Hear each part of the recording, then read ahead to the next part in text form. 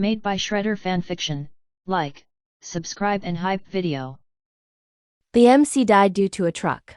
He wakes up in front of a orb, where he gets the brain of Rick Sanchez. Rick Sanchez, fictional character. Rick Sanchez of Dimension. C-137 is a mega-genius scientist and the co-protagonist of the animated series Rick and Morty. He is known for his nihilistic worldview, reckless alcoholism, and his iconic portal gun which allows him to travel throughout the multiverse. Marvel, what if I start with the powers of Rick Sanchez? Chapter 1, The Wrong Drop-Off. When I opened my eyes, the first thing I saw was a blank white space that stretched forever in every direction. My body felt weightless. My mind felt too clear, like I had been ripped from a dream before it finished. Then I noticed the glowing orb hovering in front of me, soft light pulsing, humming faintly. The orb spoke, its voice neither male nor female, smooth but plain. You died unjustly. I blinked at it. Yeah, no kidding. Truck. Red light. I remember the whole thing. Correct, the orb said. A driver ran a red light. You were struck and died instantly. I rubbed my face, though I wasn't sure I had one. So, since you admit that, does that mean I get to go back? Fix it? Maybe respawn at home? There was a short silence. The orb dimmed slightly. No. That is not possible. The balance of your original world cannot be disrupted. I stared at it for several long seconds. Then I sighed, dropped my arms, and said, So, you're saying you messed up, but I'm the one stuck with it. Yes, it said simply. Great customer service, I said dryly. So what now? You sending me somewhere at least fun? You will be granted another life, it said. To compensate, I shall bestow upon you the power of creation, intellect, and technology belonging to one individual from another universe. His name is Rick Sanchez. I blinked again. Rick? As in, Rick and Morty Rick? The drunk genius? You're giving me his brain. Yes, the orb replied. Fine, whatever. Just.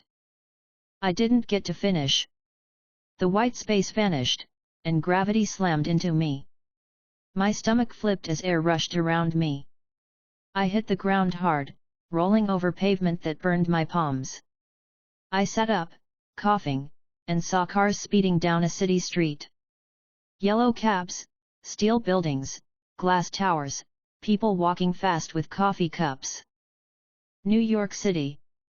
Then I saw a billboard with Stark Industries across the top in bold blue letters. I froze.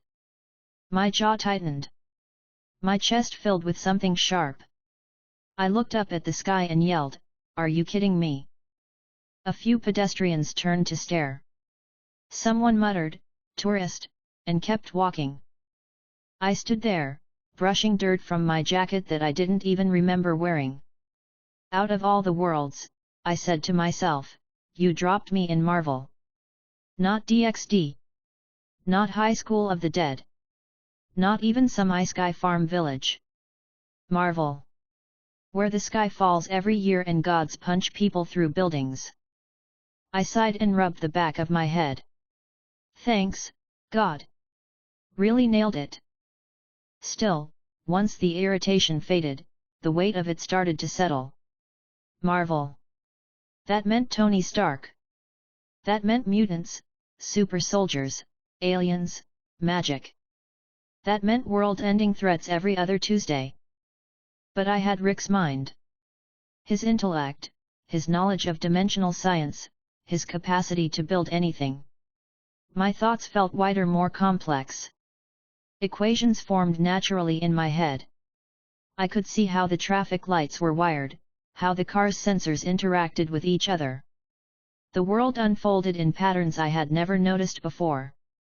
I flexed my fingers. All right. If I'm stuck here, I might as well make use of it. I started walking. My head moved on autopilot while my mind ran simulations. Materials, energy sources, power conversion methods. The memory of Rick's inventions flashed behind my eyes: portal guns, gravity boots, plasma cells. I could replicate them if I had the parts. I found an alley, quiet and damp. Dumpsters lined the wall. I crouched beside one and pried open a discarded electronic box. Broken wires, small chips, a few circuits. I smiled faintly. Old junk's better than nothing. I worked for an hour, soldering with friction heat generated by rubbing metal scraps together. It was crude but enough. The first device I made was a small energy meter, roughly cut together from scavenged parts. When I turned it on, the display flickered, scanning the local area. A faint radiation signature arc reactor residue pulsed faintly somewhere downtown. That meant Stark was already active. So the timeline must have been around 2010. That gave me some breathing room before the world started really falling apart. A laugh slipped out of me. At least I know where I stand. I grabbed the meter, stashed it inside my jacket, and stepped out of the alley. The street noise felt alive: horns, chatter, engines, footsteps. The smell of roasted peanuts mixed with exhaust. My stomach grumbled. I realized I hadn't eaten since I died. I found a food cart and ordered a hot dog. The vendor, an older man with a thick accent, handed it to me with a nod. $3. I dug through my pockets and, somehow, found cash. I handed it over, muttering, "Guess God was nice enough to preload me with lunch money." As I ate, I thought about my next steps. Survival was simple: build, hide, plan.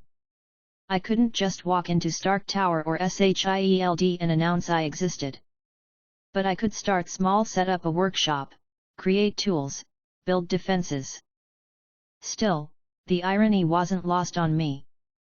I was in a world full of superheroes, with the brain of one of fiction's smartest and most unstable men. And I was spending my first day chewing on a street hot dog. A small part of me laughed again. Then the explosion happened. It came from the next block over: a sharp boom that rattled windows and sent people screaming. Instinct took over. I dropped the food, ran toward the smoke, and turned the corner. A delivery truck was overturned, flames spilling from its back. Debris scattered across the street. I scanned fast. Injured people on the ground, others fleeing. I ran to a woman trapped under a bent piece of metal. My enhanced mind ran quick calculations on leverage and stress points. I grabbed a fallen rod, wedged it under, and forced my weight down. Metal groaned, but it lifted enough for her to crawl free. "Go," I said, helping her stand. She stumbled off toward safety. I looked around for the source of the blast. My meter buzzed faintly from inside my jacket. Radiation. Artificial energy. Someone stepped out from the smoke: a man in a rough suit, electricity crackling around his gloves. His grin was wide. "Guess I found the Stark shipment." I frowned. "Shocker."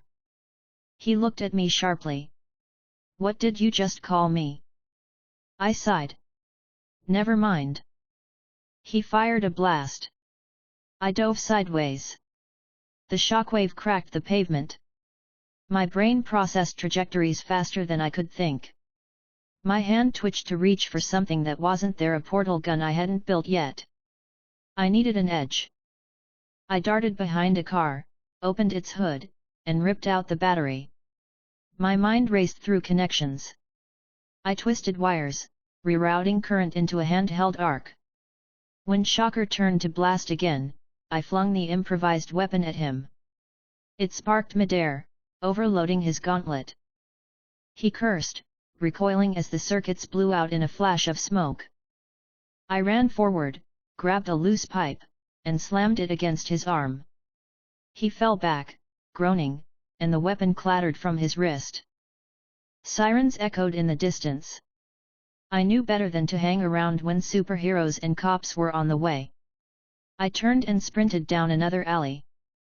When I stopped to catch my breath, the smell of burning rubber hung in the air. My hands shook slightly, not from fear, but from adrenaline. I muttered to myself, "All right. So it's official.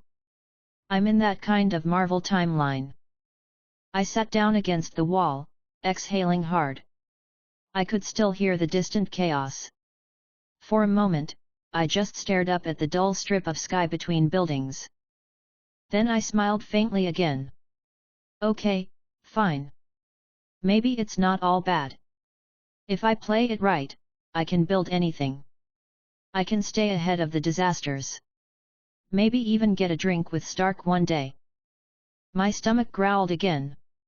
I groaned. First, food. Then, lab.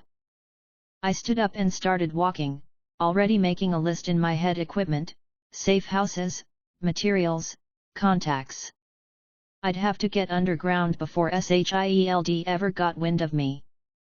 And still, despite everything, the death, the divine mistake, the explosion, I couldn't help but grin a little as I moved through the crowd. I was alive. Again. With Rick's intellect in Marvel. And for once, I had a reason to enjoy it. Chapter 2, A Workshop Beneath the Streets. I woke up late the next morning to the sound of a siren echoing outside my window. The sun peeked through the blinds of the small room I had rented with the last of the cash that had somehow come with me. It was cheap, smelled like paint thinner, and the shower barely worked, but it was 4 walls and a door. That was all I needed. I stretched, rubbing my neck. My brain was already running a dozen calculations before I even stood up. I could feel how different it was now. Every thought connected. Every small idea led into another, like one continuous circuit that never stopped running. It was weird, but also kind of nice. I didn't even need coffee. I looked at the half-finished gadget on the table, a tiny scanner I had made from scrap metal and a stolen phone battery. It beeped faintly, still reading background energy levels. I grinned and said to myself, "All right, brain, I get it. You're amazing. We're good now." Then I paused. You know what? Fine. I forgive that glowing orb. I lifted a finger toward the ceiling. You hear that, God? We're square. You messed up, but hey, I got the smartest head in the multiverse now, so we're good. I smiled wider, a little amused by my own words. The orb had dropped me here by mistake, but I couldn't stay mad forever. Not when my mind could build anything. Still, I knew I needed a base. Somewhere I could work without worrying about people or Shield showing up. I wasn't ready for that kind of attention yet. The best place for that kind of setup would be underground, somewhere old, forgotten, and quiet. I grabbed my jacket, pocketed my tools, and left the apartment. The air outside was cool and smelled faintly of wet concrete. People rushed past, busy as always. New York never really stopped. I walked toward the subway, humming to myself as I went. It took a few hours of exploring before I found what I wanted: an abandoned subway tunnel near the East River, sealed off from public use.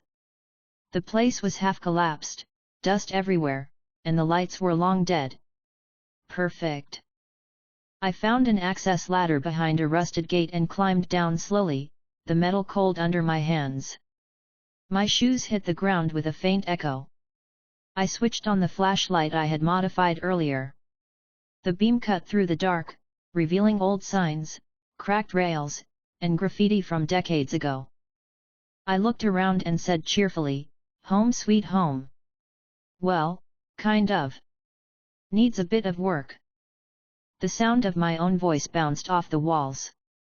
It felt strange but comforting.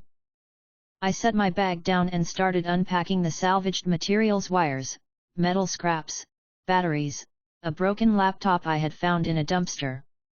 My mind immediately began sorting everything into categories: energy sources, conductive materials, interface parts. For the next few hours, I worked without stopping. The steady rhythm of building relaxed me. I stripped wires, rerouted connections, and assembled a power converter from an old car alternator. Every click and spark sounded right. When I needed light, I made it, stringing together a series of small bulbs powered by a makeshift battery pack. Soon the tunnel glowed faintly, enough for me to see clearly. I wiped sweat from my forehead and grinned. Not bad for day one. The first major project I started was simple by Rick's standards but ambitious for mine, a compact portal generator. Nothing too crazy yet. Just short range, intracity travel. No interdimensional stuff until I was sure it worked. The first challenge was power. I had no access to high-output energy cells, so I had to improvise with car batteries and magnetized wire coils. My fingers worked automatically, twisting and fastening parts together. Hours passed. I didn't even realize how long it had been until my stomach growled. I glanced at my watch, almost midnight. I leaned back and laughed quietly. Guess genius level work burns calories. Who knew? I walked back to the ladder and climbed up to street level. A small corner diner was still open nearby. The smell of coffee and fried food hit me immediately. I sat down at the counter and ordered pancakes and eggs.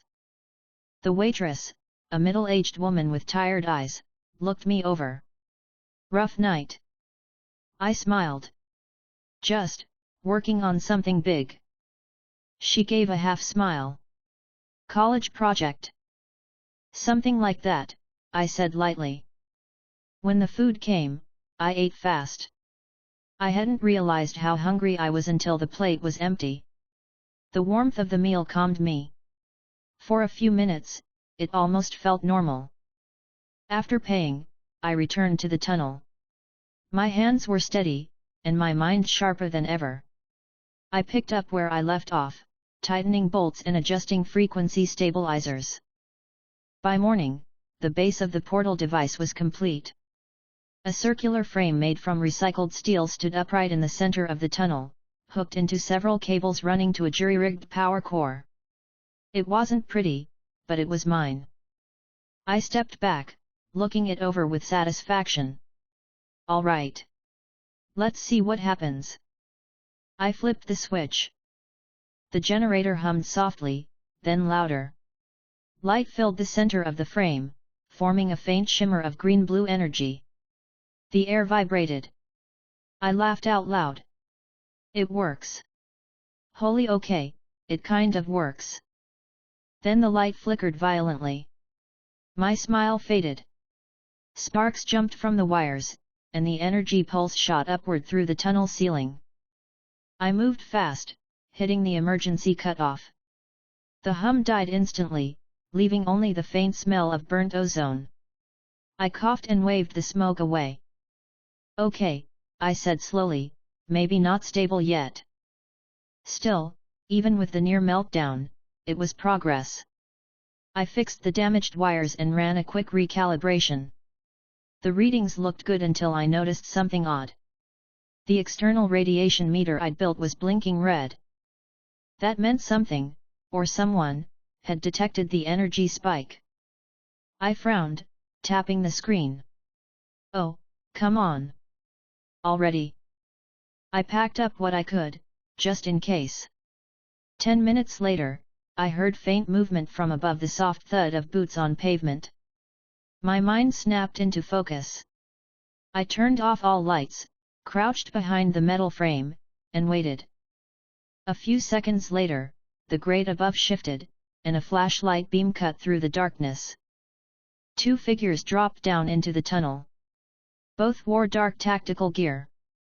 The first one spoke quietly, his tone calm but firm. You pick up the same reading? Yeah, the second one replied. Gamma level fluctuations. Traces of energy consistent with Stark's tech. My stomach sank a little. I knew those voices. The first man stepped forward, the light catching his face, short blonde hair, blue eyes, and a focused expression. Steve Rogers. The second was Natasha Romanoff. I stayed still. My pulse quickened, but not from fear, just awareness. I didn't want to fight anyone. Especially not them. They started moving closer, scanning the area with a handheld detector. Natasha's eyes caught the faint glow of one of my still active devices. She crouched beside it. Looks like someone's been busy down here. Steve nodded. Doesn't look like a threat, but SHIELD will want a report. I stayed crouched behind the frame, thinking fast. If they found me, I'd have to talk fast or run faster. Then Steve turned his head slightly, frowning. His hearing must have picked up my breathing. Hello? Is someone there? I exhaled quietly and stepped out from behind the frame, hands up. Hey! Easy, easy. Just me. Not a villain, I swear. Both of them immediately shifted into ready positions. Natasha's eyes narrowed. Steve's shield came up slightly. Who are you? He asked. Name's Eli, I said quickly, making one up. I'm just a scientist. Kind of. Hobbyist. You know, I tinker. Natasha's eyes flicked to the half-finished portal. You built that? Yeah, I said with a grin. Pretty cool, right?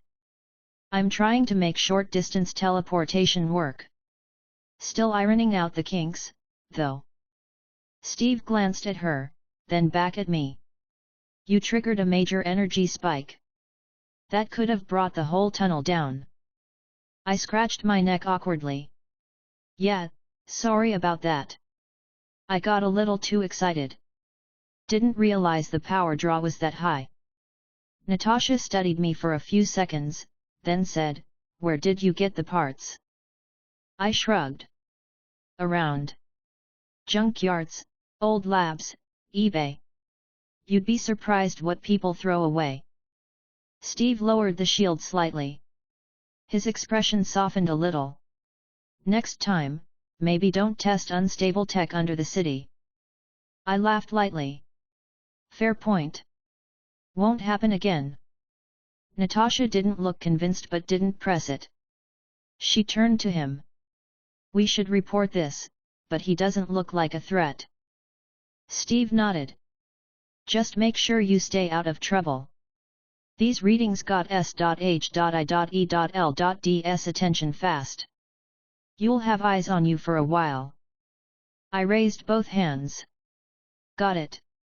No more explosions. They climbed back up and disappeared through the grate. Once I was sure they were gone, I exhaled hard and sat on the floor. My hands were still slightly shaky from the tension. Then I smiled again. Well, that could have gone way worse. I stood up and checked the machine again. It was intact, just overloaded. I spent the rest of the day making adjustments, fixing connections, and adding a stabilizer circuit. Every change made it a little cleaner, a little safer. When I finally turned it on again, the energy shimmered steady this time, no sparks, no surge. Just a faint portal flickering open to the other end of the tunnel. I stepped through it, came out the other side, and laughed quietly. Perfect. Now that's what I'm talking about. The hum of the machine filled the air around me, and for once, everything felt calm. Chapter 3, Metal and Circuits. I spent the next few days sleeping in short bursts and working long hours underground. The tunnel had become more like home than my apartment. It was quiet, isolated, and I could make as much noise as I wanted without anyone knocking on the wall. The hum of the generators filled the background as I moved between tables covered in scattered tools. My portal frame stood stable now, glowing faintly, humming at a steady frequency. It wasn't perfect, but it was close enough. The moment it stabilized, I knew I needed a bigger project. Something that could move, fight, and defend. Something that could make this world a little less unpredictable for me. I rubbed my chin, smiling faintly. All right. If Tony Stark can make a suit in a cave, then I can make mine in a subway. The thought made me laugh. I looked at my reflection in a metal plate lying on the table. My hair was a mess, my eyes tired, but there was a lightness in my face. I still looked alive, which was more than I could say a few weeks ago. I started pulling scrap toward the center of the tunnel. Metal, wiring, old engines, car frames, even pieces of drones I'd scavenged from a junkyard. My brain catalogued everything automatically, processing shapes, materials, and density. Every piece had a place. This one's not going to be like Iron Man's, I said to myself cheerfully. No shiny gold, no red paint, no billionaire branding. Nope.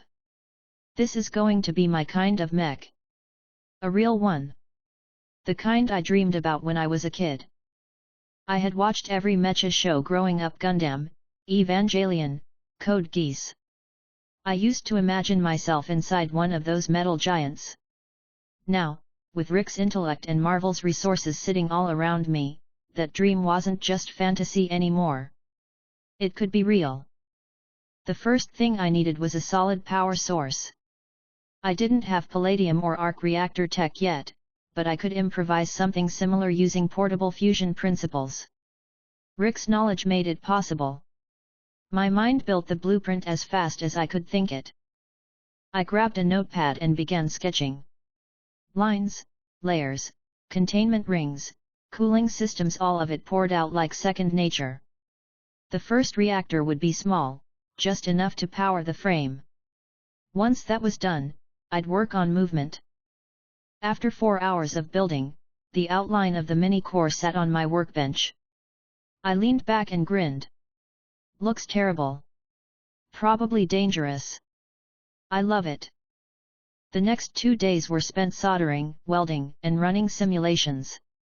The smell of burnt metal and oil filled the air. My fingers ached, but it was a good kind of ache.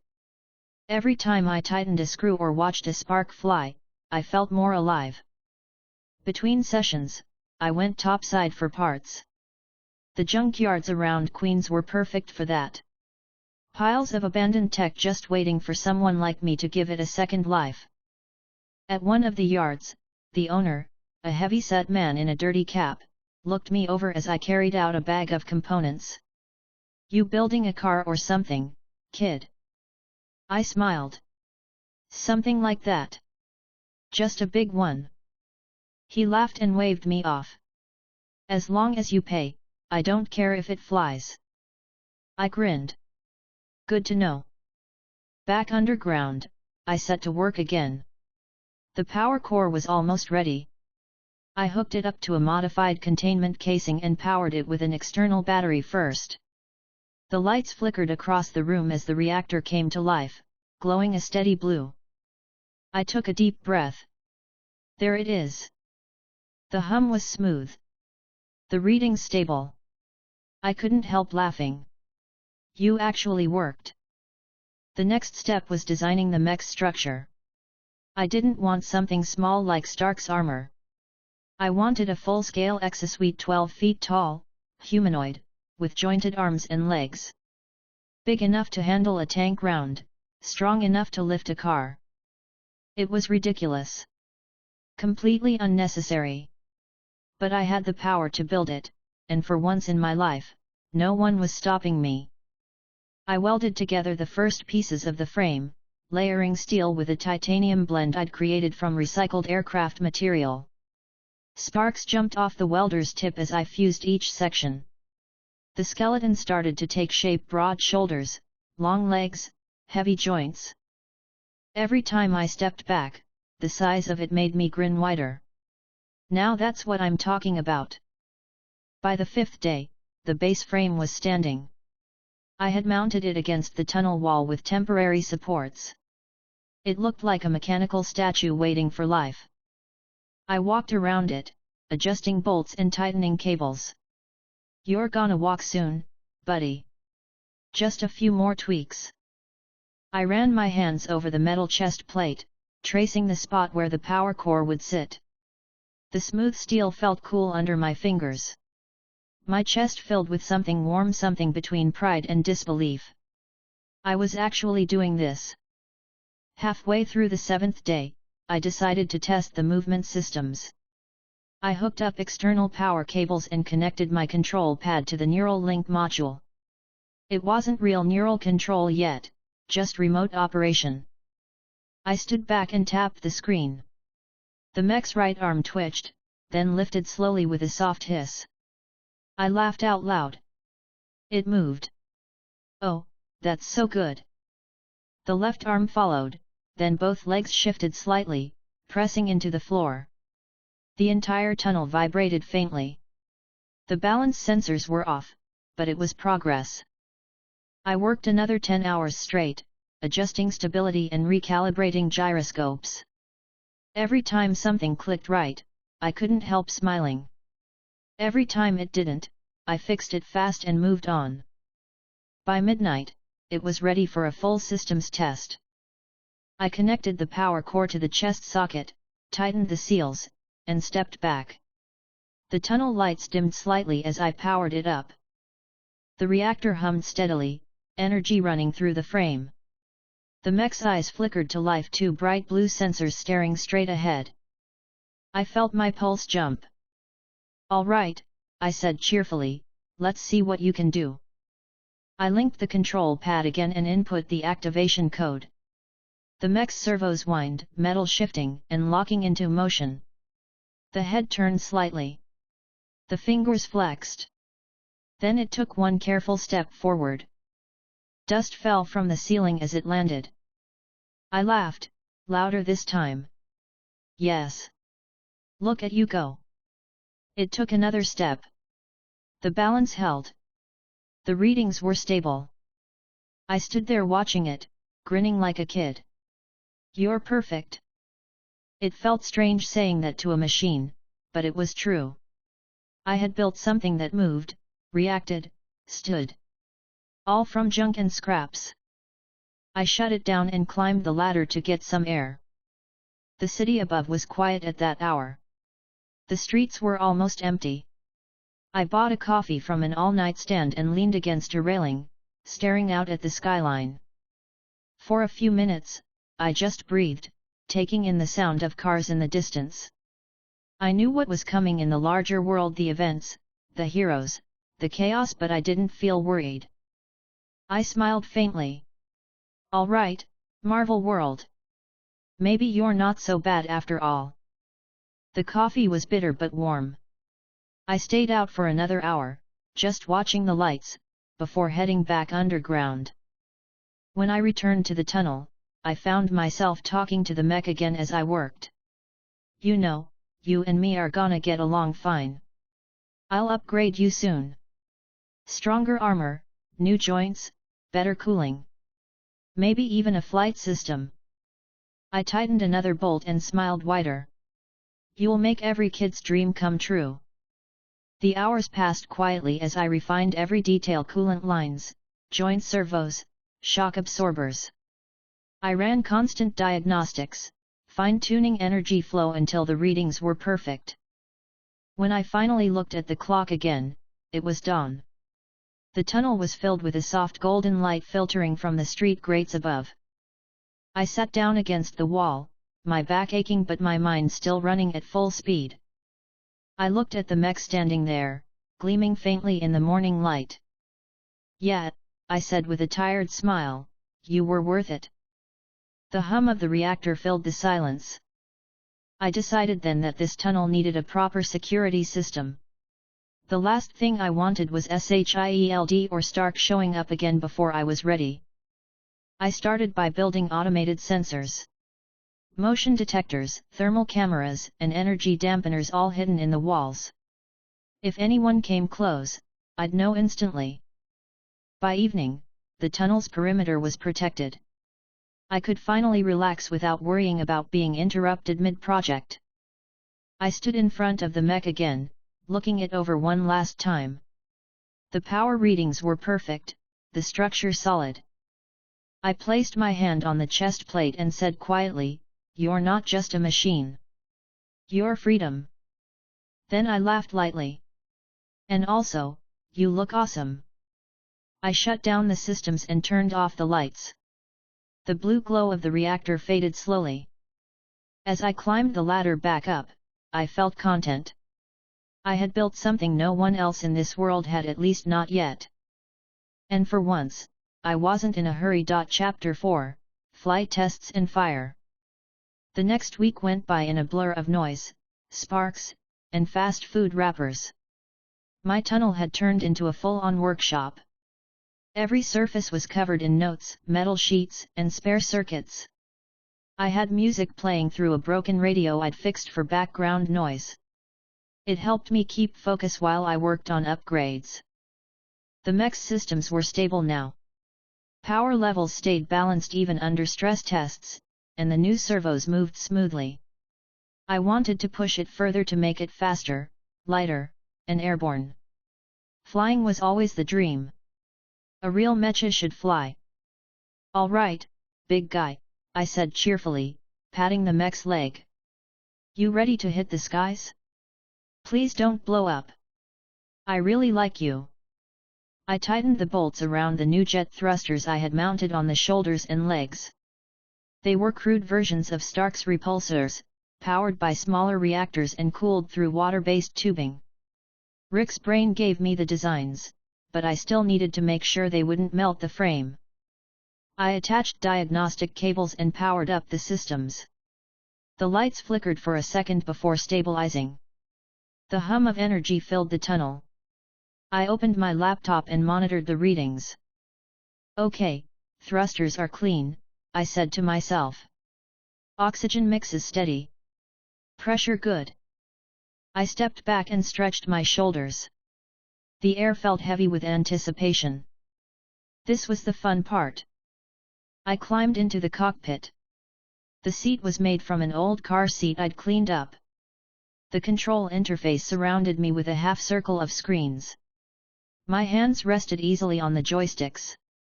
I smiled as I flicked the power switch. "Let's fly." The reactor pulsed.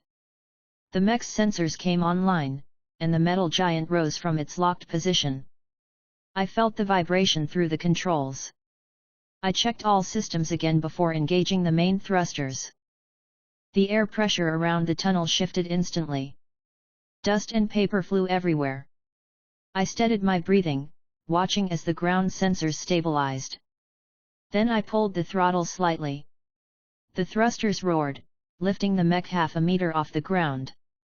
I laughed, loud and proud. "Oh, you beauty! You're actually flying." The mech wobbled slightly, tilting to one side, but I corrected it fast. The movement was smooth, responsive, even. For a first test, it was perfect. I powered down before the heat levels got too high. The landing was rough but manageable. When the thrusters cooled, I climbed out and let out a long breath. My hands were trembling slightly, but not from fear. Just excitement. I leaned against the metal frame, smiling up at it. "That's what I'm talking about. You and me, we're going to make every other genius jealous." My voice echoed through the tunnel. I could still hear the faint hum of energy from the power core. After the success, I decided it was time for a proper field test. The tunnel was too cramped for sustained flight. I needed open air and room to move. Late that night, I loaded the mech onto a flatbed truck I'd modified for transport. The cover tarp made it look like a load of construction gear. I drove out of the city, heading toward an abandoned quarry on the outskirts. The drive was long, and I passed through quiet roads lined with trees and half-broken fences. The city lights faded behind me. When I arrived, the air was still and cold. The moon hung low, lighting the open ground. I parked near the cliffside and climbed into the cockpit again. My heart was steady, my head clear. I started the sequence. The hum built up quickly, echoing against the quarry walls. The mech's eyes lit up blue, reflecting off the rocks. I grinned. Alright, big guy. Let's make some history. The thrusters flared bright. Dust exploded outward as I pushed the power higher. The mech lifted off the ground 2 meters, then 5. The vibrations ran through every joint. I stabilized and increased thrust. The ground fell away. The mech climbed higher, rising above the quarry. I could see the lights of the city in the distance. The feeling was unreal. I laughed, gripping the controls tightly. I'm flying a mecha in the Marvel world. I can't believe it actually worked. I hovered for a few minutes, testing balance and control. The readings stayed steady. When I tilted forward, the mech responded perfectly, gliding across the night sky with surprising ease. I made a slow circle, watching the altimeter rise. Then, as I turned back toward the city, my sensors picked up massive energy spikes, high-density readings, rapid fluctuations. I frowned, tapping the monitor. That's not normal. Wait, no way. The coordinates lined up with the industrial district on the edge of Los Angeles. My heart jumped. I recognized the timing immediately. This was the fight between Tony Stark and Obadiah Stane. The first Iron Man vs Ironmonger battle. I stared at the readings, mouth slightly open.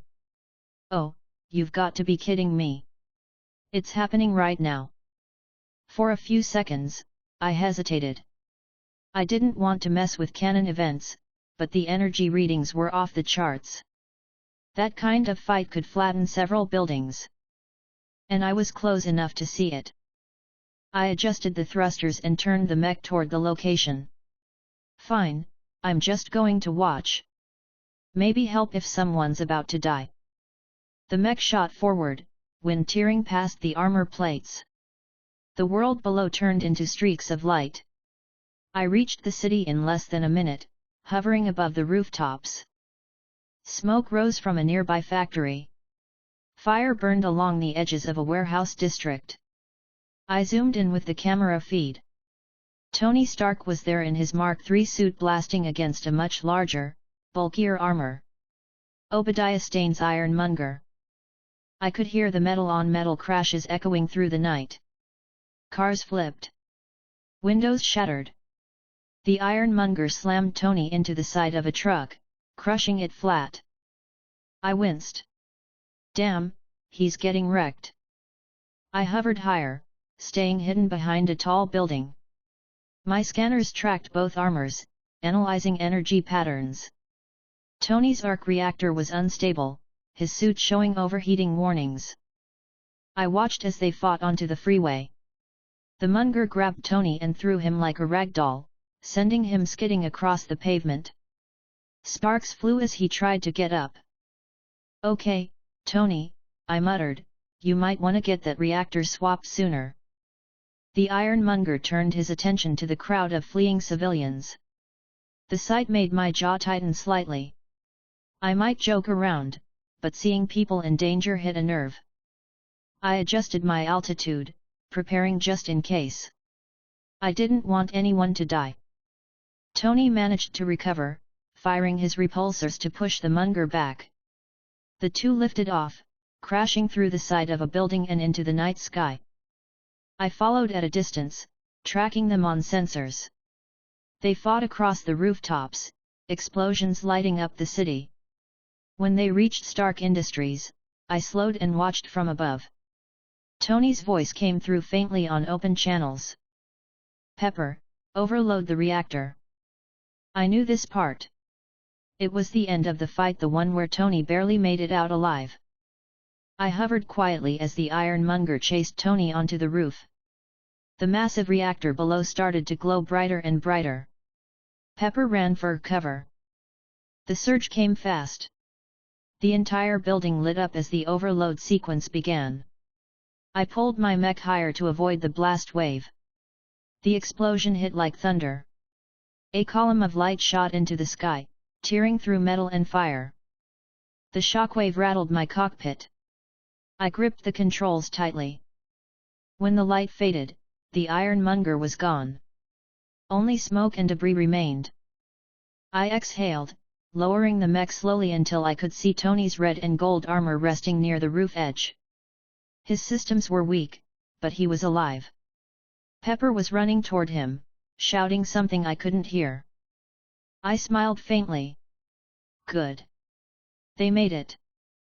I stayed in the air for another minute, scanning to make sure no other threats appeared. The readings calmed.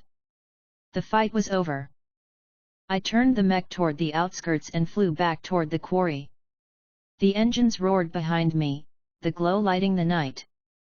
When I landed, the ground shook slightly from the impact.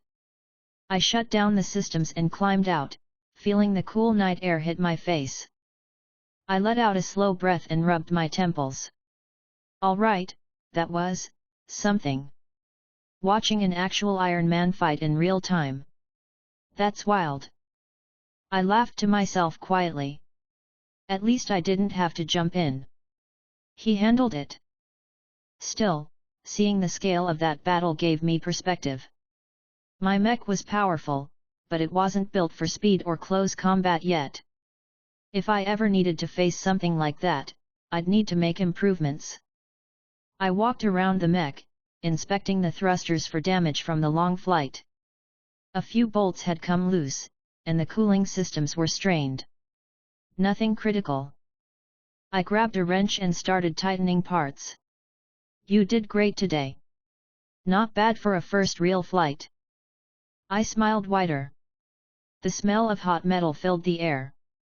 The reactor's soft hum lingered. By the time the sun started to rise, the repairs were done. I sat on the hood of the truck, drinking water from a bottle, watching the orange light creep over the horizon. I could still see faint smoke from the city far in the distance. The battle had ended, but the world was just beginning to realize what had happened, that Iron Man existed. I leaned back and chuckled. Good luck, Tony. You're gonna need it. Then I looked back at my mech, still standing tall and silent beside me. The faint blue light from its eyes glowed softly in the morning haze. I stretched my arms, smiling. All right, big guy. Time for upgrades. Let's make you faster, stealthier, and just a little cooler. The thought made me laugh again. Guess it's back to work. I climbed into the cockpit, ready to head home and start planning the next build. Chapter 5, A Visit to Stark Industries. I slept in late after the long night of repairs. The sunlight coming through the cracked blinds warmed the side of my face and woke me up slowly. I blinked at the ceiling for a few seconds before sitting up.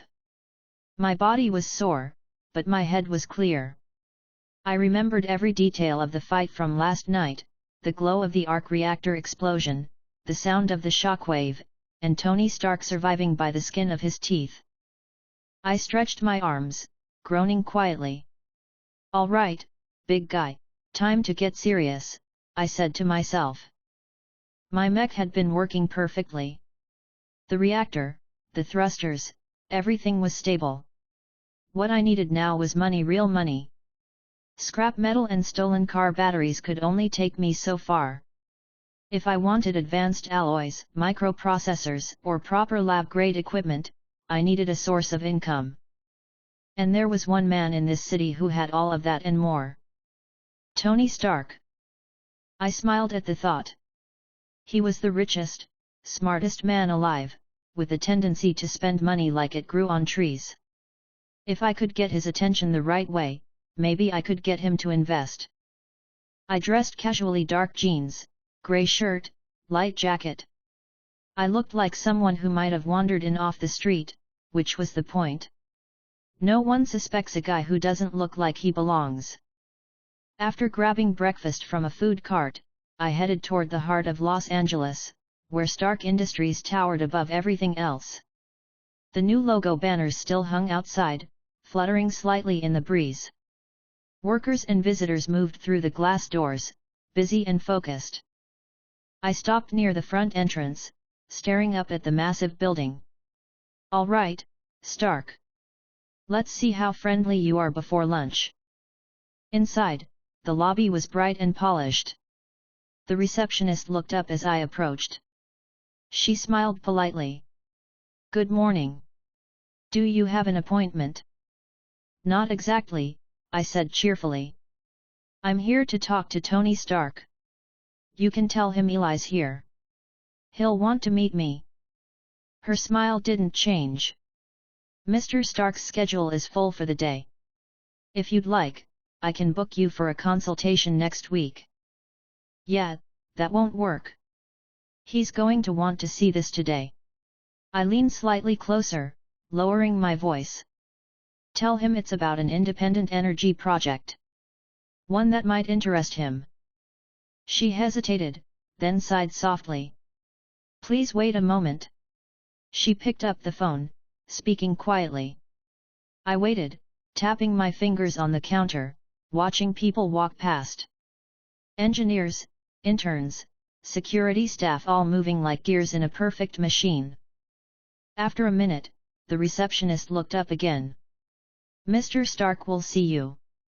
He's in the workshop. I grinned. Thanks.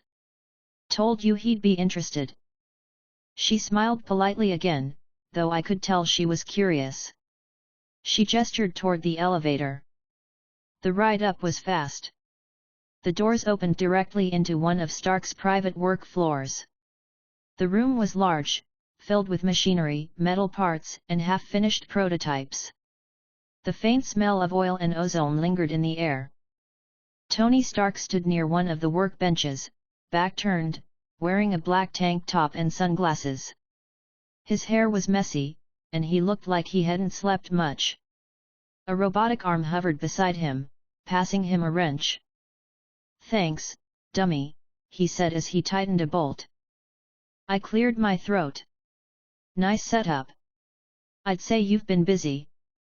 He turned around, raising an eyebrow when he saw me. You're not one of mine. Who are you? Eli, I said with a friendly smile. You don't know me yet, but I watched your little fireworks show last night. Impressive stuff. He paused, studying me. You saw that from where? Let's just say I had a good view, I said lightly. Anyway, I came to talk business. Tony set the wrench down and crossed his arms. You're bold, I'll give you that. So what do you want, Eli who watches explosions? Funding, I said simply. He blinked once, then laughed softly. That's direct. I like it. Why would I give you funding? Because I'm building something worth funding, I replied, walking a few steps closer. I've been working on a mecha project. Not an exosuite like yours, but something larger. More autonomous, adaptable, and powered by a compact fusion source I made myself. Tony's expression shifted slightly. Fusion source? You built a reactor. Smaller than yours, I said cheerfully. But stable. I've tested it for several days. It can power high-output systems with less heat buildup than an arc core. He tilted his head, intrigued. You're not joking, are you? Nope. If I were, I'd have brought popcorn instead of blueprints.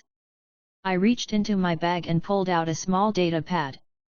I placed it on the table and tapped the screen. Schematics appeared in holographic form, clean, detailed designs of the mech's structure, energy circuits, and core containment. Tony stepped closer, his eyes scanning the display. These are solid. A little rough on the material specs, but the math checks out. How did you even get the equipment to make this? I smiled. Creative shopping. He glanced at me. That's code for stealing, isn't it? Borrowing permanently, I said quickly, grinning. He let out a quiet laugh. You've got guts. I'll give you that. I shrugged.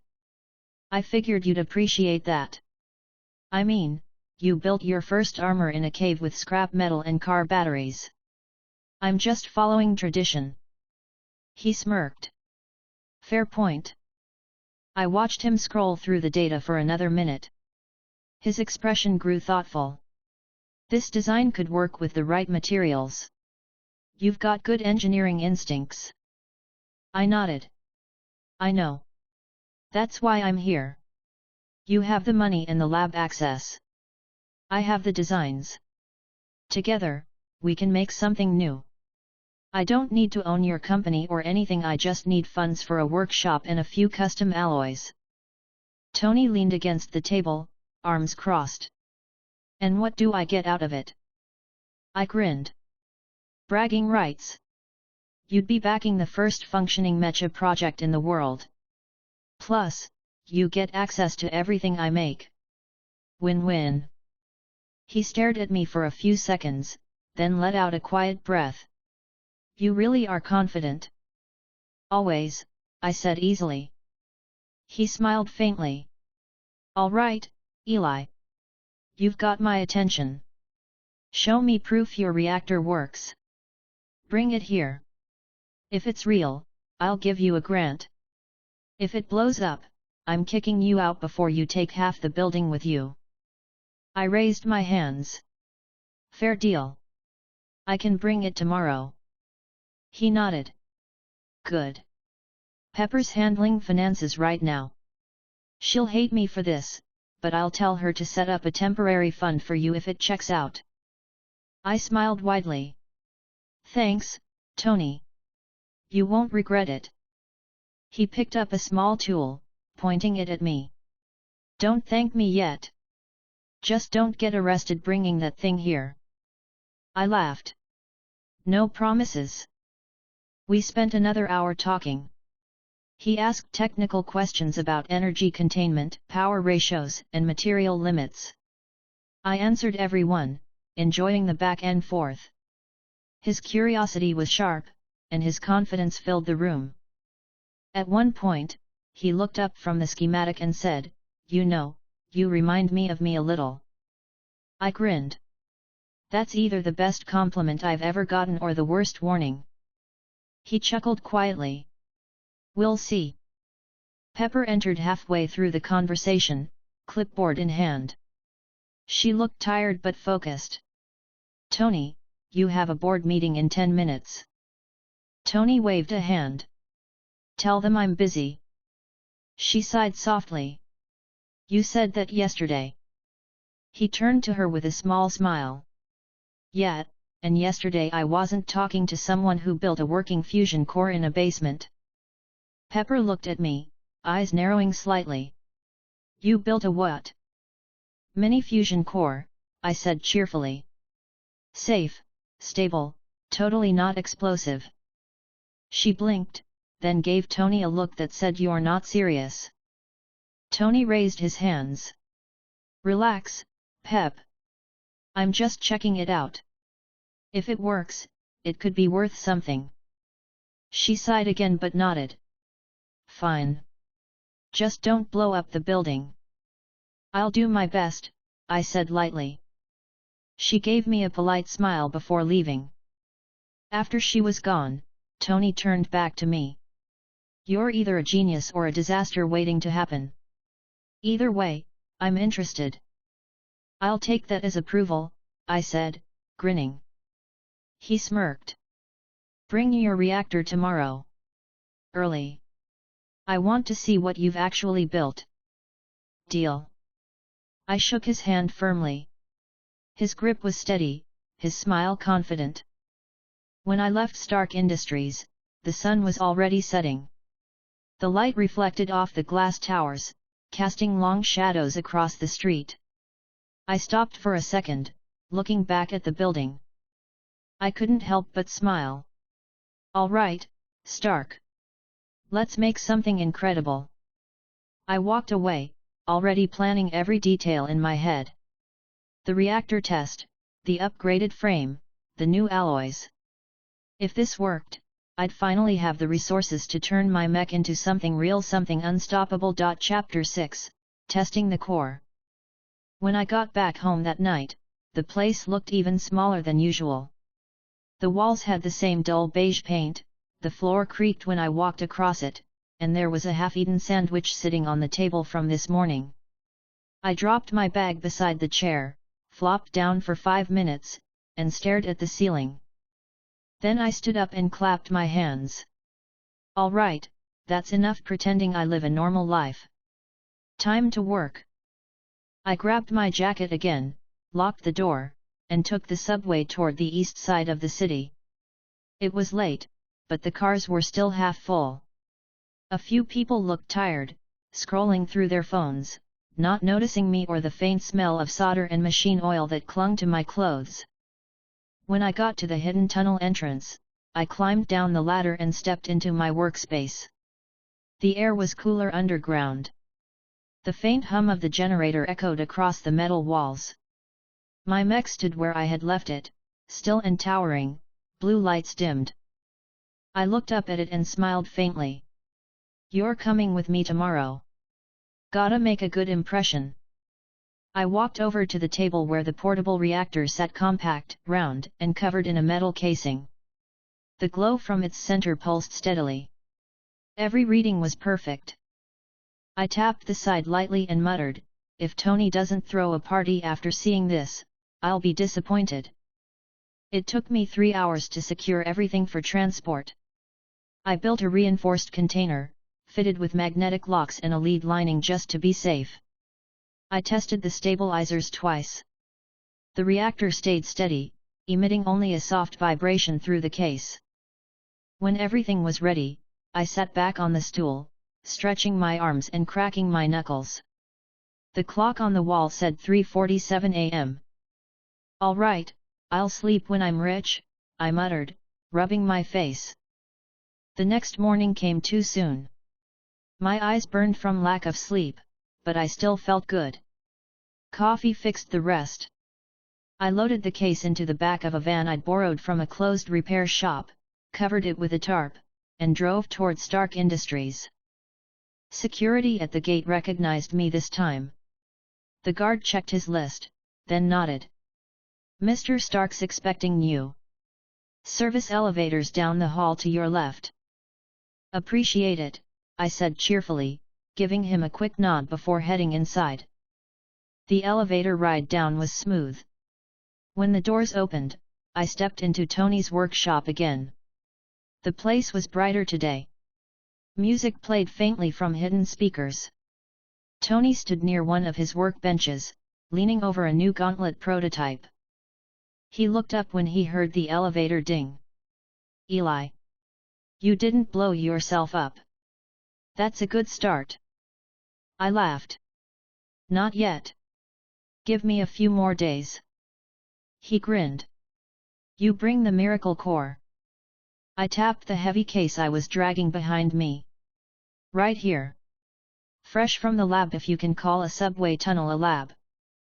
Tony's eyes widened slightly. You really weren't kidding about that? Nope, I said, shrugging. Rent's cheap down there. He laughed. All right, set it on the test platform. I pushed the container across the floor and placed it on the reinforced stand near his equipment. He leaned closer, adjusting his glasses. What's the power output? Equivalent to about 1.5 standard arc reactors, at 30% the heat. It can sustain a continuous draw for 8 hours without degrading output. He raised his eyebrows. That's impressive. I smiled. Told you it was worth your time. Pepper entered a few moments later, carrying a tablet and a cup of coffee. She looked at the container, then at me. This is the reactor you mentioned yesterday. Yep, I said cheerfully. Completely safe. Probably. Tony shot me a look. Probably. I waved a hand dismissively. It's fine. Relax. I ran the numbers, ran the simulations, and tested it for 72 hours straight. Stable as it gets. I just like keeping you nervous. He smirked faintly. You talk like me. It's weird. Yeah, well, I said, smiling, you're not exactly a bad influence. Pepper set her tablet down and crossed her arms. If this thing destroys my building, I'm sending the repair bill to you. Fair deal, I said easily. You might want to stand back, though. Tony gestured to one of the robotic arms hovering nearby. Dummy, run a containment scan. The robot beeped and extended a sensor toward the container. A soft hum filled the room. Tony and I watched the readings on the monitor climb. The energy signatures were clean, steady and contained. He nodded slowly. All right, open it. I unlocked the magnetic seals one by one, then lifted the lid. The faint blue light from the reactor bathed the room.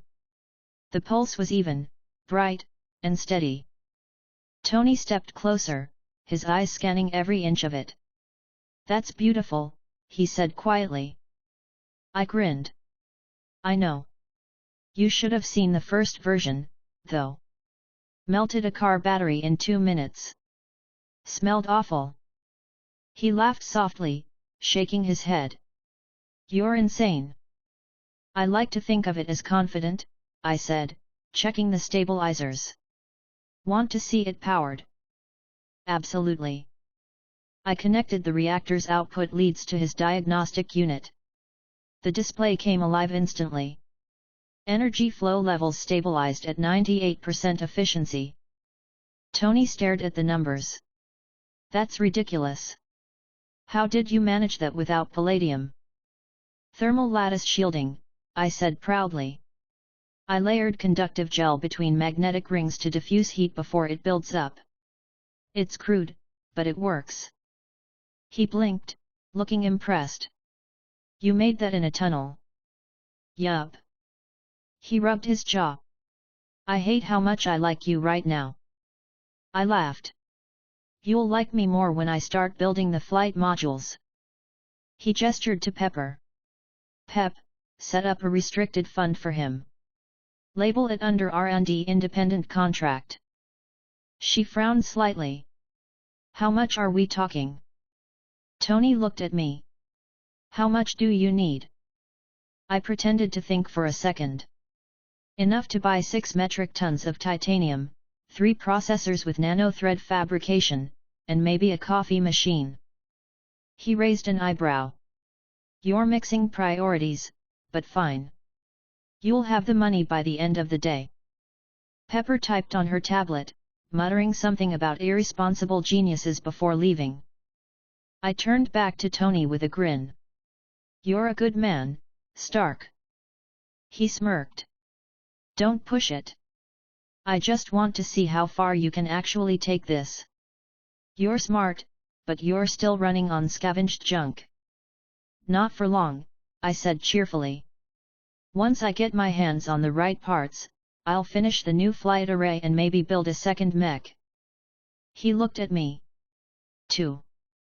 One's for fun, I said, grinning. The other's for safety. Tony laughed again, shaking his head. You sound exactly like I did when I came back from Afghanistan. I shrugged. Then you know it works. We spent the next few hours running diagnostics. Tony analyzed every output line, comparing it to his own arc reactor's efficiency.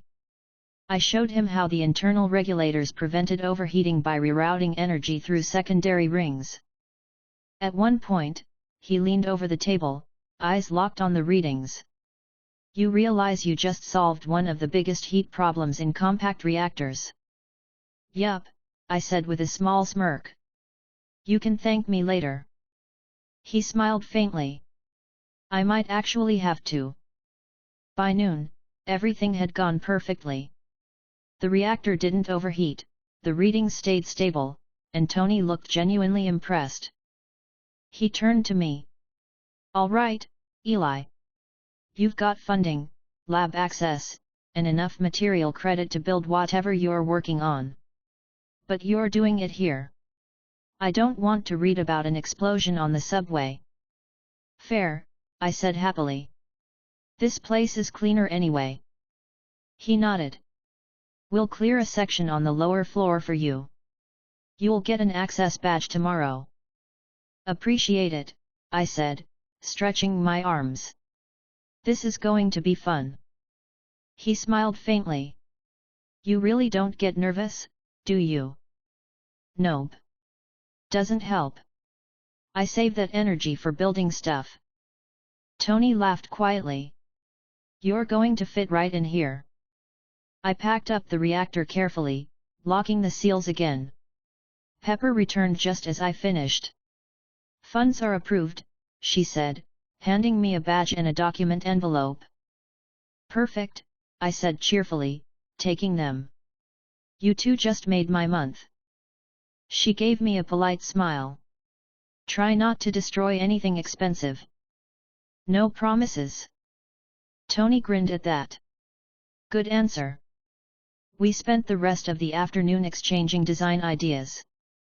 He showed me his repulsor system schematics, explaining how he optimized magnetic containment for propulsion. I countered with the idea of integrating his tech into a larger system for vertical flight. The collaboration flowed naturally.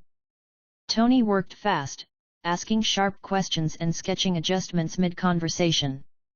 His confidence filled the room, but it wasn't arrogance, it was focus.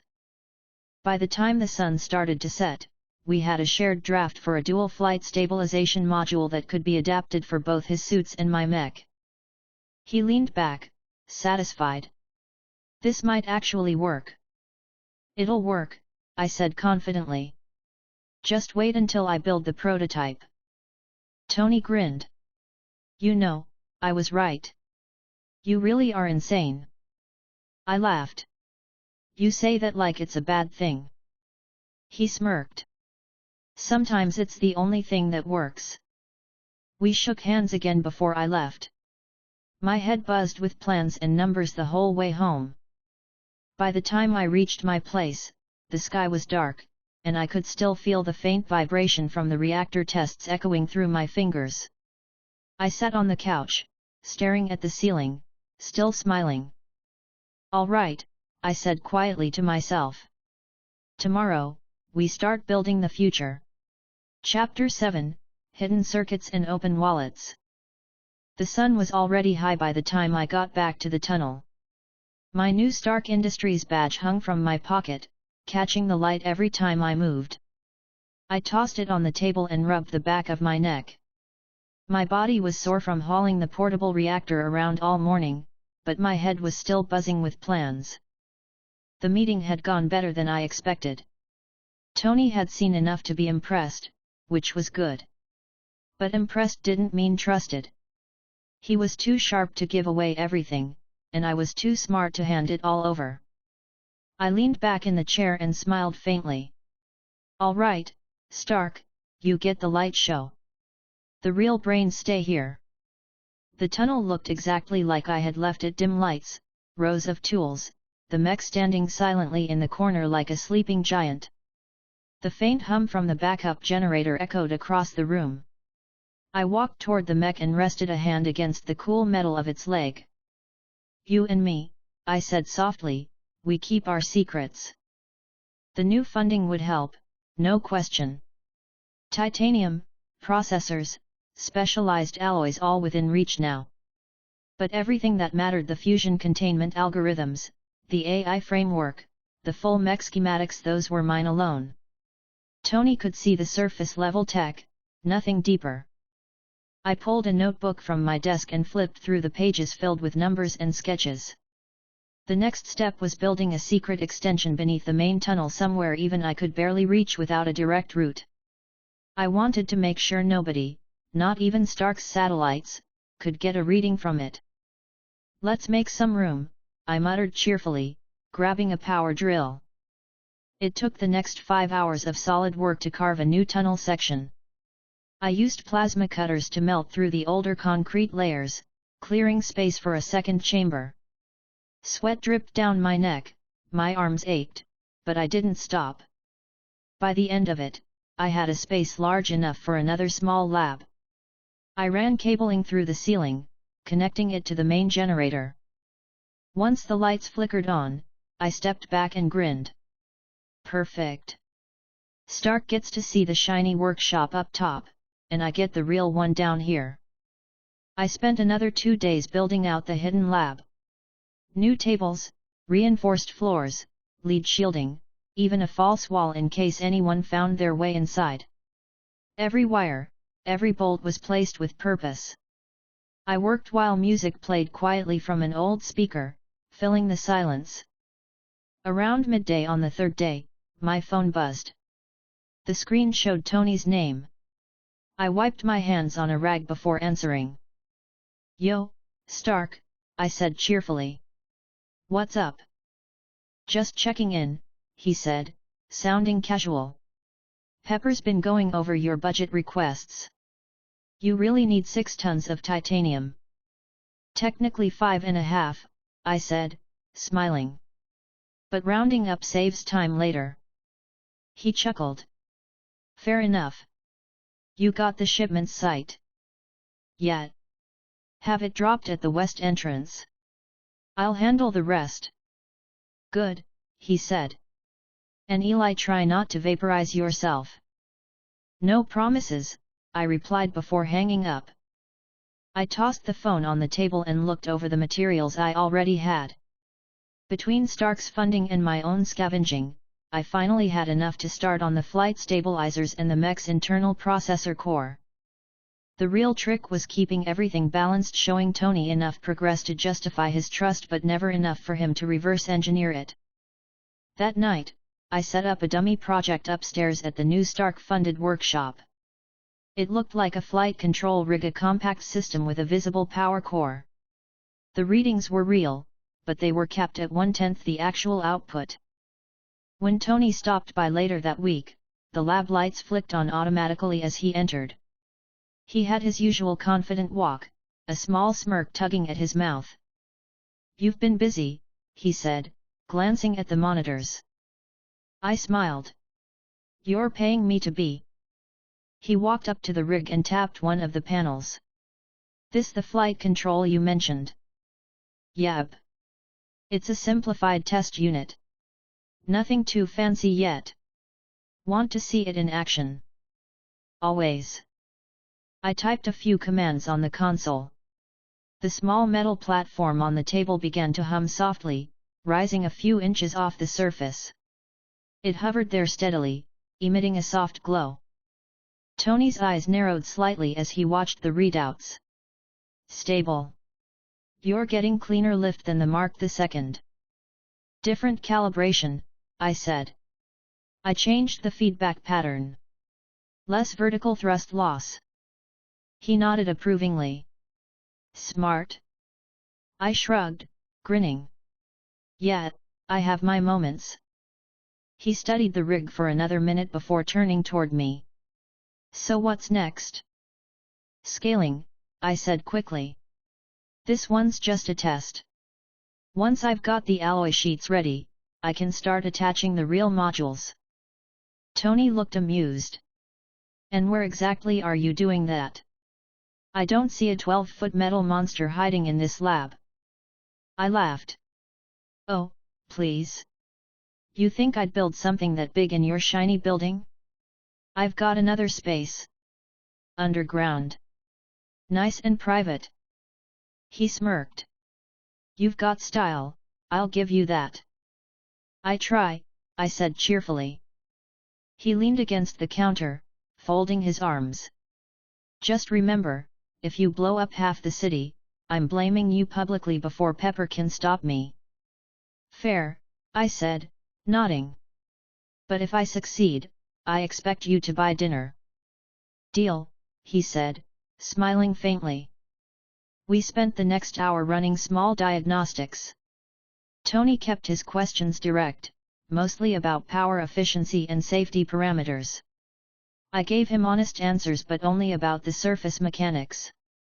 Anything deeper stayed locked away in my head and in the hidden tunnel. When the tests finished, Tony packed up his tools and clapped me on the shoulder. "Keep it up, Eli. This is good work. You might actually make me feel old." "Hey, that's what I'm here for," I said with a grin. He laughed quietly, shaking his head. "See you tomorrow." After he left, I waited a few minutes before heading down to the hidden section. The air there was cooler, quieter. I turned on the main light, revealing the real mech components: thicker armor, larger thrusters, and the full-sized fusion core still embedded in its containment cradle. I rested my hand on the metal again. Don't worry, big guy. He's only seeing the toy version. The next few days turned into a blur of non-stop work. I slept less, ate fast, and spent most of my time switching between the upper lab and the tunnel. The titanium shipment arrived exactly on time, and I used it to reinforce the mech's leg joints and outer plating. Every bolt tightened felt satisfying. Every new calibration made the machine a little closer to perfect. Around the end of the week, Pepper called while I was welding one of the upper frames. I took the call through my headset, still focused on the sparks in front of me. "Eli," she asked. "Hey, Pepper. What's up?" "Tony says you've been working non-stop. Just wanted to make sure you're not sleeping in the lab." "I might have taken a nap on the floor once or twice," I said cheerfully. "But I'm fine." She sighed softly. "You sound like him already." I laughed. "Then I'm doing something right." "You're both impossible," she said, but I could hear a hint of amusement in her voice. "Just be careful. We don't need two geniuses in the hospital." "Promise I'll keep the explosions under control," I said lightly. "Good. I'll hold you to that," she replied before hanging up. Once the call ended, I finished welding and stepped back. The frame gleamed faintly in the light. My chest tightened slightly, not from exhaustion but from pride. I was building something no one else could, and I was doing it my way. That night, I ran another energy test. The main reactor connected cleanly to the mech's systems. Readings were perfect. I increased output to 70%, and the room vibrated faintly as the machine powered up. The lights reflected off its metallic surface, and I smiled wide. "You're alive," I said softly. The mech's sensors blinked once, reacting to the boot signal. I couldn't help but laugh. "Look at you. Tony's got his suits. I've got you." I powered everything down again, triple-checking the containment seals before heading back upstairs. When I finally left Stark Industries that night, the streets outside were quiet. My reflection in the glass doors looked tired but content. I glanced up at the sky, hands in my pockets, and muttered with a small grin, "Not bad for a week's work." Then I walked off, already planning the next round of upgrades. Chapter 8, Building the Core Arsenal. The week after Tony's last visit was quiet. The city above moved like nothing had changed, but underground my world had turned into a storm of activity. The hidden tunnel lab was finished, sealed, and fully powered. Everything I needed was here: material stockpiles, cutting tools, processors, and a lot of titanium that Stark had unknowingly funded. I had been working for 3 days straight, barely sleeping. My hair was a mess, my shirt was stained with oil, and my hands looked like I'd wrestled a car engine. But every hour was worth it. My mech was starting to look less like a pile of scrap and more like a weapon of precision. I stepped back from the table, wiping sweat off my face. "All right, big guy, time for an upgrade." The plan was simple: build a modular combat system. I didn't want it overarmed or too loud, just practical, efficient, something that could end a fight before it began. I wasn't planning to go to war, but if things ever got dangerous, I wanted options. I opened a crate of materials and started sorting through components. Most of the titanium had gone into reinforcing the mech's legs and torso, but I still had enough to make the new shoulder-mounted rotary assembly. It would hold a variable weapon platform, interchangeable modules powered directly from the core reactor. The first weapon I designed was a kinetic pulse cannon. It wasn't fancy, no flashy explosions, no unnecessary features. Just pure, controlled energy capable of knocking a tank off its tracks. The design fit neatly into the right arm compartment of the mech. The left arm, though, was special. I had been working on something more creative there, a retractable manipulator claw capable of precision work and combat utility. It wasn't just about fighting, it was about control. I set the arm casing on the workbench and started tightening bolts with the wrench. Sparks shot out from the welding point. My ears buzzed from the sound, but I didn't stop. My movements stayed fast and sure. I'd done this enough times now that it felt natural. "Come on, hold still," I said under my breath, forcing the alignment pin into place. The joint clicked into position, smooth and secure. I checked the readings on my laptop. Everything came back clean, zero resistance, perfect motor balance. I smiled. Good. That's what I like to see. Half an hour later, I connected the pulse cannon assembly to the mech's arm socket. The magnetic clamps locked in with a heavy thud. The system beeped, confirming the mount. "Perfect fit," I said, patting the metal casing lightly. The reactor hummed steadily in the background. Its soft blue glow lit the lab, pulsing in rhythm with the mech's internal diagnostics. I adjusted the power flow manually through the console, routing a small fraction to the new weapon system. The charge lines came online one by one, glowing faintly along the mech's arm. I backed away and crossed my arms, studying it. "You look like you mean business now." I tested the arm movement. The servo motors whirred as the arm rotated smoothly, the barrel of the cannon sliding into position. The sensors stabilized instantly. The recoil compensation system worked better than I expected. "All right," I said cheerfully, "let's see if you can shoot straight." I aimed the mech's arm toward the reinforced wall at the far end of the tunnel. The wall had been layered with thick metal plates, each one designed to absorb impacts. I set the output to 10%. When I hit the trigger on the console, a sharp pulse of energy shot forward. The impact cracked the first layer clean in half, leaving a perfect hole through the center. I laughed out loud. "Oh, that's beautiful." I checked the temperature sensors. The weapon stayed within limits. No overheating, no unstable readings. It worked better than I had hoped. The next few hours went by fast. I built the shoulder mounts, the retractable control systems, and the cooling units.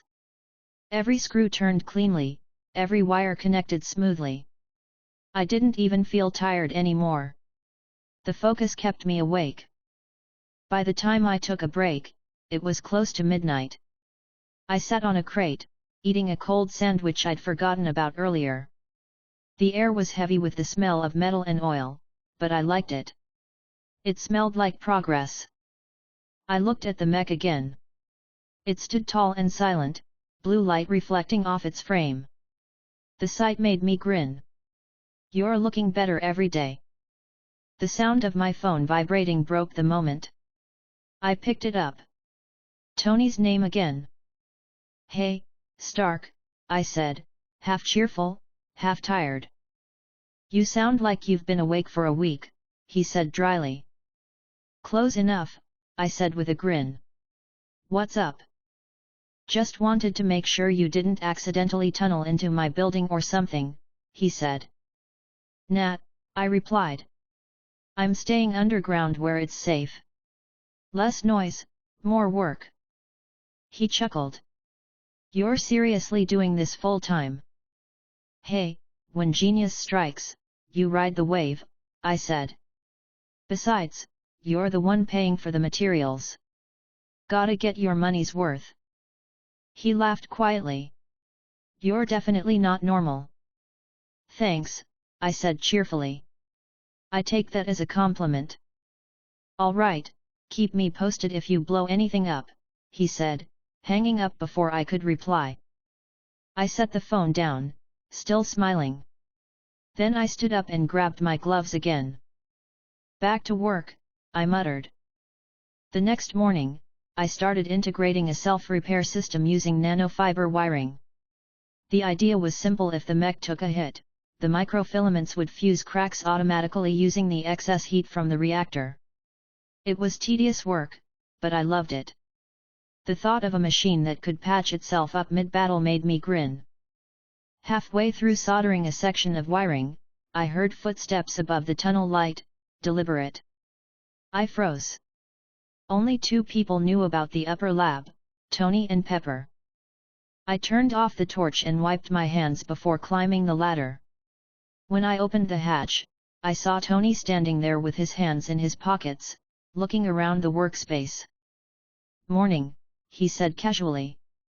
"You look like you've been living here." I laughed. "Close enough.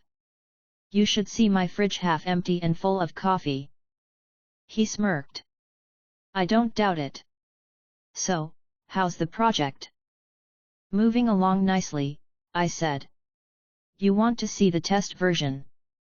He raised an eyebrow. "You actually finished it?" "Sort of," I said, leading him toward the visible lab rig. "I've got a scaled-down flight platform ready. I'm running thrust calibration today." Tony watched as I powered up the dummy unit. It floated 6 feet above the floor, rotating slowly on stabilizers. He nodded, impressed.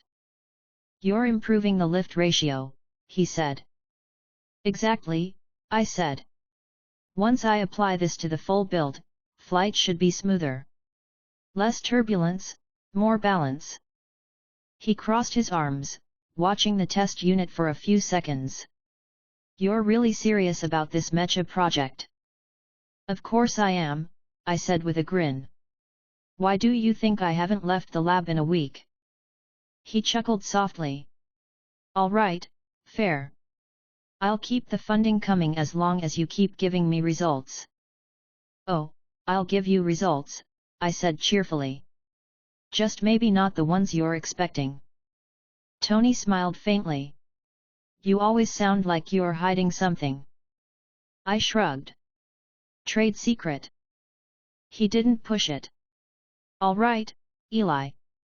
Keep doing what you're doing. Just remember, S.H.I.E.L.D's been sniffing around after that whole ironmonger mess. Keep your energy readings low." I nodded. "Got it. I'm not trying to start another government panic." "Good," he said. "I already have enough of those." After he left, I waited until the sound of his car faded before heading back down to the hidden lab. The moment I reached the bottom, I exhaled in relief. The mech's frame gleamed faintly in the light. None of the sensors above could reach this depth. I checked the reactor's shielding levels. Everything was stable. "All right," I said quietly. "Let's finish the arsenal." I built a compact missile array next, small enough to fit into the mech's shoulder compartment. Each missile was guided, self-contained, and powered by microreactors. They weren't meant for destruction, just deterrence. It took 2 full days to complete the system. I barely stopped to eat. By the end, my hands were shaking from exhaustion, but the mech's arsenal was finished: 1 pulse cannon, 1 manipulator arm, and the missile pod. When I finally powered everything up together, the sound filled the tunnel, a deep hum, mechanical and steady. The lights dimmed for a moment as the mech came online. Its sensors glowed bright blue, the system syncing one by one. I smiled tiredly but happily. "You're ready." I opened the console and checked the weapon calibration. Everything responded perfectly. I ran the pulse cannon test again, this time at 20%. The blast hit the reinforced wall, shaking the tunnel but holding steady. The missile lock system blinked green on the monitor. I armed a single one and fired it at a target drone I'd placed at the far end of the extension chamber. The explosion was sharp but contained. I couldn't help but laugh, shaking my head. "You're better than I thought you'd be." I leaned against the wall, breathing hard, a faint ache in my muscles. My entire body was tired, but my mind wouldn't stop racing. The mech was complete or close enough. I'd add upgrades later, maybe new systems, maybe stronger armor. But for now, it worked. The reactor hummed softly in the background, steady as ever. I stayed there for a long moment, just watching the machine stand silently in the center of the lab. It wasn't about showing it off or selling it. It was about control, about having something powerful enough to keep me safe, to keep the people I cared about safe if things ever went south. I smiled faintly. Good work, partner. Then I turned off the lights, the mech's sensors fading into darkness, leaving only the faint blue glow of the reactor behind me. Chapter 9, Desert Sparks. The next morning started like every other: loud machinery, strong coffee, and a list of things that could probably kill me if I miscalculated by even a fraction. The mech stood still in the middle of the underground chamber, every system perfectly aligned. The reactor hummed like a steady heartbeat behind its chest. I wiped the oil off my hands and said cheerfully, "All right, big guy, time for some fresh air. Let's see how you do outside." I spent the next few hours prepping for the field test. The tunnel exit connected to an old drainage line that led out toward the edge of the desert north of Los Angeles. I had already reinforced the entrance with retractable plating weeks ago. The plan was to move the mech through the hidden route, surface near the canyon rim, and test its weapon systems there. I loaded the supply truck with spare energy cells, a toolkit, and enough coolant to fill a swimming pool. After double-checking the reactor containment on my console, I lowered the mech onto its transport rig. The magnetic locks snapped tight, holding it in place. I climbed into the driver's seat, adjusting my sunglasses as I started the engine. "All right, let's roll." The truck rumbled through the tunnel, headlights cutting through the dark. My mood was good, tired, sure, but good. I hummed to myself while the tires bumped along the old maintenance road. Once I hit the surface, the world opened up around me. The early sun painted the desert in orange and gold. It was quiet out there, just wind and open sky. I parked at the test site, a flat stretch of sand surrounded by rocky cliffs. The perfect place to make noise without anyone complaining. I jumped out of the cab, stretched my arms, and looked around. Not bad. Could use some shade, though. I released the locks and lowered the mech to the ground. The heavy platform shook the dirt as it landed. The legs adjusted automatically, stabilizing their balance. I walked around the machine, running a hand across the smooth metal. "Let's do this," I said happily. The cockpit opened with a soft hiss. I climbed inside, the console lighting up immediately. The seat molded to my shape as the system recognized my input. I adjusted the controls, smiling as the familiar hum surrounded me. "Powering up main core," I said aloud, more to myself than anything. The reactor came online, the blue light glowing brighter through the panel. "All systems green." The mech rose slowly to full height, standing solid against the desert wind. Dust blew around its feet. I checked the sensors: no nearby movement, no energy signatures. Just empty space. I grinned. Perfect. I started with basic movement tests. The legs moved smoothly across the sand, each step steady and balanced. The servos didn't drag, and the energy readings stayed within range. The mech's joints rotated perfectly. After a few minutes of walking and turning, I leaned back in the seat. "All right, flight test next." I pressed the ignition for the main thrusters. The sound filled the desert, deep and sharp. Dust flew in every direction as the mech lifted a few meters off the ground. I kept the altitude low for the first test: slow hover, minimal thrust. The control felt perfect. The stabilizers compensated for crosswind automatically. I couldn't help but smile.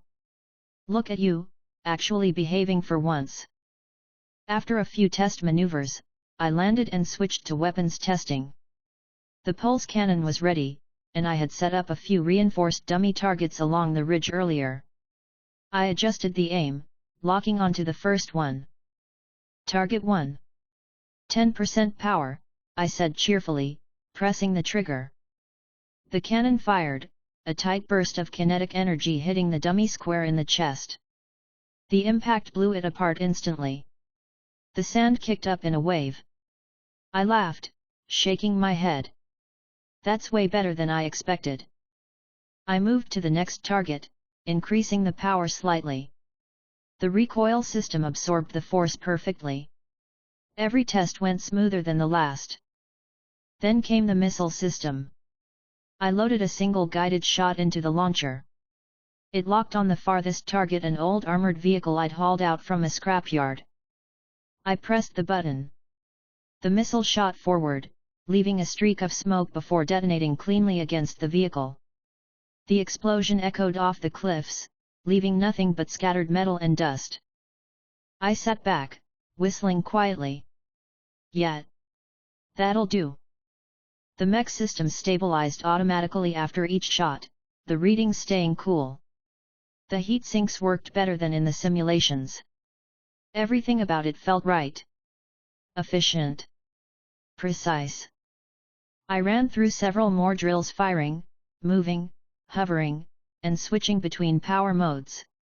Every time, the response was perfect. I couldn't stop grinning. You're a beast. Hours passed fast. I didn't even notice how long I'd been at it until the sun started dipping lower. I checked the console clock and blinked. 6 hours? Damn.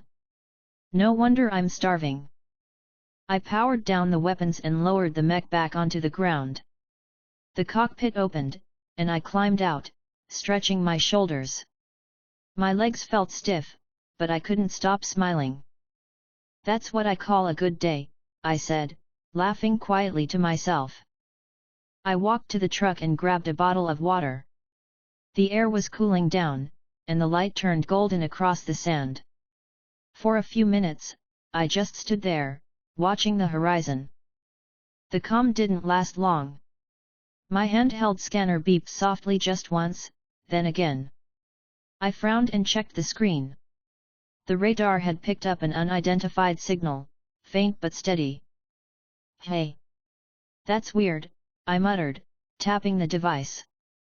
I'm not broadcasting anything. Must be external. I looked around, squinting at the sky. Nothing visible, but the signal pattern looked like a sweep. Satellite grade. I groaned quietly. Great. Someone probably just got a free light show. Still, I wasn't worried. If it was SHIELD, they'd probably just think I was Stark testing something new. Either way, it wasn't worth panicking over. I packed up the test gear and reloaded the mech onto the transport rig. The entire process took almost an hour. When everything was locked in, I climbed back into the truck and started the engine. The drive home was long, but the thought of food kept me awake. By the time I reached the tunnel, the sun had fully set. The headlights illuminated the path down. I parked near the main chamber, released the clamps, and powered the mech down for the night. The blue light from its reactor dimmed slowly. I stood there for a while, looking up at it. Not bad, hey? You did great. The tunnel felt quiet again. Just the low hum of machines and the faint echo of my footsteps. I checked the data logs before heading to the small break area I'd set up. The readings were better than expected, efficiency up by 12%, reactor temperature steady. The missile guidance worked flawlessly. Everything about the test confirmed that the mech was operating at full capacity. I grabbed some leftover takeout from the fridge, sat down, and pulled out my tablet. The satellite scan still bothered me slightly, even if I tried not to show it. I zoomed in on the coordinates of the sweep pattern. The signature matched SHIELD surveillance satellites, no question. I sighed, leaning back in the chair. All right, guess we got noticed. Figures. I ran through the possible outcomes in my head. Fury wouldn't make a move immediately. He'd gather data first, check reports, then send someone to ask Stark questions. Tony would brush it off, probably joke about me building lawnmowers in the desert. As long as I kept things quiet for a few weeks, it would blow over. I finished eating and cleaned up, then checked on the mech one last time.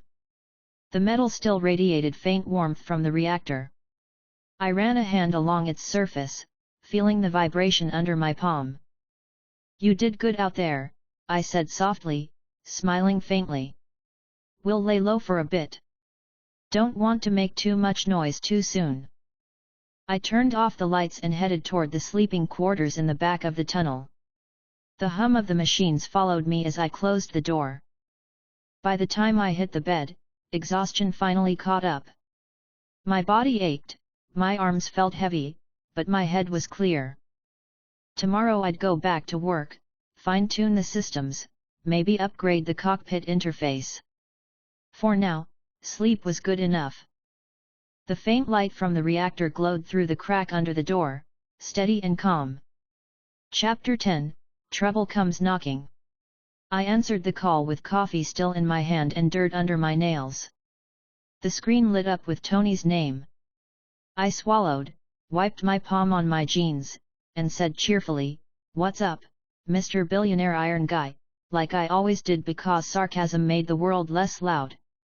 "Eli," he said, and there was a different tone under the joke, calm, controlled, the kind of tone he used when something was actually important. "You free to talk?" "Always," I said, taking a breath. My hands moved without me thinking, fiddling with a stray bolt on the table. I felt the reactor hum through the floor. "Unless you mean free as in don't blow up while I'm on the phone, because in that case, I'm booked." He didn't laugh. S.H.I.E.L.D. pinged me. Not a formal call, more of a courtesy heads up. Agent Carlson stopped by earlier.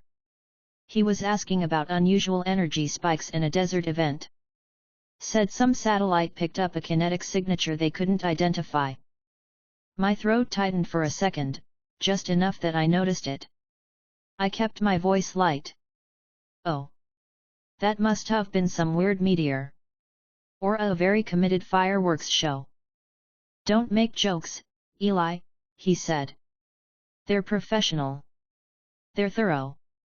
Carlson's the kind that files reports that make people rearrange their whole week." He paused. I told him we didn't have anything crazy out here, but he's looking.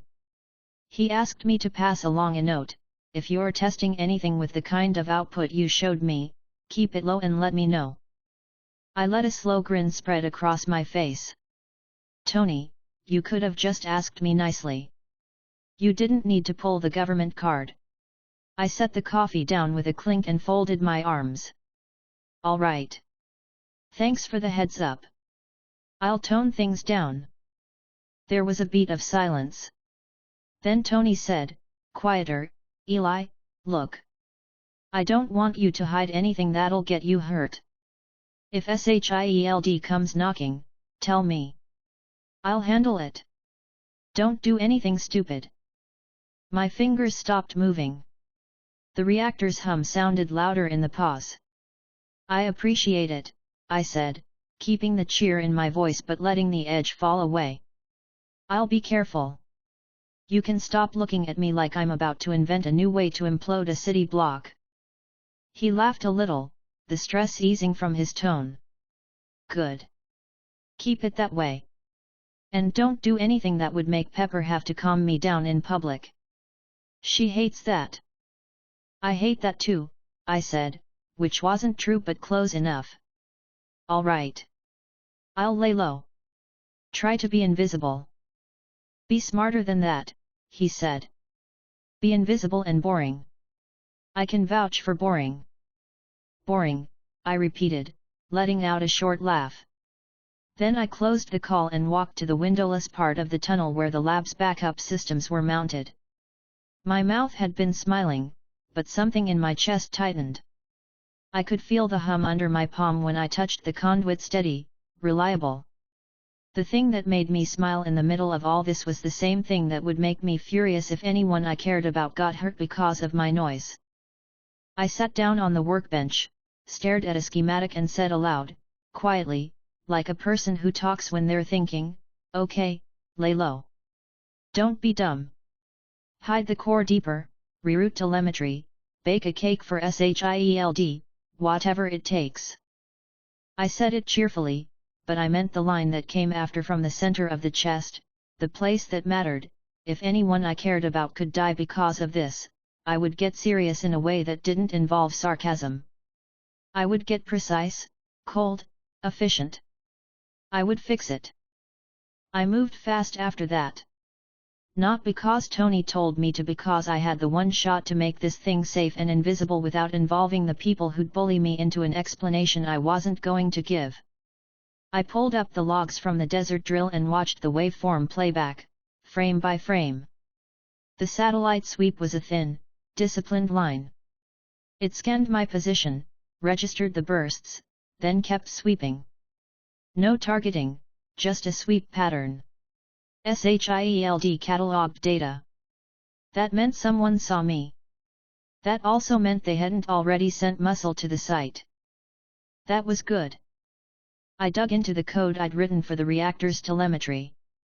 I'd left a failsafe that broadcasted a bland, stark friendly signature whenever the reactor output exceeded a threshold. Tony friendly, non-threatening data that would sound like another of his tests if someone glanced. I had added it as a joke at first, a little mockery of the idea that the world needed to know everything. Now it was my insurance policy. I tightened the obfuscation layer, re-encrypting the handshake and folding the output telemetry into plausible noise. I rerouted any outbound pings through a decoy uplink. The hidden lab's shielding would stop direct reads, but I couldn't control orbital imagery. The best I could do was minimize what a sweep would read, a small, innocuous signature masked in 100 other benign signatures. The work was precise, and I moved through it with the kind of focus that made the lab feel quieter than before. My voice kept up the upbeat commentary. There we go, nice little ghost signature, but there was a fast, methodical click in everything I did. I checked the coolant lines, adjusted the magnetic containment tuning, ran the safety checks. Each correction made the graph smoother. Each smoothing made the broadcast less likely to trigger a prolonged interest. Around noon, Pepper's assistant pinged me. She wanted a status update on the paperwork Tony had filed for a small R&D grant that technically covered my purchases. I answered with cheer and numbers. Pepper's tone on the call was businesslike, a direct line between my flippant jokes and the seriousness she naturally carried. She asked one question I didn't like: if SHIELD asks about your tests, what's your answer? I let the breath out a little. Tell them I'm doing low-range robotics, industrial scale. Non-lethal, non-nuclear, definitely not explosive. She made the sound of half amusement, half worry. That's not a policy answer. Nope, I said happily. Just a practical one. If they ask, I'll make sure Tony knows. He will make sure the proper responses happen. You can blame him afterward. She didn't laugh, but she said, stay safe. Promise, I said. I meant the promise in a way that stuck under my skin. If people could get hurt because of me because the mech's signature was out there and someone decided to go look for it, I would not be the kind of person who shrugged. I would be the kind who took the work and made the outcome impossible. I spent the afternoon on the surface-level lab that Tony had authorized. It had shiny floors and a coffee machine that actually worked. I kept the portion of the reactor he'd seen connected to a benign demo rig. On the screen I showed him, the numbers were within safe margins. He came by around 4, curious and a little proud. He looked at the fake telemetry and nodded. Looks clean, he said. I answered cheerfully, all clean. Clinically boring. He gave me that grin he used when he was happy with a result. Good. Keep it that way. He didn't pry. Tony's curiosity was a wedge, sometimes he pressed, sometimes he trusted his gut and let things be. His confidence had earned him the room to choose. I was banking on that. When he left, the sun had gone. I drove the equipment back down to the real lab and shut the outer lights early, letting only the reactor's dim pulse show. I wanted quiet. The hum of the core was the only sound I let fill the space. I sat with my back against the metal leg of the mech and breathed the soft mechanical scent of oil and heat. My phone buzzed again. No name. A 3-line message, clipped and clinical: "We noticed you in the desert. Contact SHIELD for deconfliction. A.C. Agent Carlson." The initials were practical. The command in the message was colder. I read the line twice, then typed back a single word: "Noted." I didn't call. I've known how these things go. If I called, they might ask me to come in.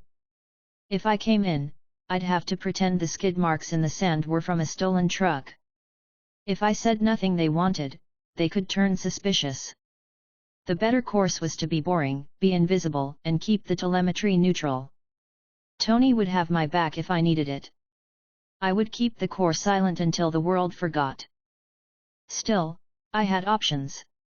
I set up a false trail on the public logs, some benign calibration tests run off the books under a freelance company name. That way, if someone pulled a quick report, they'd find a routine and stop there. I encrypted the real logs behind a passcode that only I knew and split the apocryphal test files into pieces and scattered them across different decoys. I felt like I was being theatrical fixing the trail, but it was necessary. The world had teeth. I wanted none of them near my throat. I worked late into the night rerouting fiber bundles and masking emission patterns. I took breaks where I told myself jokes and drank coffee. The jokes helped. They kept my voice from turning flat. The reactor's steady blue light washed over my hands as I tightened bolts and ran simulations. When I finally let myself sit down for real, I rubbed my face and thought about the people who'd asked me to keep the readings low. Tony, Pepper, the thin voice in the message. I thought about Agent Carlson's clipped professionalism. I thought about the desert and the way the cliffs had swallowed the echoes of my test. I thought about the way danger had a way of moving from abstract to immediate if I wasn't careful. I let the seriousness sit with me for a minute, then put it aside. Not because it wasn't important. Because I could only get the work done if I didn't let worry take the wheel. I smiled at myself, small, private, and said out loud, "Okay. Boring. Invisible. Safe. Let's make sure that stays true." I checked every seal one more time, ran one more diagnostic, and then sent a short, neutral ping to the decoy network. It registered and then blended into routine noise. On the other side, I saw a single line of code respond with a small green acknowledgement. Someone watched the feed and moved on. I lay back on the cot for a short nap. Time felt elastic, stretched thin by adrenaline and focus. I closed my eyes and let the hum of the reactor lull me. I had allowed myself to be cheerful all day, to make jokes to hide the edge of fear. When sleep took me, it was the sleep of someone who had done what needed doing for now. I woke when the generator's cycle ran its evening check. The lab was cold and quiet. I dressed, checked the locks, and walked to the surface-level lab upstairs to recharge the demo rig's batteries. On the way up, my COMM screen buzzed. Tony's name flashed. He called. "Eli," he said, and I could hear the city through the line cars, distant horns. "Heads up, Carlson called me back. He thinks something was out in the desert. He's assigning someone to sweep the perimeter where you were testing." My heartbeat sped for a fraction of a second. I said happily, "Perfect. Let them sweep. If they see nothing, they'll mark it done." No, Tony's tone clipped. "If they find something, he's going to come ask me questions. He'll want to know if anyone at Stark Industries is behind it. If they trace anything back to our demo rig, I'll tell them what they need to know. If they trace something to you, I'll be honest, I know you, and I'll stand by you. But I don't want that on the record unless we have to." I felt the seriousness settle into my chest like a ring. I nodded even though he couldn't see me. "I understand." "Good," he said. Be smart. I will, I said. And Tony? Thanks. You better not blow anything up, he said, with a dry lift of his voice. I don't have patience for paperwork while things are on fire. Understood, I said cheerfully, which this time had a different note: quiet, steady, meaning business. I'll make the report boring. Agent Carlson will fall asleep reading it and send everyone home. He laughed, and the pressure eased. Go to bed for a couple hours. You look like you're running on the fumes of a bad idea. Will do, I said. I let the line drop and sat for a moment with my palms on the workbench, feeling the hum through my skin. The mech's casing felt solid under my hand. I thought about the people who'd get hurt if things went wrong: Tony, maybe Pepper if she got too close to the wrong wires, even random bystanders in a worst-case scenario. My voice had stayed cheerful all day, but there was a layer beneath it now that I didn't let people see very often, a small, steady refusal to let my mistakes be lethal. I went down to the cot and closed my eyes. I slept with one eye probably open, like most sane people in weird situations do. In the noon crawl of sleep, I dreamed of wrenching bolts becoming tiny planets and me thinking fluidly through every orbit. I woke up planning redundancy arrays, deeper shielding, a method of making the telemetry genuinely unreadable without total access to 3 distinct, separate keys, none of which were on any network. I had plans. I also had people who might get involved if anyone poked the nest. I kept that thought carefully folded away. It sharpened my focus rather than making my voice flat. I sat up, smiled a small, tired smile, and said out loud, because saying it kept me honest, okay. Keep people safe. Keep it boring. Keep it mine. Then I got up and went back to work. Chapter 11, The Visit from SHIELD. The morning started normal, but the kind of normal that makes your gut feel like something's coming. I was tightening one of the mech's shoulder joints when the intercom buzzed. The voice on the other end was one of Stark's security guys. Hey, Eli, just a heads up. A government guy's here asking to see Tony. Said his name's Carlson. I paused mid-turn of the wrench. Carlson? Black suit, calm face, polite but somehow still terrifying. That's him. Perfect, I said cheerfully, though my stomach tightened. I wiped the sweat off my forehead with the back of my hand and looked at the mech's polished frame. All right, big guy, let's hope they're just here for Tony. I powered down the lab and covered the smaller components with tarps, routine procedure when someone official was in the building. I didn't keep any dangerous tech up here, my real projects were all hidden underground. Still, I didn't like anyone in a suit walking around with a clipboard and curiosity. The elevator dinged a few minutes later, and I walked up from the workshop to Tony's main floor. The place was buzzing more than usual. Stark Industries employees moved faster when someone from the government showed up. Tony, on the other hand, was leaning casually against a table, arms crossed, sunglasses on indoors as usual. Agent Phil Carlson stood across from him, calm and polite. His voice was steady, professional, no wasted words. Mr. Stark, Carlson said evenly, I appreciate you taking the time. This is just a routine inquiry. Tony smiled. Everything's routine until someone starts using words like national security. You gonna skip to that part, or do I get to enjoy my coffee first? Carlson didn't flinch. We detected an energy event in the Mojave Desert. Strong enough to trigger several satellite readings.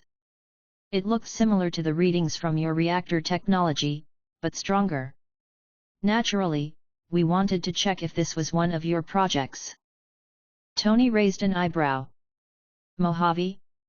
No, that's not me. I've been staying busy, but not that busy. I leaned against the wall near the back, arms folded, trying to look casual. I smiled slightly, but inside my brain was running numbers. The Mojave. That was where I had tested the mech last week. Carlson's gaze shifted to me for a moment. He didn't say anything, but it was clear he noticed me standing there.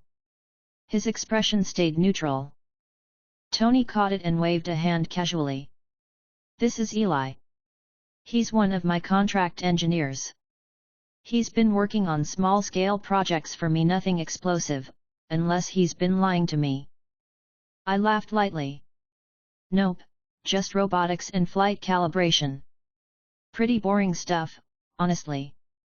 Carlson's expression didn't change. Of course. Do you handle outdoor testing? Sometimes, I said cheerfully. But mostly inside. I don't like sunburns. Tony grinned. He's allergic to paperwork too, which makes him perfect for me. Carlson nodded slowly. We just want to make sure everything is accounted for. If anything unusual comes up, we'd appreciate notice. Tony sipped his coffee. If something unusual happens, I promise I'll tell you after I fix it. Carlson looked at him like he'd heard that before. I'll hold you to that. He turned toward the door but stopped, glancing at me again briefly. Nice to meet you, Eli. I smiled politely. You too, Agent. When he left, the room relaxed instantly. Tony set his cup down and exhaled. You know, for a guy who's probably got 1,000 classified files under his belt, he's surprisingly calm. I shrugged, smiling. Yeah, calm enough to make me nervous. That guy's like a human lie detector. Tony smirked. You looked cool. Didn't even blink. Inside, I was counting how many bolts I could unscrew before running for the elevator, I said cheerfully. He laughed, shaking his head. Relax. You didn't give anything away. Carlson's the type who asks once and then watches you for the rest of the conversation. If he had questions, he'd have stayed longer. I nodded, though I wasn't entirely convinced. I rubbed my neck and said, still, that desert thing, it's gonna stay on their radar for a bit. You might want to throw them some distraction. Maybe leak something harmless. Tony's grin widened. Already ahead of you. I've got a drone project going public next week. They'll spend all their attention trying to figure out if it's armed or not. Smart, I said. I'll keep my head down. Tony leaned back, studying me for a moment. Eli, if you've got anything dangerous, keep it contained. I don't care what you're building, just don't let these suits get curious about you. I gave him a small grin. Relax, Tony. I don't share toys. He pointed a finger at me like he was about to say something sarcastic, then stopped. Good. I could tell by his tone he trusted me, but the seriousness behind it wasn't lost on me. Tony Stark only got serious when it mattered. After lunch, the building emptied a little. I went back to the upper workshop, locked the doors, and sat down at the main console. My cheerful mood returned fast. Work always did that for me. I put on music, started running a diagnostic on the decoy drones, and checked the lab security cameras. Everything was normal. Carlson had left hours ago. The staff chatter about the visit had already died down. Still, I knew SHIELD didn't visit just once. They'd be watching for a while. I turned my attention back to my hidden project. The underground lab was untouched and silent, sealed tight. I had built new shielding after Tony's last warning, and it paid off. The radiation and energy emissions were so low now they blended perfectly into city noise. Even a focused satellite scan would read nothing. Let's make you even quieter, I said to the mech's schematics on the screen. I adjusted the containment patterns around the fusion core, diverting small pulses into the mech's cooling system. It wasn't about improving power, it was about making the readings look boring. The next several hours went by fast. I stayed focused, moving between panels, typing commands, and recalibrating sensors. The hum of the machines filled the air like background music. Every few minutes, I'd mutter something out loud just to keep myself company. All right, balance check, good. Secondary regulator stable. Core, stable enough. No meltdowns today. The small successes kept me in a good mood. I didn't mind the work, it gave me control. Around 5, my phone buzzed. Tony again. Yeah. I said cheerfully, still typing. You in the lab? He asked. Always. Carlson called back. He's sending someone else next week. A follow-up. Don't panic, they're probably just being thorough. I rolled my eyes, though I kept my tone light. Of course. Can't blame them. A mysterious power surge in the desert? Sounds like the kind of thing they'd want to poke. Just keep calm, Tony said. I'll handle them. You just act normal. Define normal, I said jokingly. Normal for you is suspicious, Tony said dryly. Just, smile less maybe. Not happening, I said, laughing. But fine, I'll keep the lab clean and the readings quiet. Good, he said, then paused. Hey, for real, though thanks for keeping it contained. I know you're smarter than you act, but sometimes you act a little too smart for your own good. I smirked. You say that like it's a bad thing. It is when it lands on my desk, Tony said. I'll make sure it doesn't, I said. He hung up, and I stared at the phone for a second before setting it down. The smile stayed on my face, but the thought of another visit made my muscles tense slightly. If Carlson sent someone else, that meant SHIELD didn't fully buy the drone test excuse. I got up and started cleaning the surface lab, wiping down every tool and locking the panels. I made sure none of my real work showed anywhere. Then I climbed down into the hidden tunnel and checked the mech's core again. The lights from the reactor glowed faintly across the metal. I leaned against the frame, feeling the cool surface under my hands.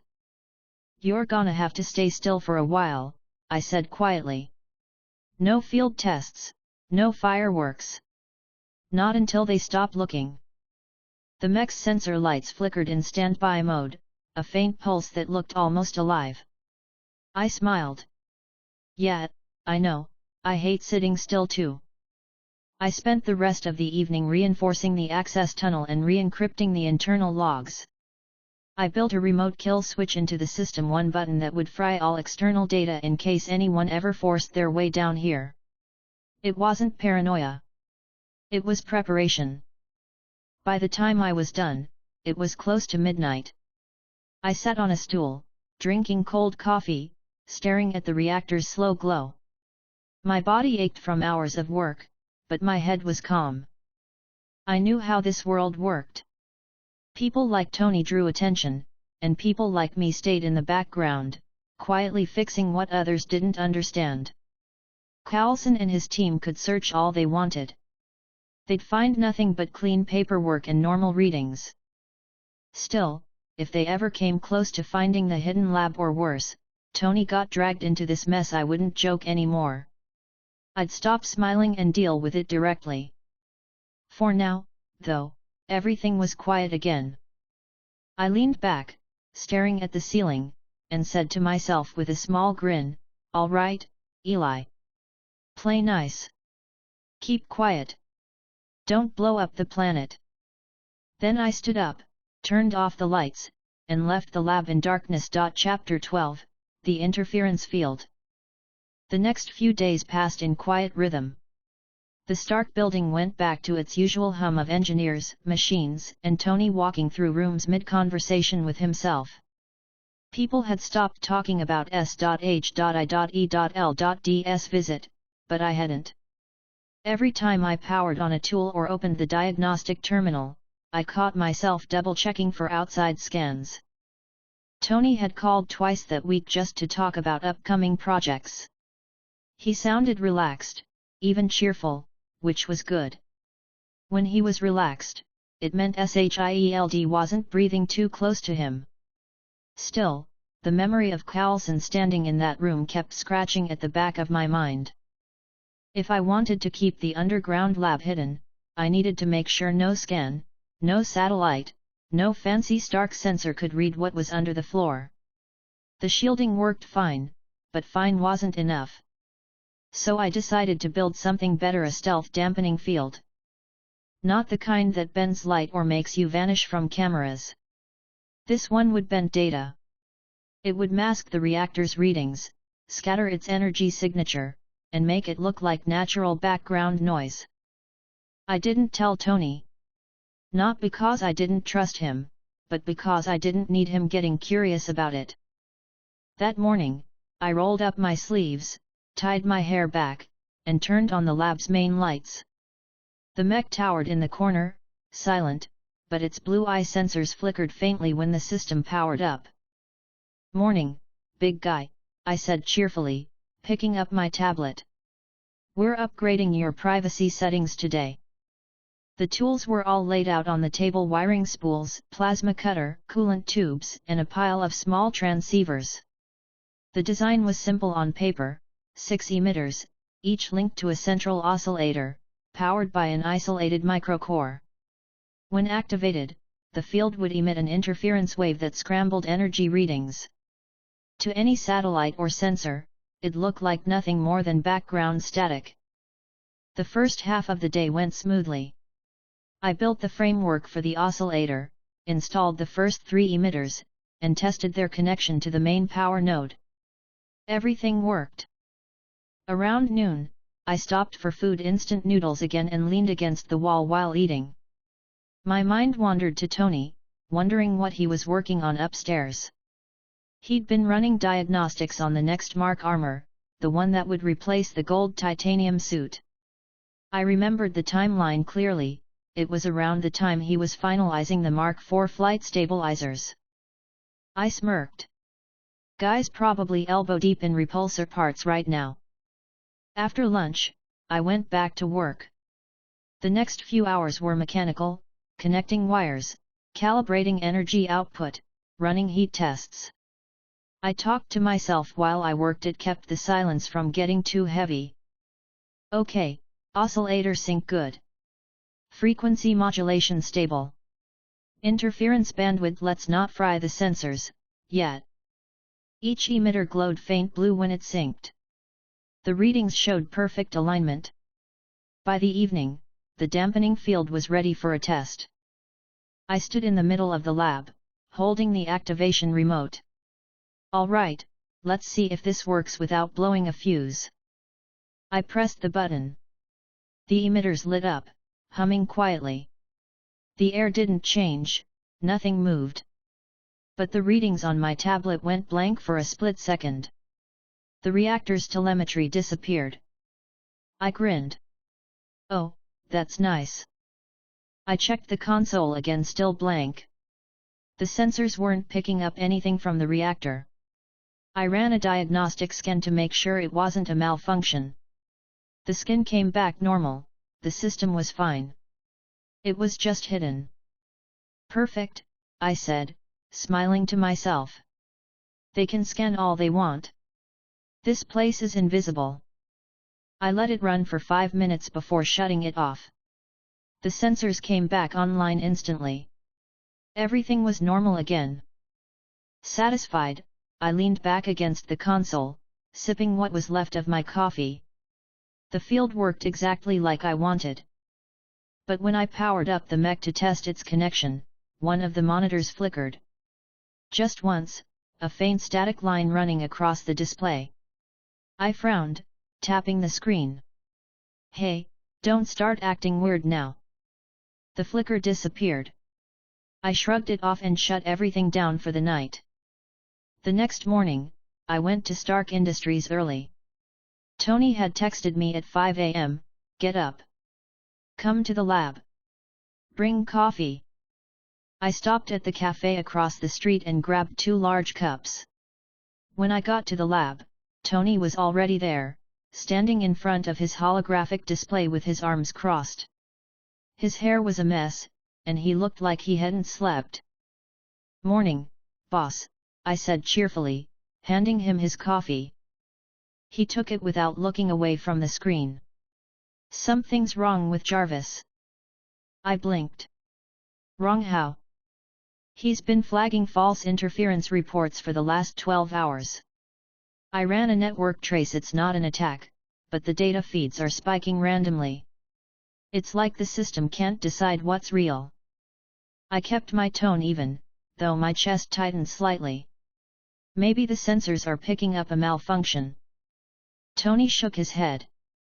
"No, it's not random. It's synchronized. All the sensors on this side of the city are showing low-frequency noise patterns. I thought it was a local grid issue, but it's too precise." I scratched the back of my head, pretending to think. "Weird. Maybe someone's running tests underground." Tony raised an eyebrow. "You'd know if someone was. You're the one who lives in tunnels." I grinned. "Yeah, but I don't think raccoons are building stealth tech, Tony." He gave a short laugh, rubbing his temple. "All right, fair. But something's jamming my systems. Jarvis says the interference is strongest around the east sector." I sipped my coffee slowly, doing my best to stay casual. "That's pretty close to my area." Tony turned toward me fully now. "You sure you're not running anything experimental?" I smiled. "Not that I know of. Unless my coffee machine's learning to fight back." He looked at me for a second longer, then exhaled. "Fine. I'll check the readings myself. You can tag along." "Sure," I said. We spent the next hour running diagnostics through his main console. Jarvis projected the data onto a large holographic map of the city. Blue lines traced sensor coverage zones, while flickering red dots marked interference spikes. Tony zoomed in on one section. "Right there. That's the weird part." I looked closer. It was near the industrial zone, close enough to my tunnel that I recognized the coordinates instantly. He frowned. "That's coming from underground." "What the hell's under there?" I kept my voice steady. "Abandoned infrastructure, old service tunnels. Probably some power line feedback." Tony didn't answer right away. He tilted his head, thinking. "Maybe. Or maybe someone's hiding something." "Come on," I said cheerfully. "If someone was hiding something, you'd already be bragging about finding it." That earned a small grin. "True. Still, I'm gonna send a drone to check it out." I nodded, keeping my expression neutral. "Good idea. Always better to know." Inside, my thoughts were moving fast. If that drone scanned too deep, it might hit my dampening field. It wouldn't detect the mech directly, but the signal feedback could reveal interference again. Tony typed a few commands. "Jarvis, deploy recon drone model 3B. Location, grid 7 east." "Right away, sir," the AI's voice replied. I forced a small smile. "You and your toys." Tony sipped his coffee, eyes still on the screen. "Toys pay the bills." The next few minutes were quiet except for the faint hum of the drone feed. Jarvis projected the live video, gritty grey visuals of the industrial outskirts. The drone flew low, scanning the surface, then turned toward a vent opening that led underground. I clenched my jaw slightly but kept my tone light. "If that thing gets lost down there, you're not blaming me, right?" Tony smirked. "Depends on what it finds." The feed glitched once, static filling the screen. The noise pattern looked familiar, exactly like the flicker I'd seen in my own monitor the night before. Tony leaned forward. "What the hell was that?" "Signal bounce," I said quickly. "Underground metal distorts radio feedback." He frowned but didn't argue. "Jarvis, reroute through thermal sensors." Thermal scan engaged, the AI replied. The feed cleared. The drone hovered above the tunnel opening, scanning for heat signatures. Thankfully, the dampening field covered thermal output too. The reading came back blank. Tony tapped the console. Hey! Nothing. I smiled, a little too quickly. Told you. Just empty tunnels. He stared at the feed another few seconds, then leaned back. All right. I'll log it as grid interference. Jarvis, recalibrate the network and clear the flags. Understood, Jarvis said. The feed cut out. The room went quiet again. Tony exhaled, rubbing his temple. I need sleep. You and me both, I said cheerfully. He looked at me sideways. You sure you're not hiding any rogue experiments down there, Eli? I grinned. Tony, I barely have time to eat. Trust me, if I built anything that complicated, you'd be the first to complain about it. He laughed quietly. Fair point. I left a few minutes later, walking through the corridors of Stark Industries with a calm smile but a racing heartbeat. Once I reached the service elevator, I finally let out the breath I'd been holding. Back in the underground lab, I didn't waste a second. I turned off the dampening field completely and pulled up the system logs. The output had spiked slightly during the test, creating a faint signal loop enough to ping Jarvis's sensors. All right, I muttered, pacing. That's on me. Too much overlap with Stark's network grid. I adjusted the frequency base, lowering it by a fraction. Then I reprogrammed the field's cycle time to emit in randomized intervals. That way, no consistent pattern would ever register on an outside scan again.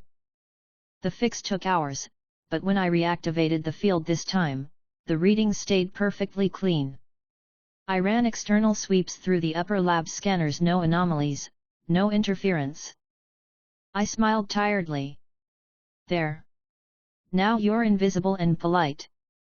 I leaned back in the chair, exhausted but relieved. The mech stood silently in the corner, its blue lights dim and steady. Tony wouldn't know what really caused the interference, and SHIELD wouldn't find a thing. Still, the thought of how close the drone had come to the tunnel made my chest tighten briefly. If Tony ever saw something he couldn't explain, he'd chase it until he found the truth. That's just who he was. I respected that, but I couldn't let him find this. I stretched my arms and yawned. All right, big guy, I said softly, glancing at the mech. Crisis averted. Again. I powered off the lights and climbed the ladder back to the surface. Chapter 13, The Drone in the Dark. I got back to the tunnel later than usual. It was close to midnight, and the hum of the generators echoed through the walls. The lights overhead flickered once as the power load balanced out. The mech stood in its place, quiet and motionless, the reactor behind it pulsing faintly. I tossed my jacket on the table and exhaled. All right, time to make sure Stark's network doesn't freak out again. I walked to the console and checked the dampening field's logs. Everything looked perfect, stable frequencies, no spikes, no loops. I smiled faintly. Beautiful. You're finally behaving. The field had been running for 12 hours without a single issue. No interference with Jarvis, no visible data trails, nothing suspicious. Tony hadn't called all day, which was a good sign. I stretched, grabbed a bottle of water, and walked toward the mech. The air was cooler around it, steady and calm. I reached up, tapping the leg lightly with my knuckles. You gave me a scare yesterday, you know that? Almost had Stark's drone poking around here. The mech, of course, didn't respond. The quiet made me grin. Yeah, you're not much of a talker, I said, taking a sip of water. Good thing I talk enough for both of us. I went back to the main table and started organizing the leftover parts from the dampening system. Most of them were spares, extra coils, cables, and heat shields. I liked having backup materials. It made me feel better knowing I could rebuild anything if it ever failed. As I worked, I kept one of the monitors open to the security feed. The camera network I'd installed showed every tunnel entrance, every corner of the underground space. It was habit to keep an eye on them while I worked. An hour passed quietly. Then, the lower left camera flickered. I froze. The image glitched once, then returned, showing static for half a second before stabilizing again. My cheerful expression flattened slightly. All right, that's not normal. I put the tools down and walked closer to the monitor. The feed showed one of the secondary tunnel entrances, the old maintenance shaft that connected to the industrial sector near the city edge. The flicker hadn't been random. Something had moved near the camera. I rewound the footage a few seconds and played it in slow motion. A faint blur crossed the frame, quick and small. Then, as the image sharpened, I saw the faint outline of something mechanical. A drone. Small, sleek, hovering about 2 meters off the ground. I ran a hand down my face. Tony, you nosy genius.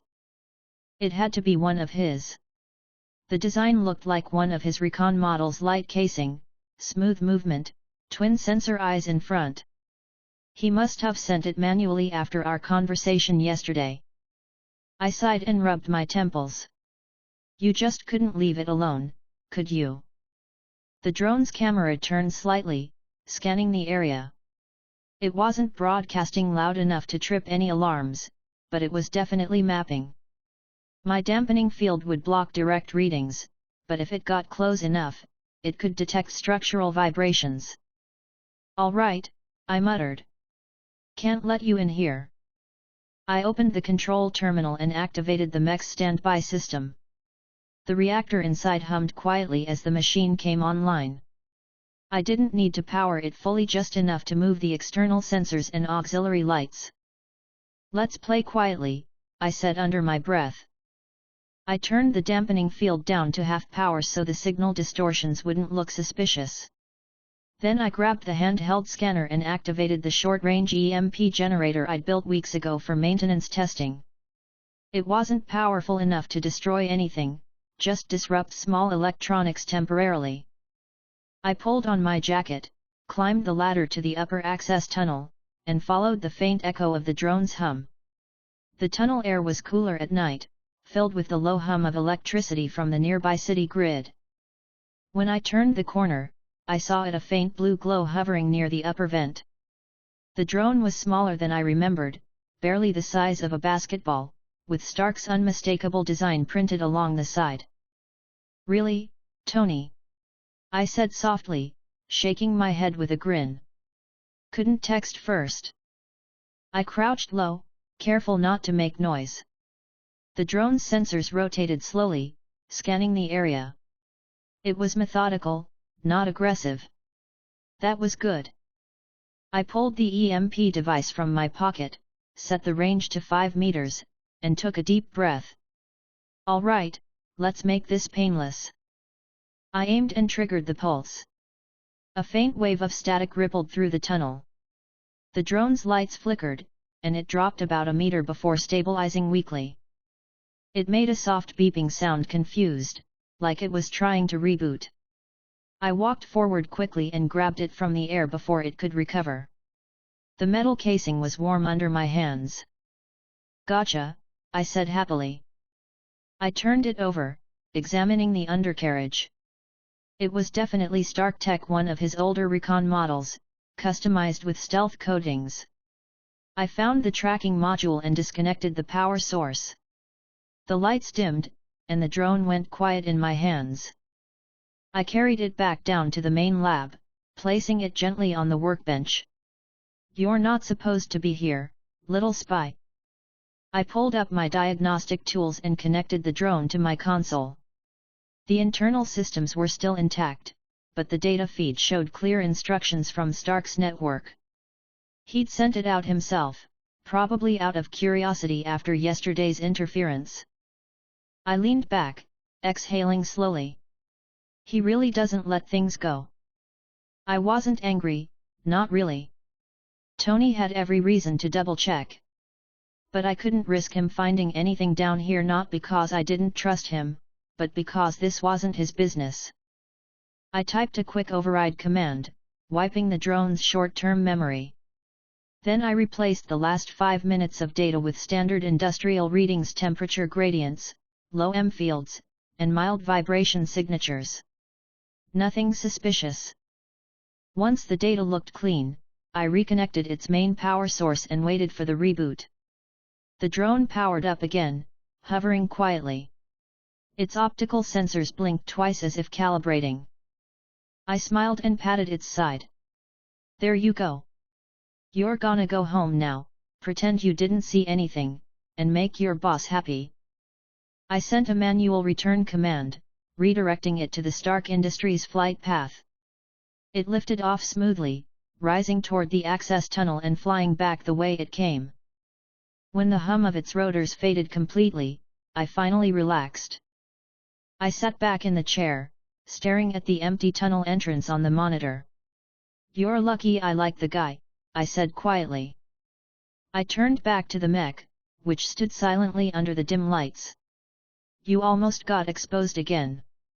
We need to stop giving him reasons to get curious. I went through the dampening system's data one more time, just to make sure nothing else was leaking through the surface. Everything looked perfect, stable, consistent, invisible. For safety, I added one more failsafe to the system, a localized distortion bubble that activated automatically if any external scanning frequency matched Stark's known sensor signatures. It would scramble the readings before they reached the surface. It took a few hours to code it properly, but once it was done, the protection was airtight. When I finished, I leaned back in the chair and rubbed my eyes. My hands smelled faintly like metal and grease. I didn't mind it, it reminded me I was still working, still building. The clock on the console said 3:47 a.m. I hadn't realized how late it had gotten. I stretched, standing up and walking toward the mech one last time before calling it a night. The faint glow from its reactor reflected across the walls. The hum was low and even. All right, big guy, I said quietly. We handled that one. I stood there for a few seconds, just listening. I wasn't nervous anymore, just tired. I'd fixed the problem, contained the situation, and made sure Tony wouldn't find anything. Still, part of me knew he'd ask questions when the drone came back with blank data. I could already imagine the conversation. He'd call in the morning, probably with a sarcastic comment like, "You sure you're not digging for treasure down there, Eli?" And I'd just smile, take a sip of coffee, and say something cheerful enough to keep him guessing. I turned off the main lights, leaving only the blue glow from the reactor. The quiet filled the tunnel again. I grabbed my jacket, switched off the console, and started climbing the ladder back toward the surface. The air outside was cool when I stepped out. The city lights glowed faintly in the distance. For a second, I just stood there, breathing the night air, letting the tension drain out of my shoulders. Tony would get his drone back in perfect condition. It wouldn't tell him anything. SHIELD wouldn't find a trace of abnormal energy. The lab was invisible again. I smiled, shaking my head as I walked toward my truck. Next time, I'm installing a sign, "No drones allowed." The drive back into the city was quiet. The roads were nearly empty, the hum of the tires steady beneath me. By the time I reached my apartment, the first hint of sunrise was touching the horizon. I parked, locked the door, and sat for a moment, looking at the faint orange line in the distance. My hands still felt tense, but my chest was calm. I'd handled it. Tony was safe, the lab was safe, and the mech was untouched. I went upstairs, kicked my shoes off, and collapsed on the couch.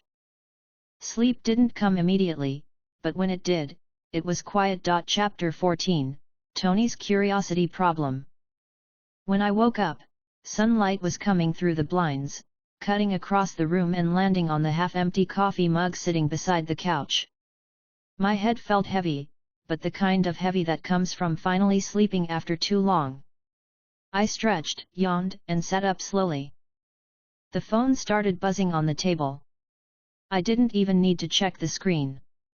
Only one person called this early with that kind of persistence. I picked it up, rubbing my eyes.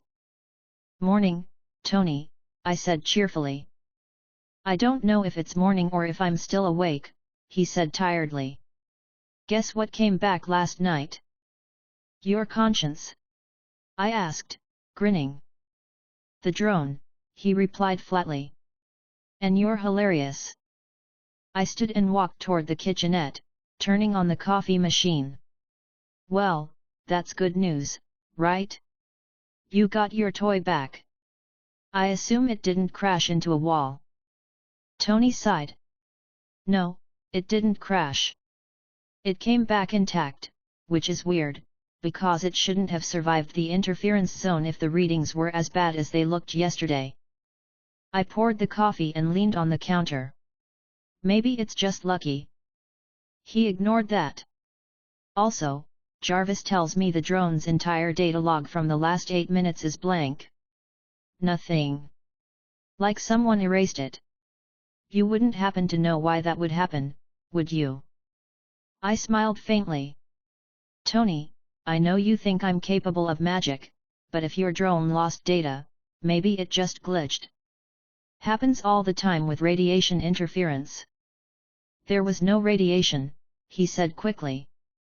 I checked. I sat down on the couch, sipping my coffee. "Then I guess your drone just decided to take a nap." Tony made a quiet sound of disbelief. "Yeah, sure. A nap. You know, I've got 2 theories right now. 1, my drone's learning sarcasm from me. 2, you're hiding something." "Tony," I said in a cheerful tone, "I'm insulted. If I was hiding something, you'd be the first to know. Probably because you'd hack my fridge just to check." He actually laughed at that, the kind of short laugh he gave when he didn't want to admit he was amused. "You're lucky I like you, Eli. Otherwise, I'd send a whole swarm of drones down there." I pretended to sound thoughtful. "That'd be one way to redecorate." There was a short silence. I could hear tools clattering in the background on his end, probably his morning routine. He said, "All right, I'll believe your innocent act for now. But you're coming in today. I want your help fixing the sensor suite. If my drones are going blind, I need someone to rewrite the signal filters." I smiled, but my eyes were already drifting toward the clock. "I'll be there in an hour. Don't blow anything up before I arrive." "No promises," he said, hanging up. I stood, finished the coffee, and started getting ready. By the time I got to the garage, the city was already awake. I grabbed my keys, tossed a bag of tools into the back seat, and drove toward Stark Industries. The drive was smooth. The hum of traffic filled the air, and the sunlight bounced off the skyline. My thoughts, though, stayed focused on Tony's tone from earlier. He wasn't angry, just curious. That was both good and bad. Tony Stark's curiosity was a problem that could turn into 20 drones if I didn't keep him satisfied. When I arrived, the lobby guards waved me through. Everyone here knew me by now. I was the quiet guy who worked odd hours with Stark and never caused trouble. When I stepped into the workshop, the first thing I noticed was the half-assembled armor hanging on the rig. The red and gold plating gleamed under the bright lights. Tony stood beside it, adjusting something on a holographic display. "Morning, boss," I said cheerfully, walking in with a small wave. He didn't look up. "You're late." "It's been 10 minutes, I said, smirking. 10 minutes is late, he said, though his voice didn't sound particularly strict. I walked closer and leaned against the table. You look like you haven't slept. He gestured at the coffee machine beside him. Sleep is for people who don't have genius-level problems. Right, I said, rolling my eyes. So, what's the plan? He pointed toward the large monitor. The drone's data dump is on the drive. I want you to check the waveform logs. There's a dead zone, zero input, no output, no errors. It's clean, too clean. That's not corruption. That's manual wiping. I sat down at the console, pulling the chair closer. You think someone hijacked it mid-flight? That's what I'm trying to figure out, he said, running a hand through his hair. Could be signal interference, could be someone testing stealth tech near the area. Or your drone just decided privacy was important, I said, grinning. He looked at me sharply, then laughed quietly. You're never serious, are you? I can be, I said, my tone still light. I just prefer not to be unless someone's dying. He smiled faintly. Good policy. Don't lose that. I turned back to the console, scrolling through the logs. All right, so what am I looking for? Compare the timestamp gaps to the telemetry data. If there's any latency drift, we can isolate where the wipe started. I nodded and started typing, watching the data lines scroll across the screen. For the next half hour, the only sounds in the lab were the quiet tapping of keys and the occasional metallic click from Tony's side of the room as he worked on his armor. The logs were clean, just like he said. Too clean. I kept my expression neutral, cheerful even, but part of me admired how thorough my own work had been. The wipe looked natural, like the drone had lost contact for a few minutes due to standard interference. After a few more minutes, I turned in my chair. Well, boss, it looks like your little drone just ran into a blackout zone. Could have been a magnetic surge or underground frequency distortion. Tony frowned. I checked the area this morning, there's nothing magnetic down there. It's an old industrial sector, not a science fair. Then maybe the drone's just trying to mess with you, I said, still smiling. You know how tech gets when it's ignored too long. He looked like he wanted to argue but then sighed. You're impossible. I try, I said happily. He stared at the drone for a while longer, his expression thoughtful. Then he turned back to his armor rig. All right, fine. Maybe it was interference. But I'm upgrading the sensors anyway. If there's something weird under that zone, I want to see it next time. I raised an eyebrow. More drones. He smirked. More everything. I laughed quietly, shaking my head. You know, for a guy who complains about privacy, you sure love invading it. He pointed at me with the wrench. I'll stop when people stop lying to me. I held up my hands in mock surrender. Hey, I didn't lie. I just didn't confirm your paranoia. He chuckled. Good answer. We spent the next few hours rebuilding the drone's sensor systems. Tony handled the hardware, and I worked on rewriting the signal filters. It was easy to fall into rhythm with him. He worked fast, talked fast, thought faster. All right, he said, handing me a new data cable. Plug that in. Let's see if this new configuration reads any better. I connected the cable to the console. Testing signal sweep. Okay, I'm seeing low frequency noise reduction by about 20%. Stabilizers holding. He smiled slightly. Nice. At least one of us knows what they're doing. Don't sound so surprised, I said cheerfully. By the time we finished, the sun was starting to set. The light through the windows made the lab glow faint orange. Tony leaned back against the table, stretching his arms. Good work today, he said. You didn't even blow anything up. I grinned. I'm saving that for tomorrow. He smirked. That's my line. As I gathered my tools, Jarvis's voice came through the speakers. Sir, incoming call from Agent Carlson. Tony groaned. Of course there is. Put him through. A holographic image flickered to life. Carlson, same calm tone as always. Mr. Stark, just checking in on your drone incident. Our surveillance picked up the same interference patterns from last night. We're analyzing them now. Tony straightened up slightly. That's funny, because I thought that was just noise. Carlson's tone didn't change. Possibly. But we'd appreciate if you sent us the data for comparison. Tony smiled tightly. Sure thing, Agent. Always happy to share. Carlson nodded once and ended the call. Tony turned to me, shaking his head. They really don't stop. Maybe they're just big fans, I said cheerfully. Yeah, he muttered. Fans with badges. He rubbed his forehead. All right, that's enough for today. You can head out. I'll deal with Carlson's request tomorrow. Copy that, I said, picking up my bag.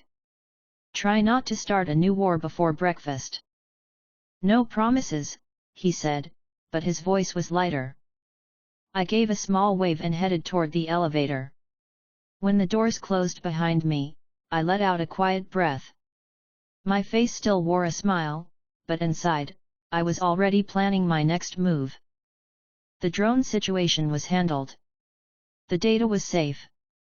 Tony's curiosity was still alive, but for now, it was aimed at the right things: his tech, his armor, his usual projects. If it stayed that way, things would be fine. When I reached the garage, the sky outside had turned dark. I got into the car, leaned back, and took a slow breath. The city lights reflected off the windshield, painting the streets in motion. My hands rested steady on the wheel as I started the engine. All right, I said to myself quietly. Let's keep everything normal. The drive home was smooth, quiet. By the time I reached the apartment, the night was calm again. I dropped my bag by the couch, walked to the window, and looked out over the skyline. Somewhere above, Tony was probably still awake, working on the next armor version. I smiled slightly, shaking my head. He never stops. I poured another cup of coffee and sat down. The hum of the city filled the silence. For the first time in days, there wasn't any immediate problem to fix. I leaned back, closing my eyes for a second, and exhaled slowly. Everything was holding together for now. Chapter 15, Pepper's Call.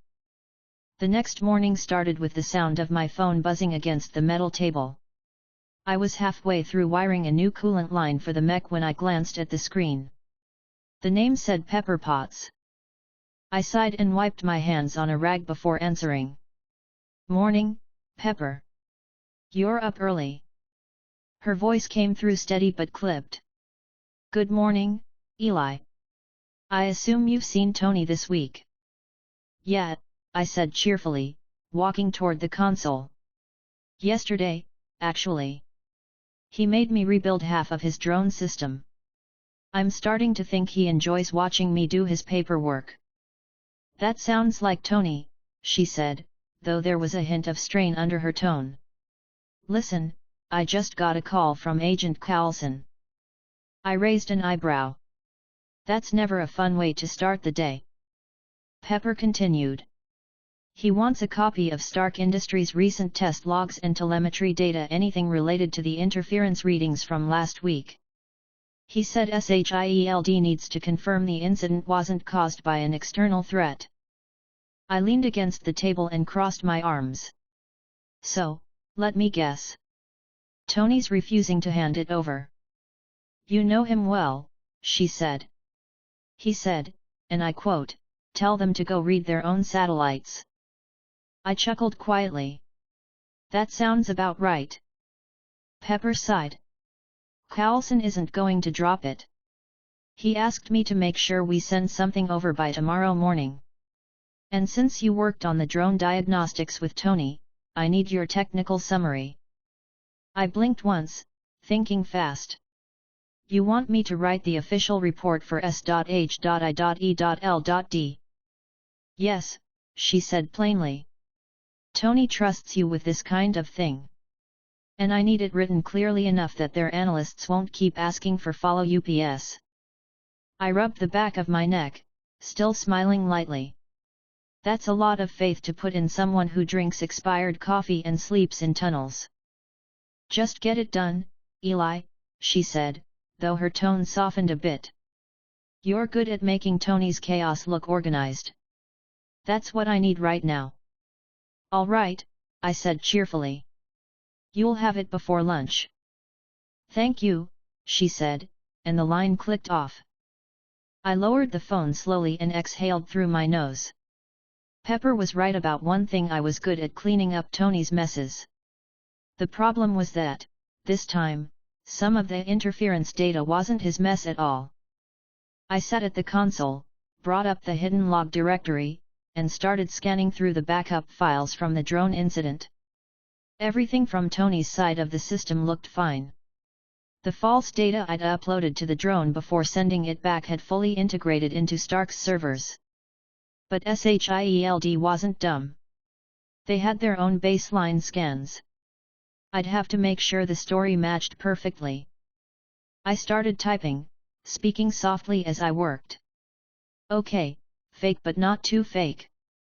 Enough to bore Carlson to death. The report began simply. Subject: External electromagnetic disturbance, Los Angeles East Sector. Findings: localized interference consistent with outdated utility lines and residual substation output. Correlation with high-voltage infrastructure confirmed by drone Model 3B scans. No anomalous radiation detected. I added several paragraphs of dense technical filler numbers, readings, meaningless acronyms. The kind of thing that made analysts think twice before reading further. While I typed, the faint hum of the mech's core filled the tunnel behind me. The steady rhythm kept me focused. Every now and then, I'd pause to adjust the tone of the report, removing anything that sounded too polished. SHIELD didn't like perfection. They liked flaws that felt human. An hour passed before my phone buzzed again. I didn't even check the ID before answering. Please tell me you're almost done, Pepper said immediately. Halfway through, I said cheerfully. You want it to sound official or Tony official? She hesitated. What's the difference? Official means professional. Tony official means brilliant chaos with too many commas. I'll take professional, she said. Got it, I replied, smiling. I'll send it to you in an hour. Perfect. And Eli, she added, her tone a little softer, thank you. Carlson's been calling all morning. He said they picked up new satellite readings in the same area last night. I froze for half a second. New readings? Yes, she said. He sounded calm, but I know him well enough to tell he's pushing for something. He even asked if Tony's assistant engineer, meaning you, had run any unlisted experiments. I chuckled lightly, hiding the small twist in my gut. Wow, I'm flattered. Didn't think I'd make the SHIELD watch list this early in my career. Just stay cautious, Pepper said. You know how they get when they start thinking someone's hiding technology. I'm always cautious, I said cheerfully. That's why I wear gloves. Eli, she said warningly. I softened my tone. Relax, Pepper. I'll handle it. Nothing to worry about. She exhaled, probably half believing me. All right. Send it as soon as it's ready. The line disconnected again. I looked at the report on the screen and sighed quietly. New readings, hey? You guys really don't give up. For the next 2 hours, I refined the report until it read like something pulled straight from a corporate audit. I included old geological data, power grid references, and fake calibration checks. I even pulled a few archived schematics from Stark's old projects to make it look layered with authentic internal references. Once I was satisfied, I attached the file to a secure message and sent it directly to Pepper's inbox. A few minutes later, my phone buzzed again. A message from her, got it. Sending to Shield now. Looks perfect. Thank you. I leaned back in the chair, stretching my arms with a relieved grin. You're welcome. I was just about to power down the console when the top monitor flickered. The external scanner feed flashed once before stabilizing. I frowned and walked over to check the readings. The system had picked up a faint skin pulse from above ground, a low-frequency energy sweep. I narrowed my eyes slightly. That better not be what I think it is. It wasn't strong enough to be a Stark drone, but it had the same precision pattern. Shield must have sent one of their own survey drones to verify my fake report. Persistent bunch, I muttered, scratching my chin. I pulled up the interference controls and activated the dampening field, lowering its frequency by a fraction so it wouldn't look like a deliberate counter-signal. To any external scan, it would seem like natural electromagnetic fluctuation from underground power cables. The sweep lasted about 5 minutes before vanishing completely. The monitors went still again. I exhaled slowly. That's better. I spent the next hour running internal diagnostics, making sure the interference readings stayed consistent with the data in the report I'd sent Pepper. Everything matched perfectly. I smiled faintly, satisfied. When I finally went topside, the air felt fresher after hours underground. The sun was already lowering, coloring the city in shades of orange and gold. I walked down the street toward the nearby diner to grab lunch. The waitress there already knew my order: grilled sandwich, fries, and coffee that could wake the dead. I sat at the counter, scrolling through my phone. 10 new emails, half from Tony. The latest one read, Carlson called. He's not mad. Yet. Said the report looked thorough. Nice job. Come by tomorrow. I smiled at the screen and took a sip of coffee. You're welcome, boss. The relief hit slowly. Shield was satisfied for now. The fake data worked. Pepper could breathe, Tony could stop arguing with agents, and my secret stayed buried. When I got back to the workshop that night, the tunnel felt calm again. I powered down the extra systems and checked on the mech. Everything was running smooth. The air smelled faintly of oil and heated metal. I leaned against the railing, arms crossed, watching the steady blue glow from the reactor. We're clear again, I said quietly. Let's keep it that way. The lights dimmed slightly as the systems entered standby. I stayed there a few more minutes before heading back upstairs. The following morning, I woke to another buzz from my phone. Tony this time. Morning, Tony, I said cheerfully. Eli, your report saved me from a 2-hour lecture, he said immediately. Pepper said Carlson was satisfied. That's a first. I laughed lightly. Guess I've got a knack for paperwork. Don't let her hear you say that, he said. She'll make you do it every week. I'll take my chances, I replied. Tony paused for a second, his voice sounding more relaxed than usual. Good work, really. I owe you one. I smiled faintly. You can repay me by not sending drones into my neighborhood. He chuckled. No promises.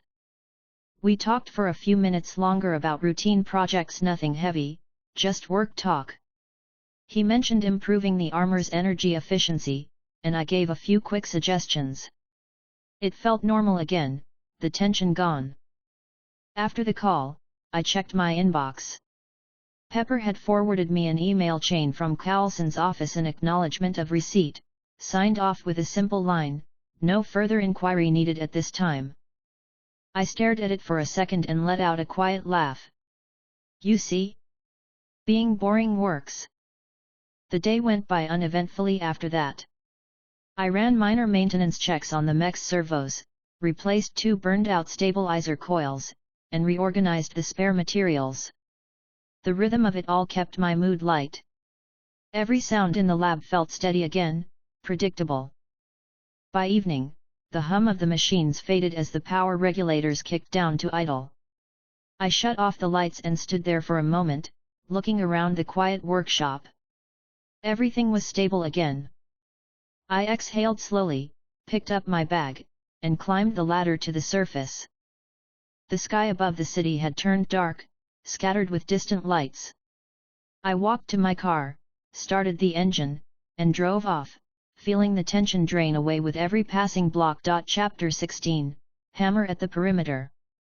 I woke up late and felt good for once. The city sounded normal through the window traffic, horns, people talking on the sidewalk. I made coffee, checked my phone, and scrolled through the messages. Nothing urgent. One text from Tony at 2 in the morning that said, "Don't break my sensors." I smirked and put the phone down. I headed to the tunnel after a quick shower. The ladder rungs were cool under my hands, and the air changed at the halfway point like always. The generator hum met me first, then the soft glow off the reactor baffles, then the stillness that meant everything was working. I walked past the benches and tapped the mech's shin with my knuckles as I went by. "Morning, big guy," I said cheerfully. The new coolant line I'd installed last night held pressure. The dampening field's output graph was a smooth line. No spikes. No loops. No broadcast weirdness. I let myself relax in small pieces and took a sip of coffee. I started routine checks. It wasn't glamorous work.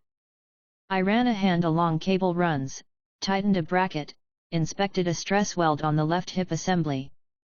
Every small fix felt clean. I liked this rhythm. It kept my head clear. Around 10, Pepper called. "Good morning," she said, brisk as always. "Morning, Pepper," I replied, bright. "Tell me we're not doing the Carlson dance again." "No," she said, sounding relieved. "Your report satisfied them. At least for now." He had a few follow-up questions that were more administrative than technical. "So, paperwork, not explosions," I said. "My kind of day." "Exactly," she said. I could hear her smile. Then her voice shifted. "I should tell you something. There's been chatter. Another defense contractor asked about a missing drone rumor. The timing lines up with Tony's sweep."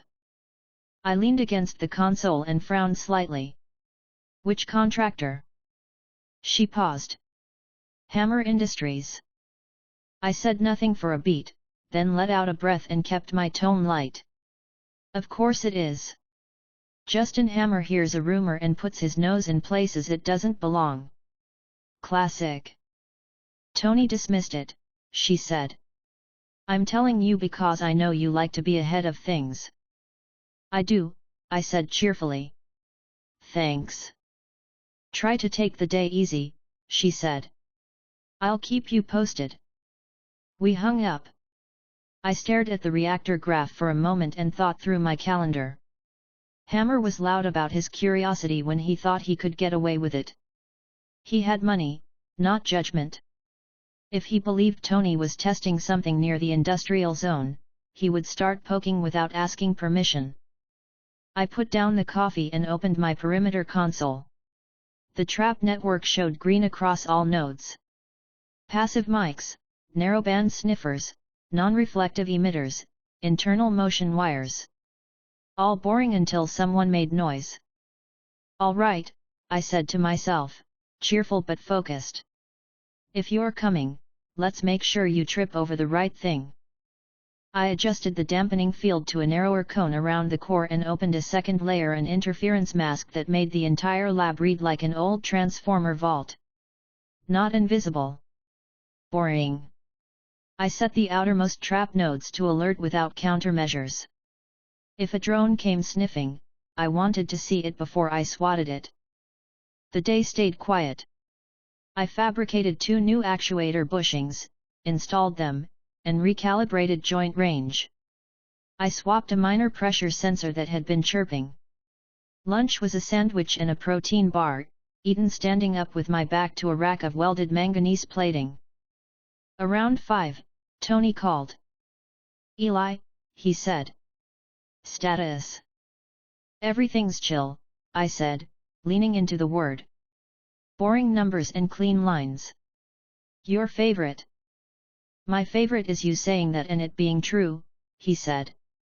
I heard a quick clack of tools. Pepper mentioned Hammer. "Yeah," I said. "Got the update. I'll stay alert." "Don't engage him," Tony said. "He wants attention. He buys attention. He's got lawyers who eat paper for breakfast and then email you about it." I laughed. "Relax. I'm not doing anything that ends with me in court. I'm just making sure my basement doesn't get filmed." "Good," he said.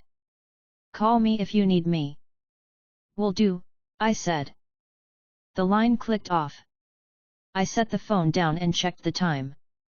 Evening traffic would start overhead soon. The industrial zone drew a different crowd after dark, quiet workers, security trucks, people who didn't want to be noticed. If Hammer was sending anything, night was when it would come. I did another round of checks and then stood in front of the mech, hands on hips. "All right," I said, cheerful and steady. "We're going into watch mode. You get to rest. I get to babysit." I dimmed the lab lights and sat at the console with a headset on. The perimeter panels filled the screen. I set alerts to audible pips instead of loud alarms. No stress, just information. The generator cycled down to a low murmur. My pulse settled into a patient rhythm that meant I was ready but not tense. The first ping came at 8:12 p.m. Node C13 reported ultrasonic chirps in a pattern too clean for bats or rats. The waveform was machine-made, shallow amplitude, narrow sweep. A pilot scan. Not stark frequencies. Not SHIELD. The call sign embedded in the burst was generic. I grinned. "Hi, Hammer," I said softly. A second ping hit C11. Then C9. The chirps mapped a careful arc along a storm drain 2 blocks out. Whoever was flying kept the probe just above the grating, then brought it down to test for reflections. Careful. Not sloppy. I gave a small nod he couldn't see. Someone competent was at the controls. I let it map. No reason to swat yet. The interference mask made the area look like old electrical infrastructure. The drone should pass to the next arc and log nothing interesting. At 8:24, the ping changed timbre. The probe switched tools, pushing a tight band microwave sniff. It was looking for heat leaks, reflective seams, and chatter off badly shielded gear. I braced an elbow on the desk and leaned forward. I toggled the outer layer of my mask to add random metallic noise. Old vaults do that. They bounce a little. The probe drifted closer to the maintenance shaft that led to my upper corridor. The mic picked rotor pitch low, balanced, almost silent. The drone itself was good tech. Hammer had paid for something better than the last generation. "Going fancy, hey," I said under my breath. "Okay." I kept hands off the countermeasures. If I hit it now, I would write my presence into its memory. If I stayed patient, I could learn its routine and pull it down later without a clean signature pointing here. It floated over the grate and hovered. The sniffers chirped again. My trap saw it. I let the mask carry it. The readings it got would show a cold tunnel, minor electrical drift, and the kind of static you get from corroded pipe joints. It moved on. I exhaled and shook out my shoulders. One good pass. No bite. At 8:47, a second drone arrived. Different pitch. The first stayed on a grid, methodical. The second cut diagonals. That made me smile without humor. 2 pilots. One cautious, one impatient. The impatient one tried an infrared spike at the far wall where an old service conduit used to run. My system caught it. I returned a smear that looked like a buried cable carrying little load. It took the bait and rode the length of the wall, then banked clumsily and clipped the grate with a ding my mic picked up clearly. Careful, I said, amused. It recovered. It did a slow loop and tried the shaft that gets closest to my ladder. That was an issue. I curled my fingers and tapped the desk gently. If it found the ladder cap, even masked, Hammer would have a reason to send people. I shifted posture and let the humor fall away. I kept my voice calm. Okay, I said. We're done letting you sniff. I cross-fed a decoy pulse 2 shafts north, just strong enough to look like gear warming back from idle. I timed it with cars passing overhead to keep the pulse masked in ambient noise. The cautious pilot drifted a probe that way. The impatient pilot hesitated a beat and then followed like a fish that didn't want to be bored. The drones moved. I held the decoy steady for 80 seconds, then ramped it down like a thermostat cycling. The drones started a slow circle. That was my opening. I put on work gloves, grabbed a handheld catcher, and jogged to the upper maintenance corridor. I stayed on the balls of my feet, kept my breathing quiet, and hugged the wall where the concrete absorbed sound. The corridor walls felt cool through the gloves when I touched for balance. The first drone came into view at the end of the shaft, a dark oval with soft blue eyes and a matte finish. It held a meter off the floor, scanned, and drifted right. The second approached behind it, jittery in its path. I pulled the catcher to my shoulder, switched it to net mode, and waited for the second to overtake the first in the tight corridor. When their arcs overlapped, I fired. The net shot forward, silent, fast, patterned with microcoils that ionized on impact. It hit both. The coils flared. The electronics stuttered. The drones sagged into the net's cradled shape like tired birds. I stepped forward fast, caught the net with my left hand, and pulled all 3 toward me in a smooth drag that made my shoulders burn. Their rotors spun once, then stopped. Got you, I said, happy and quiet. I took them down the ladder and set them on the bench. They were smaller than Tony's recon line and a different build, extruded housings, off-the-shelf sensors upgraded by someone who knew what they were doing. I popped the hatches with a flat tool and looked at the boards. Hammer money, third-party brains. Let's see who you really are, I said. I slid a drive into the first. The log opened. The last 5 minutes were segmented. The memory hadn't dumped yet. Perfect. I copied the raw blocks and then browsed the signature list. No Hammer branding, but a subcontractor string read Halcyon Vector MK2 with a hardware key that pointed to a shell corp. I whistled softly. Nice suit, ugly shoes, I said, amused. I wiped the logs back to the moment they turned the corner toward my decoy. I replaced everything after that with a long sequence of boring old power traces, dry air, cold pipes, nothing worth an expense report. For good measure, I added microbursts that looked like bad sensor alignment. Any analyst rushing would call it a bad night. On the second drone, I did the same. Then I added a breadcrumb, a faint echo near a decommissioned warehouse 6 blocks west where there really was an old transformer bay. It wouldn't hurt anyone. It would waste their time. It would keep them away from the ladder. I closed the housings, rebalanced the rotors by hand, and carried both drones back up. I walked the corridor slow, listened for anyone else, and felt the steady air on my face. At the grate, I set them hovering, pushed them up gently, and watched them climb back into their net. They drifted away like nothing had happened. I watched the node map as both pinged their sniffers in the wrong place and trundled west. I let out a breath I hadn't noticed I'd held tight. My shoulders loosened.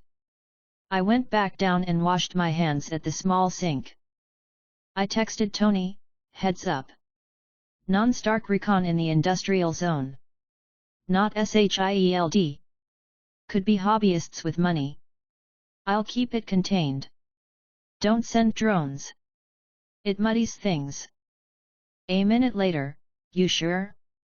Yeah. 2 units. Third party. I'll send you the Shell Corp name if you want to run it. Keep it off official channels. He replied with a thumbs up emoji, then, be careful. Hammer buys stupid and puts it in a box with a bow. I laughed and typed, copy. I checked the mech, wiped a smudge off the chest plate, and walked the perimeter a final time. Everything read normal. The mask held. The traps were quiet. I turned the lights up and sat to write a short note for myself: hardware keys, frequencies, timings. I kept notes like that neat and boring in case anyone ever found them and decided to skim. I didn't list the mech anywhere. I didn't list the core. I listed maintenance, coolant line schedules, and pipe vibration checks. Easy to show. Hard to read into. At 10, Pepper called again. Eli, she said, sounding tired. Quick check. Anything new? Nothing I can't handle, I said cheerfully. Might be unrelated contractors sniffing around the zone.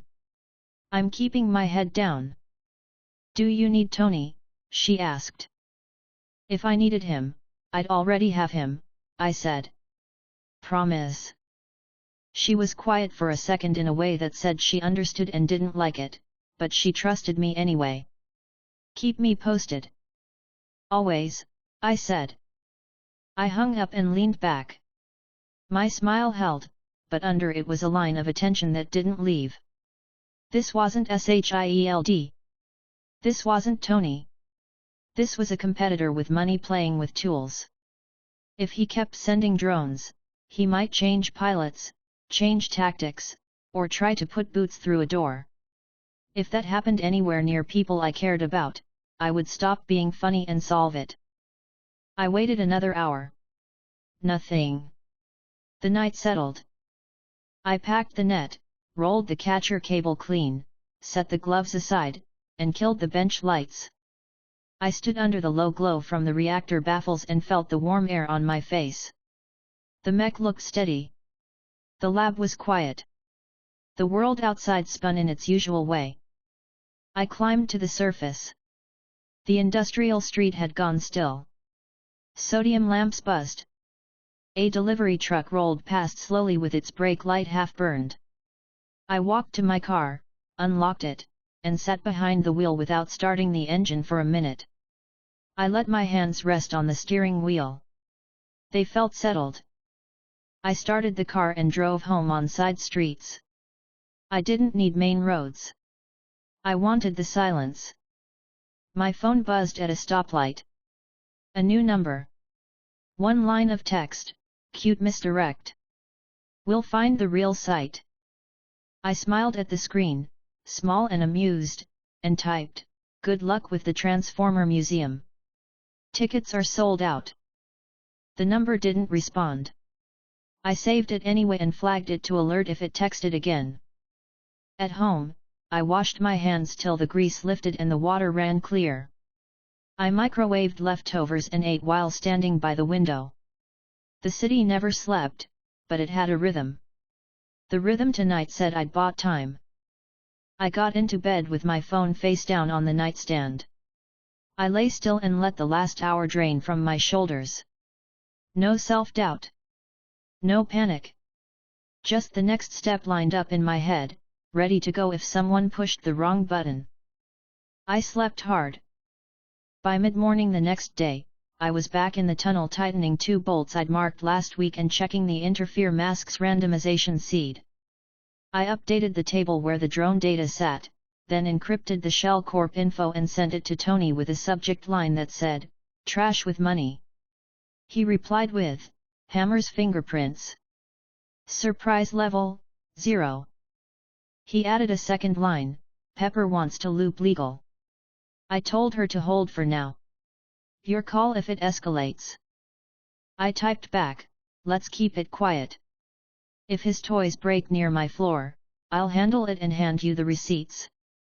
He sent a smirking face. I laughed out loud and went back to work. At noon, the traps chimed once.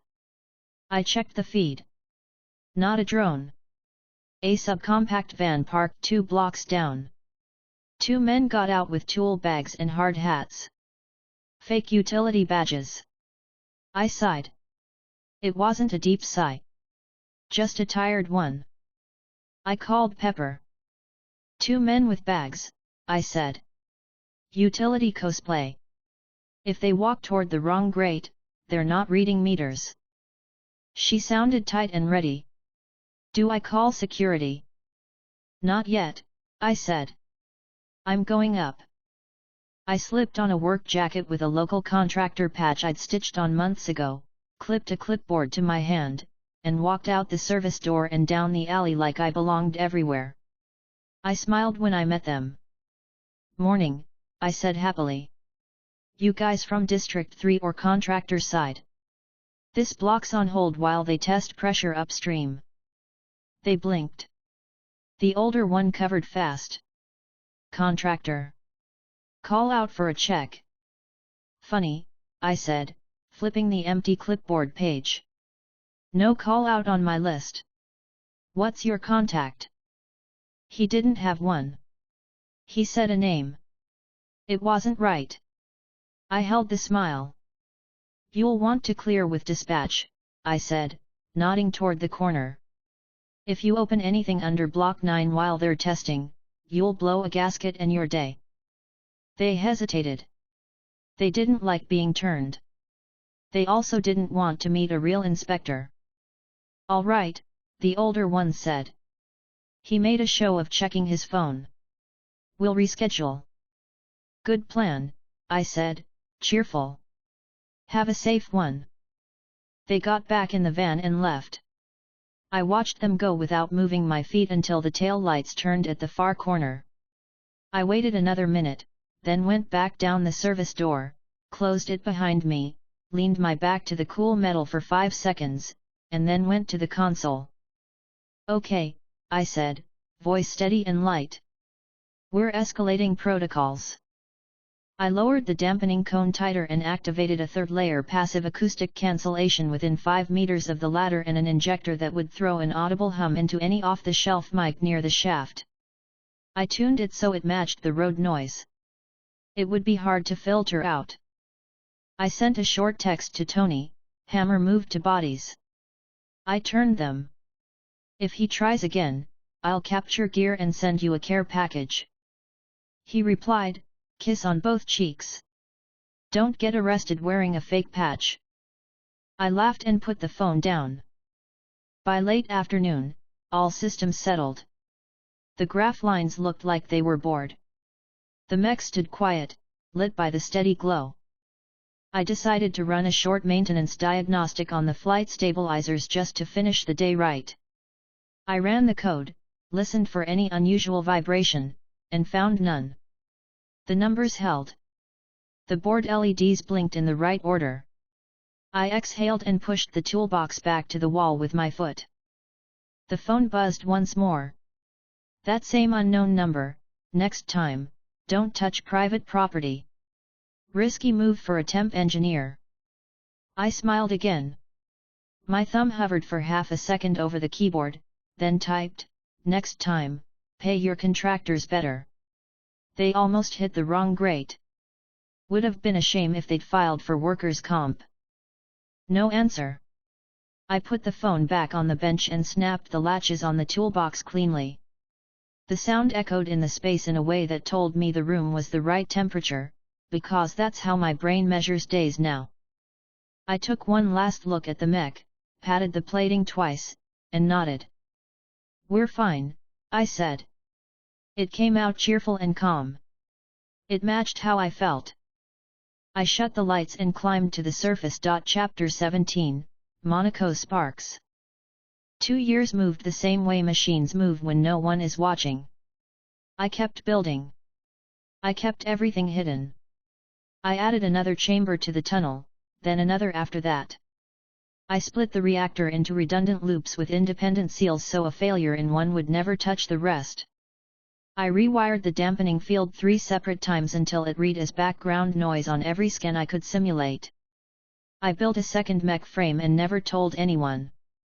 I tuned the stabilizers, improved the pulse cannon's cooling, and abandoned the missile pod in favor of something cleaner. I wrote a maintenance routine for everything and followed it like a calendar. Above ground, the world moved its way too. Tony expanded his suits. He smiled through interviews and said he had privatized world peace. He moved fast, laughed in front of cameras, then stayed up late in the lab making something work that shouldn't have worked yet. Pepper took over as CEO. She kept the company's spine straight while Tony made promises. She grew sharper, colder when she had to be, and still made space for what mattered. There was the Senate hearing, Justin Hammer grinning too wide while he tried to sell himself as a better Stark. There were questions about the arc reactor and defense contracts. Tony answered with sarcasm and facts and didn't compromise. People clapped outside and complained inside. The world liked him loud. The world also liked to corner him. I stayed out of it where I could. I helped where I needed to. I ran decoy projects at the surface lab so SHIELD could tick boxes and move on. I returned Hammer's curiosity with the kind of boring he couldn't sell to investors. I kept Tony out of the tunnel and kept the tunnel out of Tony. We worked fine that way. Today started with a text from Tony at 6 in the morning, Monaco. Wheels down at 10. Bring your face and a tie. It's a race day. I stared at the screen while I brushed my teeth and laughed quietly. Of course it is. I packed quick. The mech stayed asleep. The reactor stayed sealed. The dampening field stayed on a safe cycle with layered failsafes. I ran one last check, then grabbed a small kit tools, 2 compact devices I had no plans to use unless someone I cared about was about to be hurt, and a white noise badge tuned to public bands. I locked the tunnel behind me and took a car to the airport. The flight felt short. Monaco's light hit clean and hard. The Stark entourage moved like a practiced show: assistants, handlers, security, press. Happy met me at the car drop with a nod. He wore a suit that fit like he'd been talked into it. Eli, he said, relieved and dry. Good. You got the memo. I got it, I said cheerfully, straightening the tie I barely wanted to wear. How's the circus? He gave me a look. It's a circus. We walked fast through VIP corridors humming with people. The Monaco Historic Grand Prix always drew a crowd with money and cameras. Stark had a box at the track. The sound of engines loaded the air and vibrated in my chest. Pepper stood in the middle of the room taking a call and directing an assistant with one hand while the other pointed at a screen. She saw me and gave a small nod. Her hair was clean and sharp. Her eyes were focused and tired. Eli, she said, ending the call. Please tell me you don't have anything dangerous in that backpack. Only my good mood, I said with a grin. She didn't smile, but I saw her shoulders drop a fraction. Stay close. If Tony tries anything reckless, I want your eyes on it. That's a big net, I said lightly. But sure. Tony swept in a minute later in sunglasses and a suit that probably cost more than my car.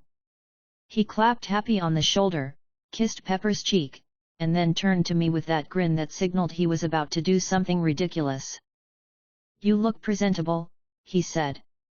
I'm proud. I try, I said. You're glowing. I don't trust it. He smirked. Come on. Enjoy the show. We moved to the balcony. Engines screamed past in tight lines. The heat from the track climbed into the box like a dry wave. Tony leaned over the rail and soaked it in like a man sizing up a toy. Pepper watched him watch the track and narrowed her eyes. Happy watched both of them and held his breath. Christine Everhart from Vanity Fair appeared in the doorway with Justin Hammer on her shoulder like a pet you keep around because he pays for dinner. Hammer tried to shake Tony's hand 3 times in 10 seconds. Tony gave him nothing but heat and smiled for the camera anyway. I stayed close, silent, taking it all in. My brain ran future minutes without trying. I knew what today was. Monaco. The race. The suitcase. The man with the whips on the track. Iron Man 2, starting at street level with an engine scream and a bad bet. It started with a small line of change. Tony glanced at the screen in the box. A driver exited a car and walked off. Tony's mouth curved in a way Pepper knew too well. No, Pepper said immediately under her breath. No. Tony handed her his sunglasses. It's my birthday, he said simply. It is not, Pepper replied sharply. Feels like one, he said. He was already walking. Tony, she said, moving to cut him off, absolutely. Happy, he called over her, get the car ready after. Eli, enjoy the show. Tony, Pepper said again, firmer. He just smiled and kept moving. He signed a waiver like it was a menu, pulled on a helmet, and slid into a car with the ease of someone who believes his own hands more than anyone else's voice. The crowd roared. Pepper's face tightened. Happy swore softly. I gave a small whistle. Okay, I said cheerfully, we're doing this. Pepper grabbed my wrist. Her grip was small and hard. If anything looks wrong, you tell me. I'm watching, I said. I meant it. The joking tone slid lower inside my chest and settled. I watched screens. I watched the track. I watched Tony. He took the start clean. He drove like he built the car, which he probably did in some way. It wasn't safe. It wasn't smart. It was very him. He cut inside on a straight and stole a position. Pepper glared at a screen like it had insulted her. Happy muttered about seatbelts he couldn't control.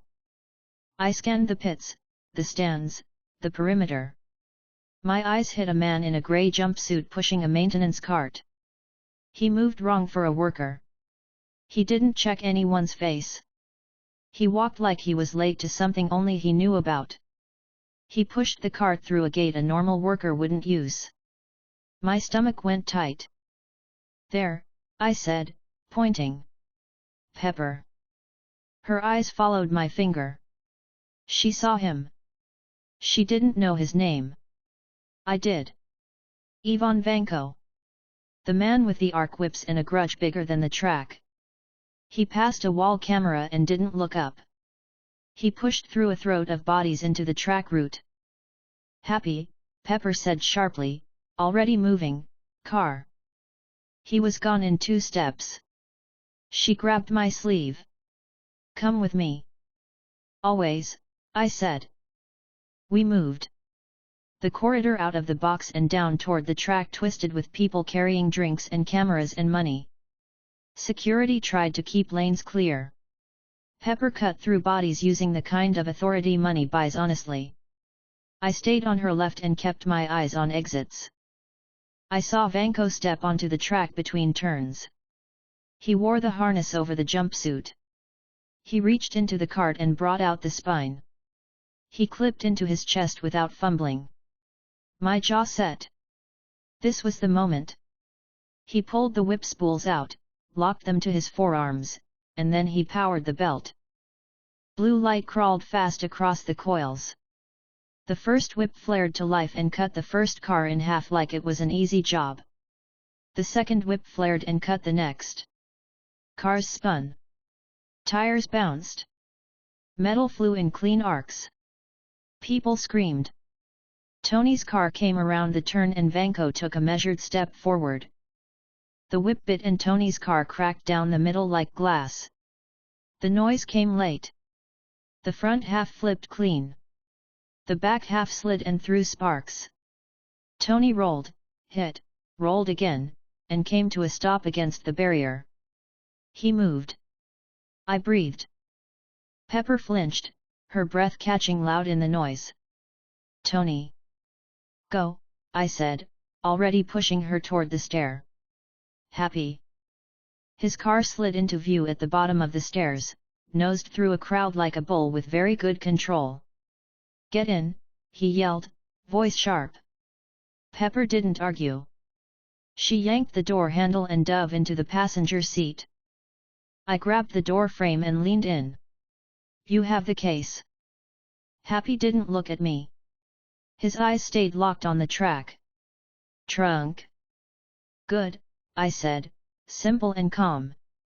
I jerked my thumb west. Service lane that way. Gate 9 is chained but the latch is broken. 2 lefts and a right. He nodded once and floored it.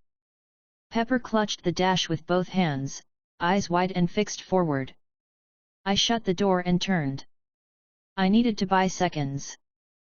I moved fast along a rail and jumped to the inside fence at a break in the crowd. Security saw me and moved to block. I flashed a laminated card with a real photo and a fake line. It worked because I looked like I belonged and because they had bigger problems to their left. I cleared a gap and dropped to a maintenance path that ran along the inside of the turn. The smell of oil and hot brakes was thick. Vanko stood in the middle of the track and let the whips hum and crack. He watched Tony crawl out of the car. His face was calm. He believed he had time. I pulled a compact device from my pocket. It was a portable grounding spike meant for overloaded conduits. I twisted it open and set it to dumb mode. I didn't point it at him. I planted it into the seam at the base of the barrier and kicked it once with my heel. The spike bit. The coil engaged. I set a second one 3 meters away. It wasn't a weapon. It was a drain. If he swung too wide at the barrier, the rings would pull just enough bite to keep arcs from jumping into the stands. A car skidded out and slammed the wall near my right. The impact hit my chest like a door. My legs bent and held. I kept moving. Tony stood, helmet off. He looked good for a man who just rolled in a car at speed. Vanko dropped one whip low and licked the asphalt with it. Tony's eyes tracked the movement like he was already calculating. He was buying time too. Happy's car burst through the service gate exactly where I said it would. He aimed for Vanko and did not stop. The car smashed into him and pinned him to the barrier. Vanko grinned and rolled with it. Happy kept it there under engine growl. Pepper jumped out with the suitcase and ran to Tony. Her hair stuck to her cheeks in sweat. Her hand shook once as she pressed the release. Tony, she said, pushing the case into his hands. Her voice was too loud and too small at the same time. I got it, he said. He opened the case. Panels shifted. The Mark V unfolded on his body, scale by scale, clean and fast. He pulled the faceplate down and set his feet. The crowd roared through fear and relief at the same time. It felt like an engine hitting a clean gear. Vanko tore free from the hood. Happy swore and hit him again. Pepper flinched and stepped back. I moved closer to the barrier and pulled Pepper by the elbow half a step toward cover without making a show of it. You okay? I asked. She nodded once, eyes glassy and locked on Tony. Yes. Tony raised both hands and fired a pair of measured blasts. Vanko swung. The crack of the whips hit the air like an angry line. The armor took it with a flare and a grunt. Tony adjusted angle and power and learned Vanko in seconds the way he learns a machine. He drew him away from the crowd without making it look like he was yielding ground. I stayed at the barrier and watched the arcs. My grounding spikes drank a little with each strike that got too close. They held. The stands behind me stayed intact. People screamed and filmed and ducked. No one above me got hit by a stray whip. That was enough. Happy backed the car out to try again. Pepper shouted his name. He hit Vanko and pinned him anew. Tony stepped in and used the opening to go disciplined.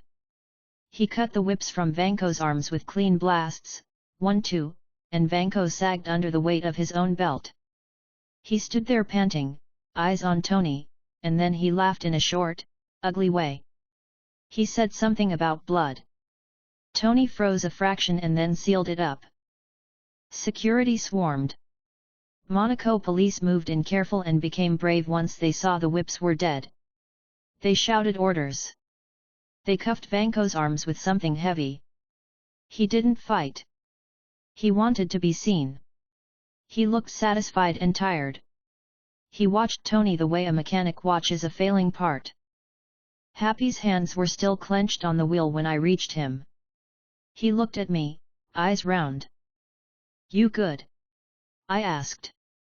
He pulled in a breath and let it out slow. "Yet." Pepper stood near Tony with her hand on his arm. He shook his head once, trying to tell her he was fine. She didn't buy it. She held on. She glanced at me and the look was clear, "Thank you and don't you dare say anything dumb." I raised my palms a little and stepped back. Christine Everhart stood a few feet away with her cameraman, trying to get a line. Justin Hammer hovered further back with his face pulled into something like concern and interest. I watched his eyes. He tracked Vanko like a man who understood a business opportunity when he saw one. I filed that away and kept it to myself. I retrieved my grounding spikes without anyone noticing. I twisted them closed and slid them into my jacket. No reason to leave extra questions lying around. I wiped a mark of grease off my wrist and looked again at Tony. He looked at the wreck of the car, then at the suit, then out at the track. He knew what this was now. Someone had found a way to mimic his work enough to hurt him. He didn't like it, and he wouldn't let it go. Paramedics checked a few drivers who had walked away with bruises. The track cleared. The noise thinned. The crowd remembered it had a schedule and started to move in the direction schedules tell people to move. Pepper turned to me with her jaw tight. "We're going to the hotel.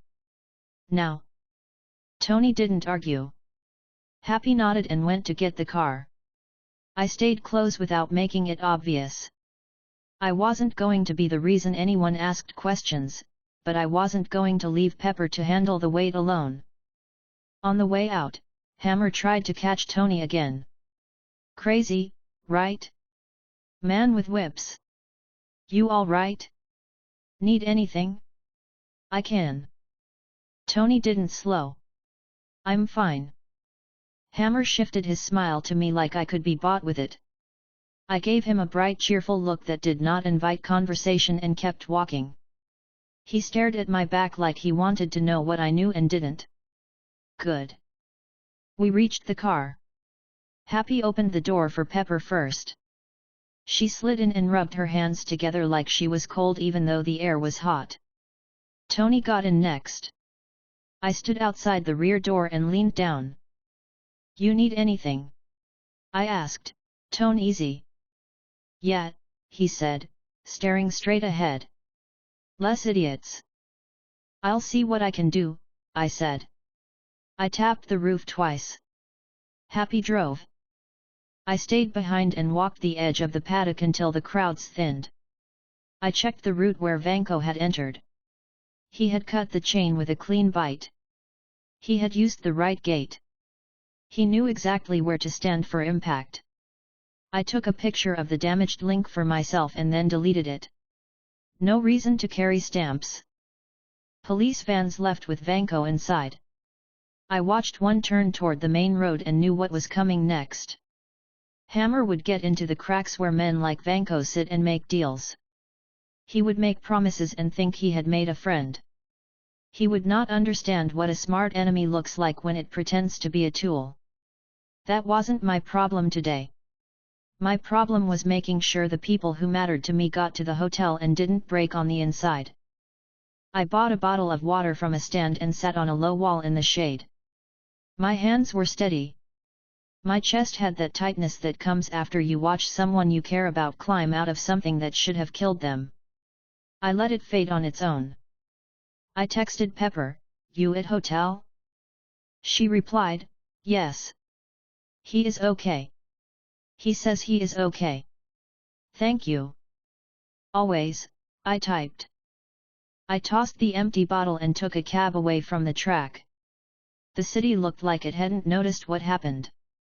Restaurants were full. Boats sat quiet in the marina.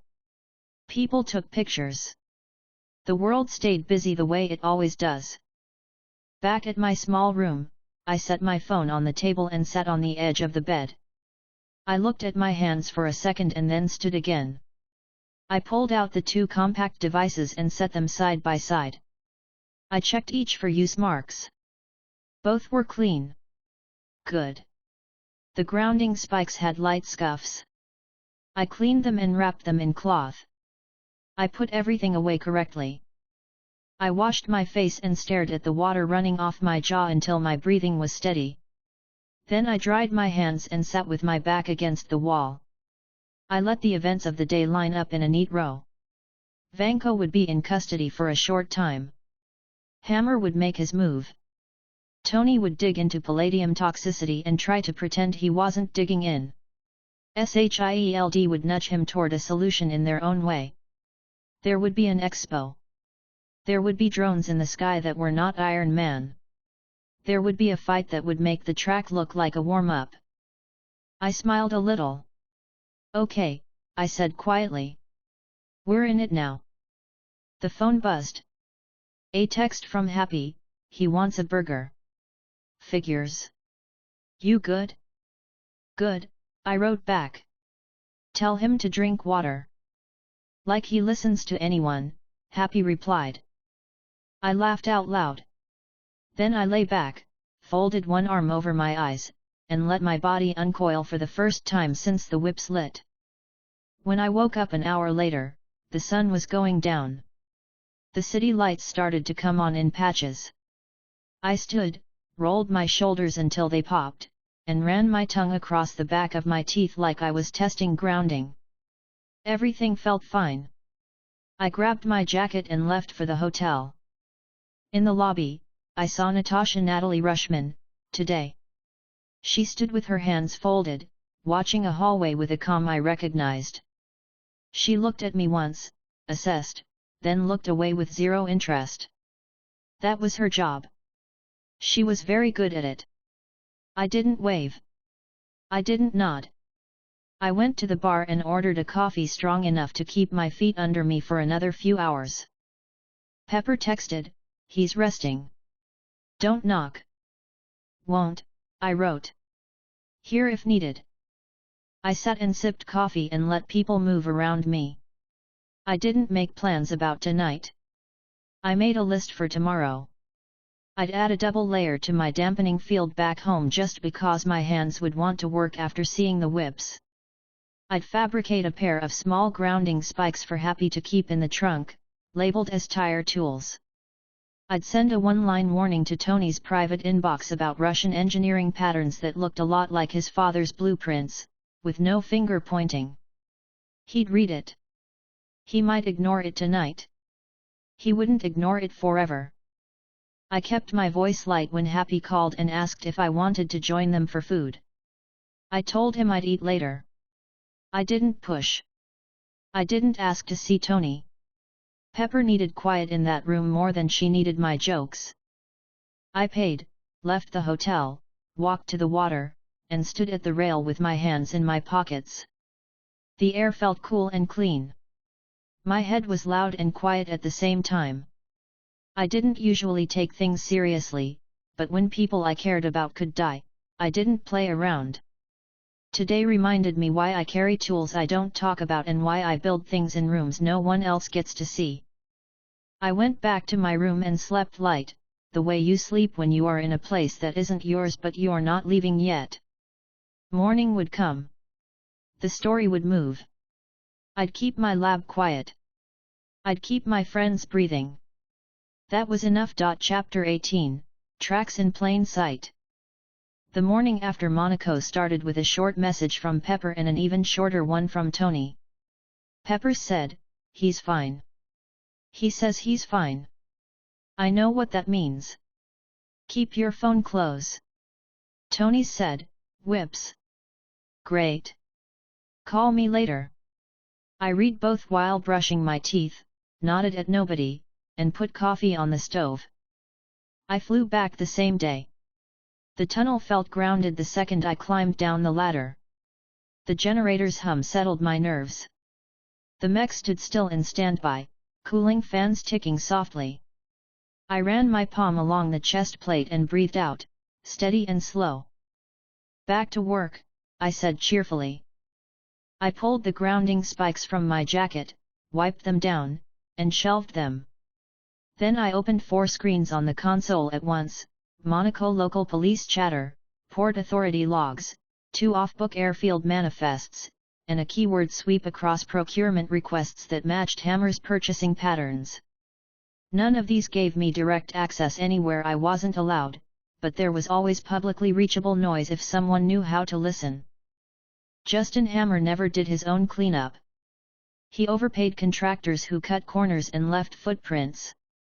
If he was going to get Vanko in custody, he would do it by staging something ugly, filing something bland, and routing the body through a private gate.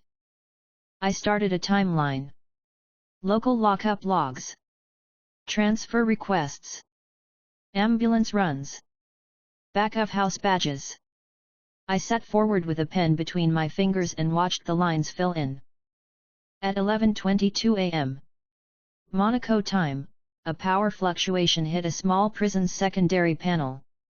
Running water pressure dropped 2 minutes later. The generator spiked and died. Lockdown protocols tripped. A fire report hit dispatch 6 minutes after that. It had the right info and the wrong slang. I wrote that down and underlined it. A prison worker with a badge number tied to a contractor from last year made an out-of-cycle call. A body was logged. A name was tagged to it. I did not believe the name for a second. I said quietly, happy out of reflex and focused under it, "You bought yourself a fire, Hammer." I pulled footage from 2 blocks away traffic cams and 1 board security guard's camera on the corner of a bar. The ambulance left without sirens. It turned left at a light it should have taken straight. The street-level shot caught the edge of a gurney leg swinging too freely.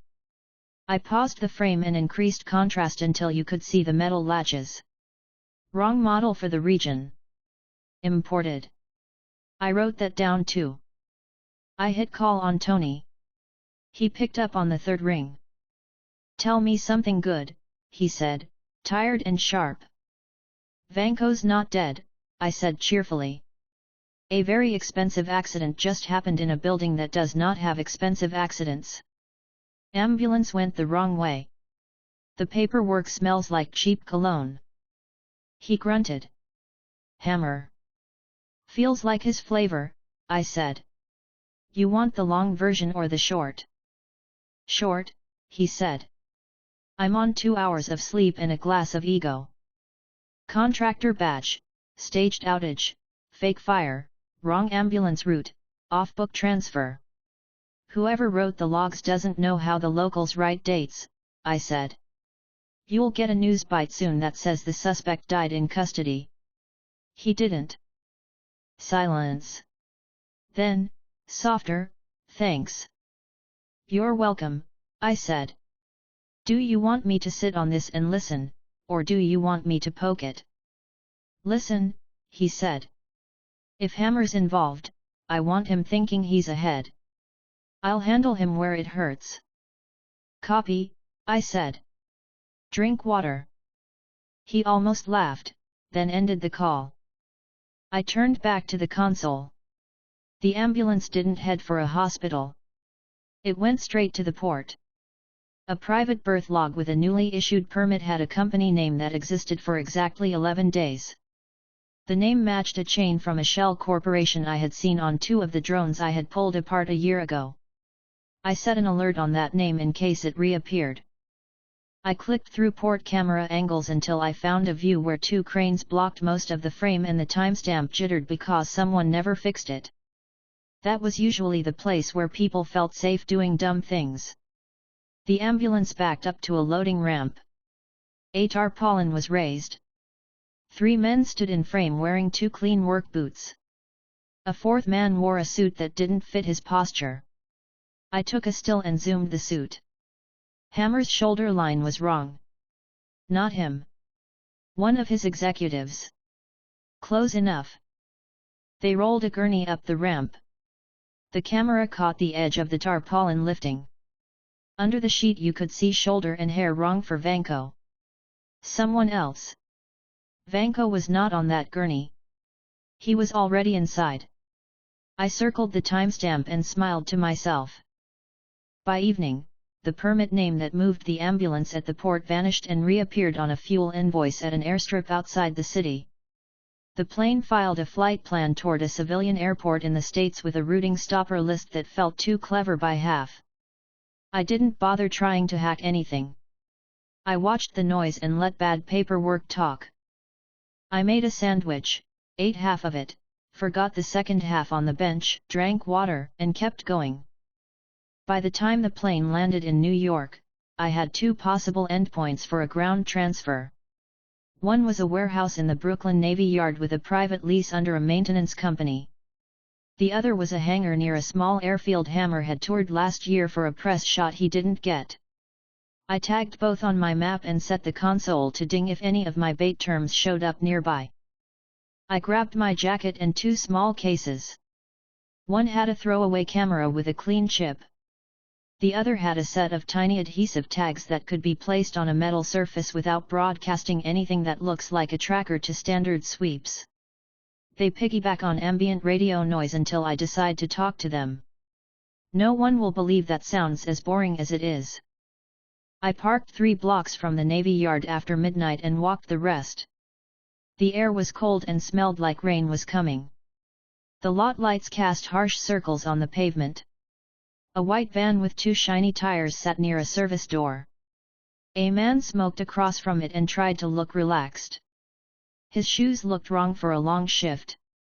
He checked his phone and tried to hide it when a camera turned.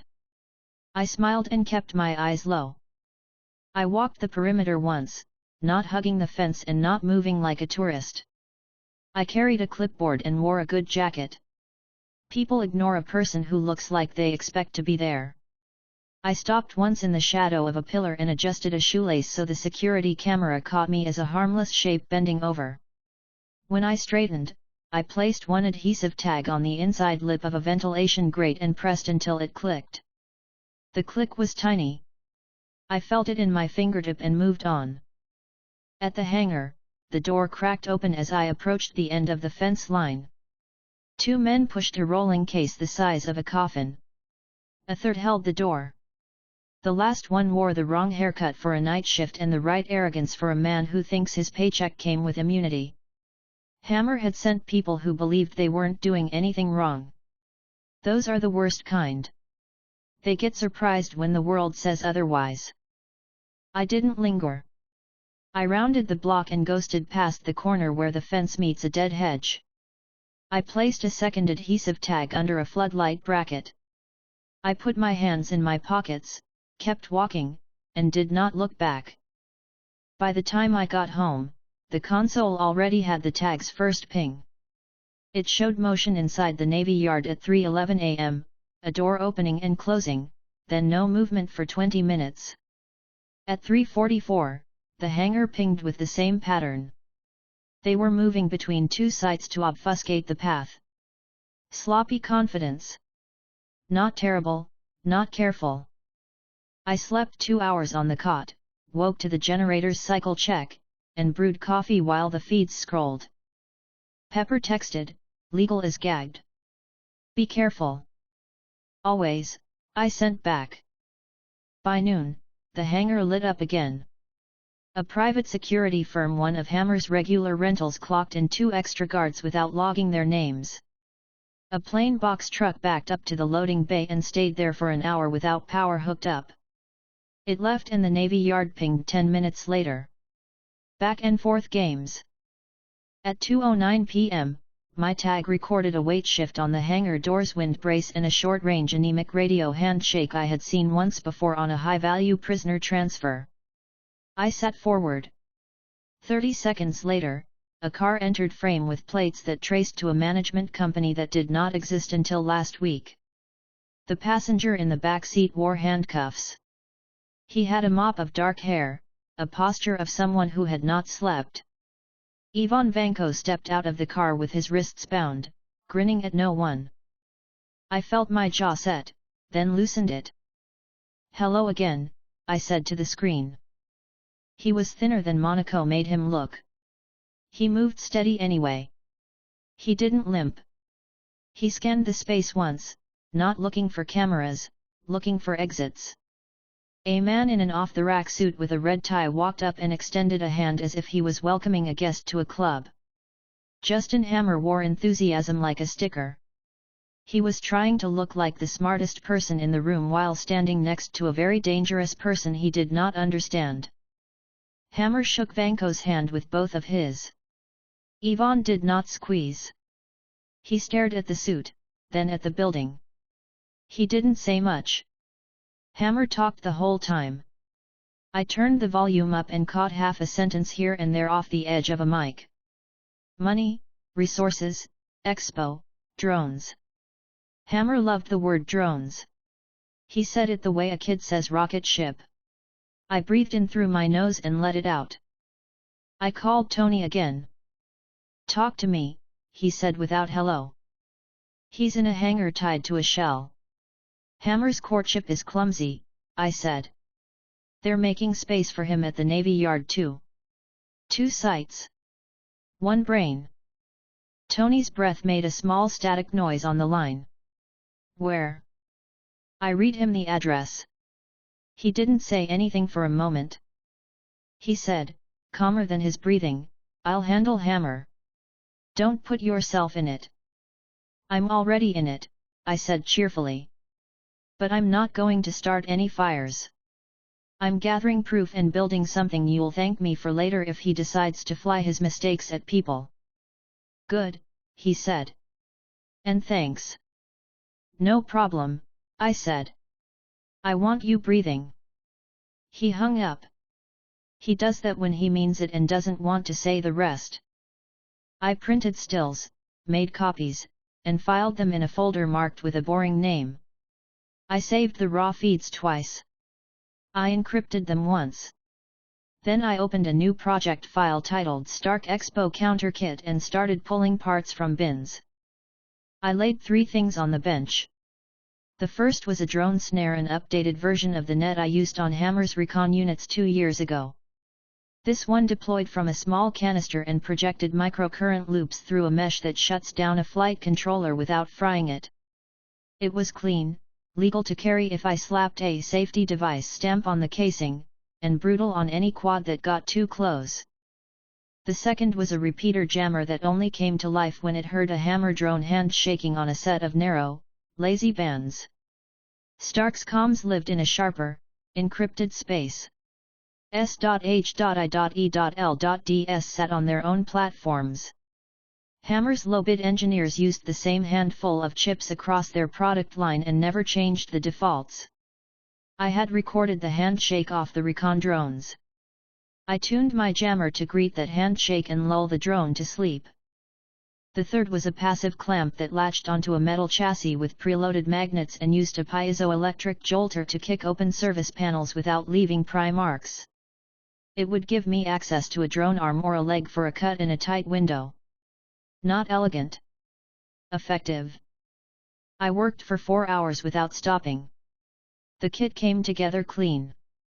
The snare folded into a belt holster. The jammer fit in a pocket.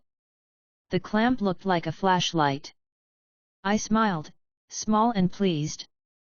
I sent Pepper a message: "If the expo gets noisy, I have crowd-safe counters. No boom.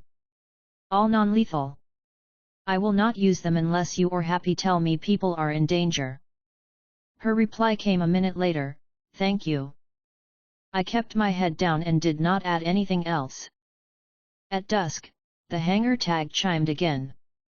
Vanko walked to a workbench under guard and looked over a pile of parts. He waved a hand. 2 guards moved the pile aside. He pointed to the corner where Hammer's people had stacked 10 gleaming armatures with cheap servos and brittle wiring. He laughed once. I couldn't hear it, but I knew the face.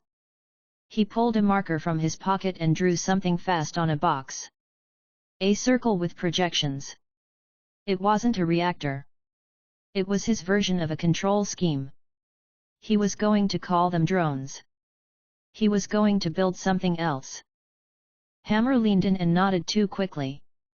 He talked fast and said the word Army and Navy and Air Force and Marines because he wanted to sell branches as a product set. He thought presentation was the prize. Vanko thought function was the prize. They were both wrong about different things. I made myself eat the second half of the sandwich. It tasted like cardboard. I did it anyway. Around 9, Happy called. You busy? He asked. Always, I said. You, too. Pepper is on her 3rd phone, he said. Tony's not talking to anyone about Monaco. He's building. If I had to guess, he's building angry. Good, I said. He's better when his hands move. You got a read on that Russian? He asked, quiet. He's alive, I said. He's working for someone he doesn't respect. He will give them exactly what they deserve. Happy snorted. That sounds bad, man. It is what it is, I said cheerfully. Keep the case close. You always say that, he said. It's close. Good, I said. Call me if he coughs. I'll bring water. Happy laughed under his breath. You're a piece of work. I try, I said. I slept 4 hours and woke to the buzz of a cheap fluorescent bulb cycling in the outer corridor. The tags pinged. Vanko went from hangar to Navy Yard and back twice. A Hammer executive delivered a briefcase. Vanko opened it, took nothing, and pushed it back. The executive left it anyway. I took a still of the man's face and ran it through a basic search. His name attached to a project at Hammer Industries called Exoclad. I wrote that down next to a note that said buyer's remorse later. By noon the next day, I had 6 clips and a set of time-coded notes. I put them on a small drive and labeled it Tiles. I don't like cute names for evidence. I like words I can say in public without attention. I drove to Stark Industries under a calm sky. Security waved me in. Jarvis greeted me in the elevator, polite and concise. The doors opened on the workshop. Tony stood near a table with the Mark VI on a rig. He didn't look at me at first. He worked a bolt loose with a precise twist and set it aside. His jaw said he hadn't slept much. His eyes said don't ask. I put the drive on the table next to his coffee and kept my tone light. Tiles. Don't open it on a network. It's clean. It's also spicy. He glanced at the drive, then at me. How spicy? Port logs, ambulance path, hangar stills, visitor list, handshake patterns, I said. Hammer has him and thinks he has a friend. He has a problem. Tony's mouth pulled in a way that wasn't a smile. He picked up the drive and rolled it once between his fingers. Thanks. Don't thank me yet, I said cheerfully. He's working there. It looks like drones. It won't just be drones. Copy, Tony said, flat and focused. He slid the drive into a safe in the wall and turned the key. I'll handle Hammer. Good, I said. I looked at the armor. The new triangle piece stared back. He caught me looking and raised an eyebrow. I lifted my hands. I didn't say anything. He smirked, the first sign of real humor on his face today. You never say anything. That's because I'm smart, I said. Also, I came bearing gifts. What gifts? He asked, curious but wary. Non-lethal drone counters for crowded places, I said. No explosions. Nets that taste the brain, sleepy time repeaters for bargain bin comms, and a clamp that opens panels without scratching paint. I tilted my head. No Stark tech inside. All mine. Not for sale. He grunted acknowledgement. Pepper will like that you thought about people not dying. I always think about that, I said. The cheer stayed, but the tone under it didn't move. It matters. He nodded once, then picked up a wrench again, already moving to the next part. All right. Keep your head down. I'll be loud enough for both of us. I know, I said, smiling. It's your brand. I left him to it and went home.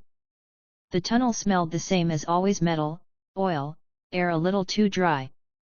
I checked the dampening field, changed a filter, and stood in front of the mech's left shoulder. I tightened a casing screw that didn't need tightening. It calmed my hands. The tags pinged through the afternoon. Vanko got a deeper lab table.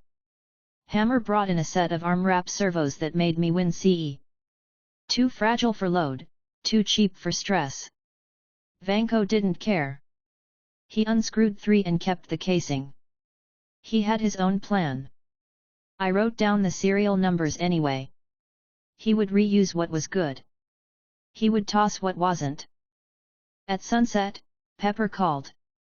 Are you safe? She asked without preamble. Yes, I said cheerfully. In my happy hole. She exhaled. Good. Keep it that way. There's a lot. I know some of it, I said.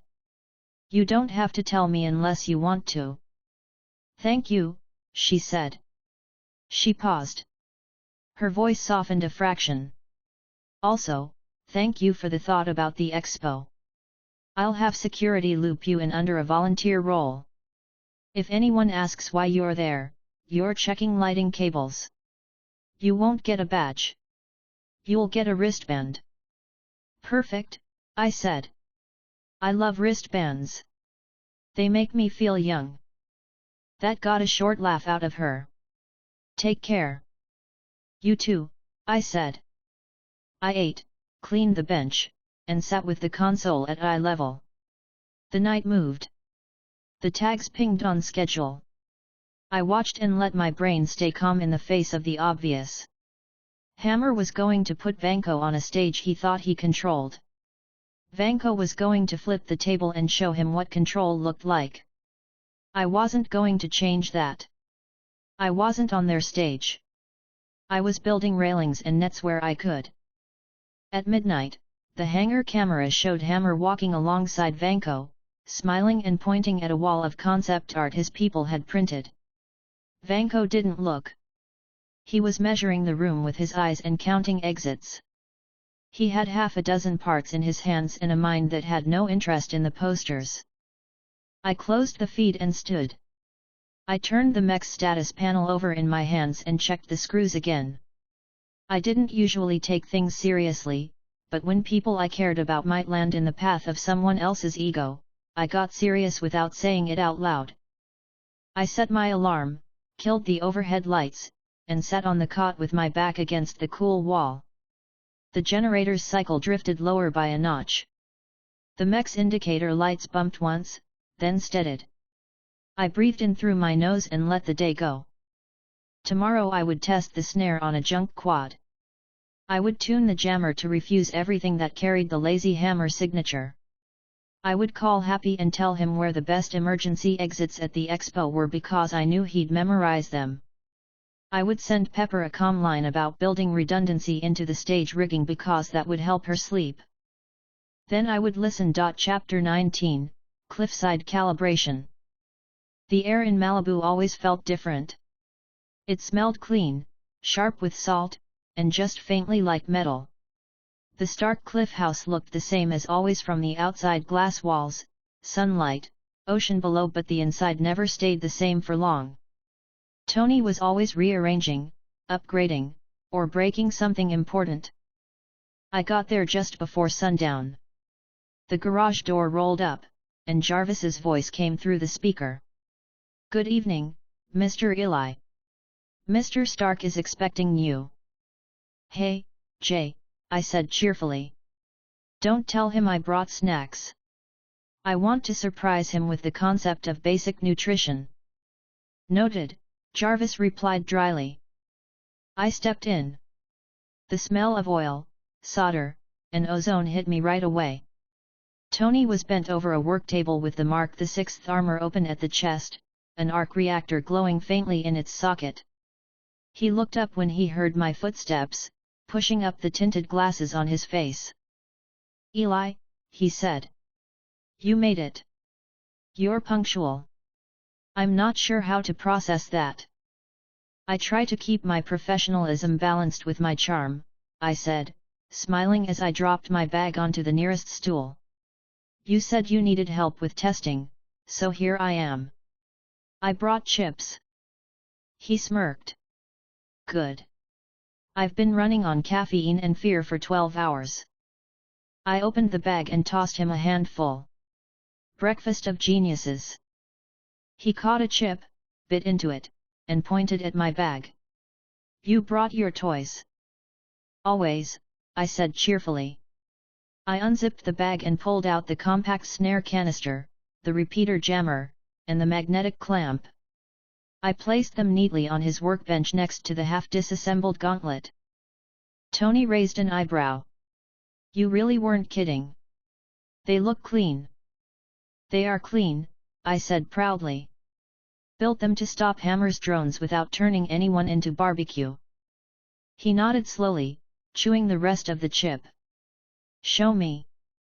"Patience," I said, walking toward the cliff doors. The wind was strong, cool, carrying that deep hum from the ocean below. "Outside, Tony. Let's give your fancy lawn some excitement." He followed, amused. "You know this isn't a lawn, right? It's a landing pad." "It's a flat piece of land with no grass," I said happily. "That's a lawn in California." We stepped out onto the platform. The sun was just touching the horizon, orange light reflecting off the armor frames hanging from the ceiling. Tony clapped his hands once, and one of the training drones floated up from a nearby rack. "All right," he said, rolling his shoulders. "Target drone 4. Minimal countermeasures, live hover, 30% velocity. Let's see what your toys do." The drone rose higher, stabilizing. Its sensors glowed faintly blue as it locked onto Tony. I crouched down, holding up the canister. "This one's the snare," I said cheerfully. "Fires a net with microcurrent loops. It shuts down control systems by overloading short-range capacitors. No explosion, no mess." "Sounds fun," Tony said. "You tested it?" "Yeah," I said. "On pigeons." "Kidding." He smirked. "Fire away." I aimed at the drone, thumbed the safety off, and pulled the trigger. The net shot out fast, spinning in a clean spiral before snapping open. It hit the drone dead center. There was a soft electrical pop, a brief flicker of blue light, and then the drone dropped like a rock. It hit the pad with a dull thud. Tony whistled. "That's actually impressive, Jarvis." "Drone 4's systems are inactive," Jarvis confirmed. "Power surge detected on control node. No permanent damage." "See?" I said, smiling. "Safe. Effective. Environmentally friendly." Tony crouched beside the drone and poked one of the net coils. "How long does it stay down?" 5 minutes before auto-reset, I said. "Or until you pull the net off." He nodded, impressed. "You built this in your cave?" "Workshop," I corrected. "Cave is rude." I have power tools and snacks. He grinned. All right, what's next? The repeater jammer, I said. I picked up the small square device. This one listens for Hammer's communication bands and returns a lazy handshake that makes the drone think it's still talking to home base. Basically, it convinces the drone it's fine while it forgets what it was doing. Like a firmware lobotomy, Tony said. Exactly, I replied cheerfully. Let's test it. He gestured, and another drone rose into the air. Drone 5. Same parameters. I flicked the jammer's switch. The small blue light blinked once, then turned green. The drone started to move, but its path went erratic. It drifted left, right, then hovered midair and spun in slow circles. Tony watched, smiling faintly. You just made it stupid. I prefer the term docile, I said. He crossed his arms. Hammer's drones would never survive this. They weren't built to survive anything, I said. They were built to look impressive for investors. He grunted, half a laugh and half something else. Yeah.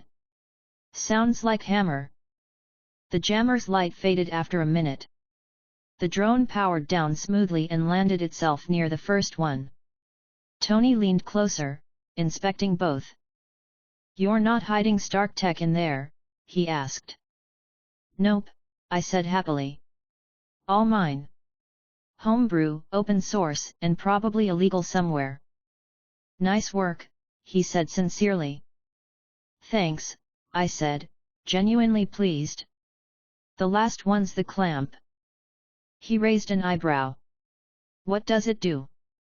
It opens up panels without leaving scratches, I said. I built it because I hate screwdrivers. He laughed. Of course you did. I stepped forward, clicked the magnetized clamp onto the drone's arm, and twisted the handle. The piezoelectric jolt clicked twice, and the access panel popped open. Tony's eyes followed every movement. That's clean, he said. You really thought this through. I didn't want to carry a crowbar, I said cheerfully. He chuckled again, but then his eyes flicked toward the arc reactor glowing under his shirt. He adjusted his posture and looked away. The moment was small, but I saw it. His hand brushed the edge of the reactor absently, a habit he didn't even notice anymore. I kept my tone light. So, how's your new design holding up? The triangle looks good. It's better, he said simply. Cleaner power curve. Doesn't poison me. That's a solid feature, I said. Staying alive really ties a person together. He cracked a grin. You're a riot. Someone has to keep morale up, I said, smiling. He stood, stretching his shoulders. The armor behind him gleamed in the dim light. All right. Let's see if your jammer interferes with Jarvis's network. J. Run a spectrum scan on the local bands. Scanning, Jarvis said. A pause followed. Mr. Stark, interference detected on secondary control channels. Tony frowned. Show me. A holographic graph appeared in the air, lines dancing in patterns. I recognized them immediately. My jammer signal sat right in the middle of the Expo's planned communication frequency. Ah, I said, rubbing the back of my neck. That's not ideal. Tony gave me a look. You realize the Expo runs on that band? I do now, I said. In my defense, I built this before the Expo existed. He sighed and waved the graph away. All right, not a big deal. Just retune it. We can move it off those frequencies. Sure, I said cheerfully. Give me 10 minutes. He gestured to the workbench. Tools are yours. I sat down and pulled open the jammer's casing. The components were neat, precise, but I'd built them fast. I started switching out the microcontroller's default frequency map for a cleaner segment of the spectrum. Tony stood nearby, arms crossed, watching. You know, he said after a minute, you could make good money selling this. I smiled without looking up. I don't build to sell, Tony. I build because my brain gets bored. Fair, he said. Still, it's impressive work. Thanks, I said, tightening a screw. You should see my mech. He smirked. One day you're gonna show me that thing. One day, I said lightly. He didn't press. He respected lines when he wanted to. Jarvis interrupted. Updated test drone prepared. All right, Tony said. Let's see if you fixed your mess. Confidence, Tony, I said cheerfully, setting the jammer back on the table. You've got to believe in me. I believe in you about 70%, he said. Maybe 75 if this works. I flicked the switch. The drone took off. The jammer hummed once, then quieted. The holographic graph stayed flat. Jarvis spoke again. No interference detected. Tony nodded, satisfied. Nice recovery. I do my best, I said with a grin. He turned toward the sunset, arms resting on the railing. You ever think about joining officially? Work under the Stark name? I could use someone who actually listens when I talk. I leaned on the railing beside him. You'd have to pay me in snacks and sarcasm. Done, he said immediately. I laughed. Tempting. He smiled faintly, but his eyes stayed on the ocean. The wind blew through his hair, and for a second he looked tired in a way that had nothing to do with work. I knew that look. I'd seen it after Afghanistan, after Monaco. When things hit close to home, Tony didn't rest, he just built faster. You know, I said quietly, you don't have to do everything alone. He didn't look at me, but his voice was softer. Yet. I know. The sound of waves below filled the pause. Then he straightened, brushing off the moment like dust. All right, emotional quota met. Back to science. Right behind you, I said cheerfully, following him inside. We ran another hour of tests, this time integrating the jammer into a portable array. Tony kept tinkering, adding small adjustments. He worked with that same intensity he always had, focused, precise, restless. Every now and then he muttered under his breath, small calculations or complaints about tolerances. At one point, he burned his finger on a live lead. He swore. I handed him a wet cloth without comment. He grinned and said, "Thanks, Mom." "Don't make me ground you," I said. By the time the tests finished, it was dark outside. The drones sat in neat rows on the pad, power lights glowing faintly. The air smelled faintly of ozone and heat. Tony wiped his hands on a rag, looking at the results scrolling across the main monitor. "Jarvis," he said. "Report."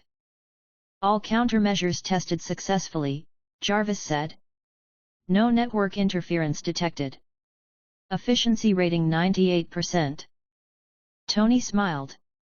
"Not bad for a night's work." I stretched my arms. "See? My toys play nice." He looked at me, grin returning. "You're all right, Eli."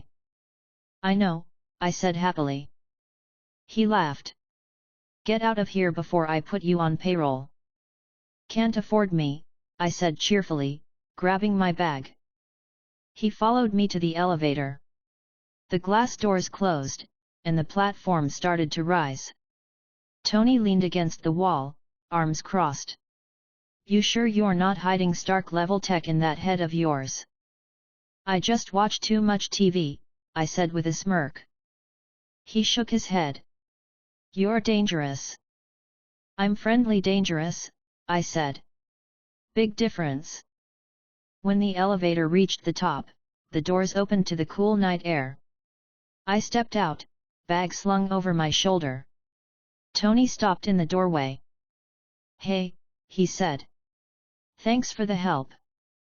"Anytime," I said cheerfully. "Just call when you need more nets or sarcasm." He chuckled. "Noted." The doors slid shut, and the elevator dropped out of sight.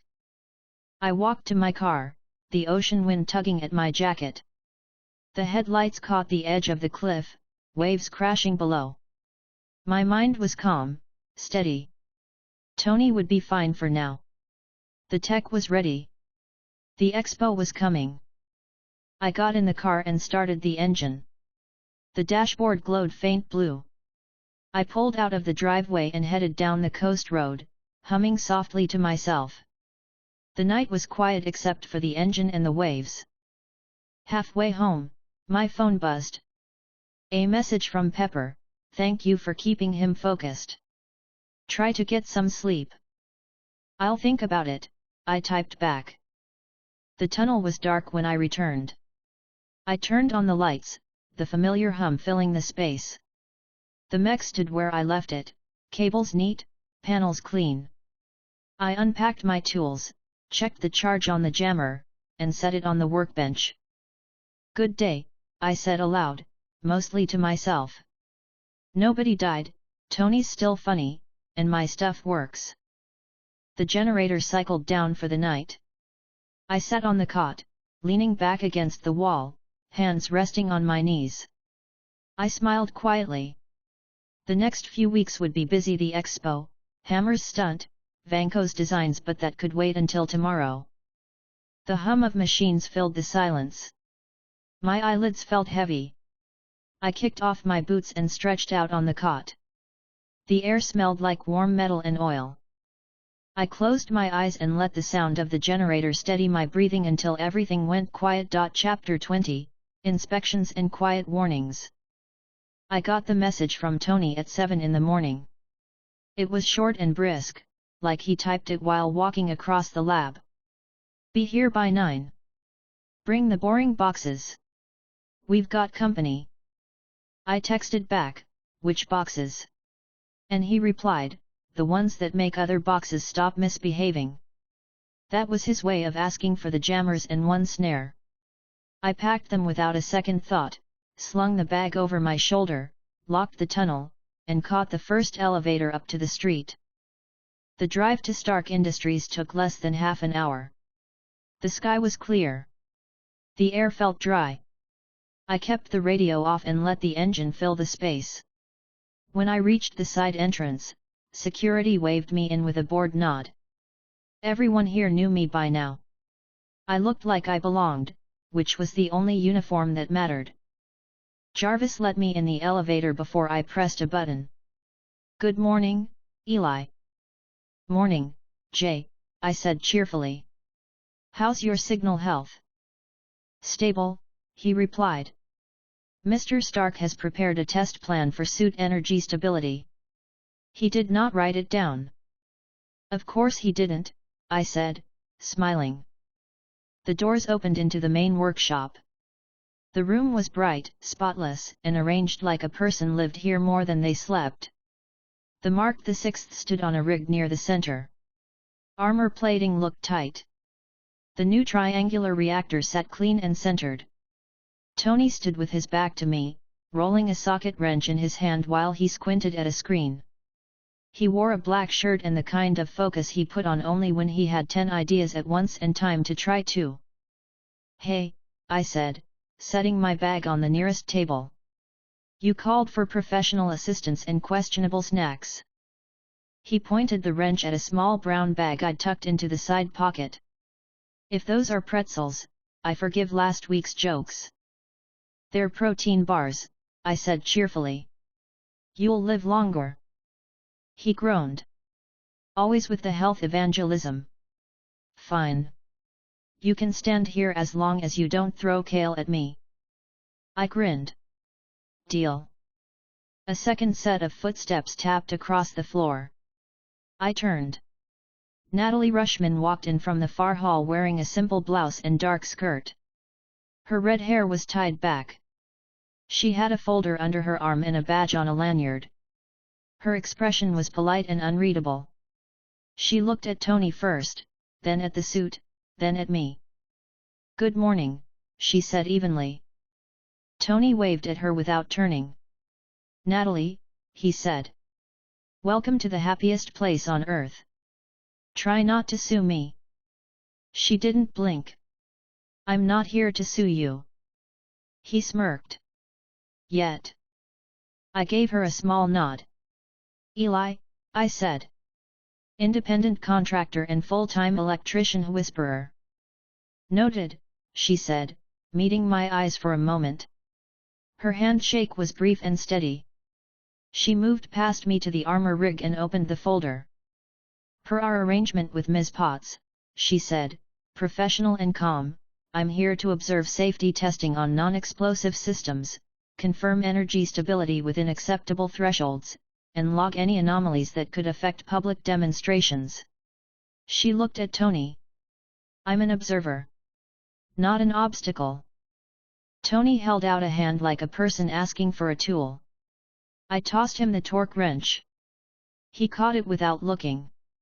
"Great. Observe me succeeding," he said. "Jarvis, bring up the power curve overlay." A soft projection appeared against the far wall, lining out energy load, coolant rates, and a dozen lines that told a story only 3 people in the room wanted to read. Tony twisted a fastener on the reactor mount and stepped back. He glanced at Natalie's folder. "You don't need to write down my jokes," he said. "But you should." "I'll keep my notes efficient," she said coolly. I unzipped my bag and laid out the countermeasures in a neat row. The square repeater jammer. The canister snare. The clamp. I kept my hands busy without making noise. My head was awake and light. Tony snapped 2 latches on the chest plate and looked to me. "We're running a load soak," he said. 30% baseline, 60% spike, hover for 5 seconds, then hard dump to 20. I want to see if the new inlets choke under speed." "Got it," I said. "I'll watch coolant and return heat." He nodded, sliding the chest plate into place. Natalie stood 3 steps back, face calm. She watched his hands, not just his words. She watched the timing. She watched me watch the screens. Her eyes tracked everything. "Jarvis," Tony said, "lock the bay." "Bay locked," Jarvis said. The door sealed with a small mechanical sound. The air grew still. Tony stepped into the suit rig and let the frame close around him. The armor sealed like it had been built to do exactly this and nothing else. He rolled his shoulders once and cracked his neck. "Okay," he said. "No fireworks." "Please," Natalie said, "dry." I stepped to the console and split the display into 3 parts so I could watch flow, pressure, and jitter on the distribution bus. "Baseline ready," I said. Tony raised a hand, pointed at a dummy target near the far wall, and nodded. "Run it." I dragged my finger across the power slider. The reactor responded without lag. The line on the projection rose smoothly. Coolant flow followed. Pressure held. Tony took 1 step, then another. The suit moved clean. 30, I said, eyes on the line. "Hold." "Feels good," he said. "Spike." I pushed it to 60. The line climbed. Coolant lagged a half second, then caught up. I marked it with a small dot. The suit's feet slid a fraction on the clipped metal floor and then stuck. Tony lifted off the ground 2 feet and held it. The reading trembled around a small band. "Hover stability within margin," I said. "Drop." I pulled power to 20. The distribution jittered for a breath, then settled. I watched the minor aftershock in the coolant loop smooth out. The return heat numbers held better than last week. I smiled without thinking about it. "Not bad," I said. "You fixed the choke near the intake." Finally, Tony said through the exterior mic. I told you it was the flange. Natalie watched his boot touches and the slow roll of his shoulder joint. She didn't miss the smallest movement. Any concerns? She asked, eyes flicking between Tony's mask and my screen. No, I said cheerfully. You'll be fine on stage if he stays under sustained 90. I do not recommend sustained 90. Noted, she said. Tony sat down gently and rotated his wrist. Let's see a shield throw, he said to himself. Jarvis, warm target 2. Target warming, Jarvis replied. A dull metal panel slid up from the far wall. Hold, I said mildly, not changing tone. Run a seal test first. I want to clear one doubt. Tony turned his helmet slightly. I could feel him watching me, even if I couldn't see his eyes. What doubt? He asked. Minor seal creep on left clavicle, I said. It won't break. It will squeak. He grunted. I hate squeaks. He flicked a maintenance menu open and ran the suit's built-in seal compression. The small movement looked like nothing. The numbers smoothed on my side. Better, I said. Natalie wrote one clean line in her folder. She did not look smug. She didn't look impressed. She logged it like every part of this was just work. All right, Tony said, lining up his stance. Throw. He fired a controlled repulsor shot. The target shuddered. The projection flashed for a second, then normalized. Return heat spiked, then dipped.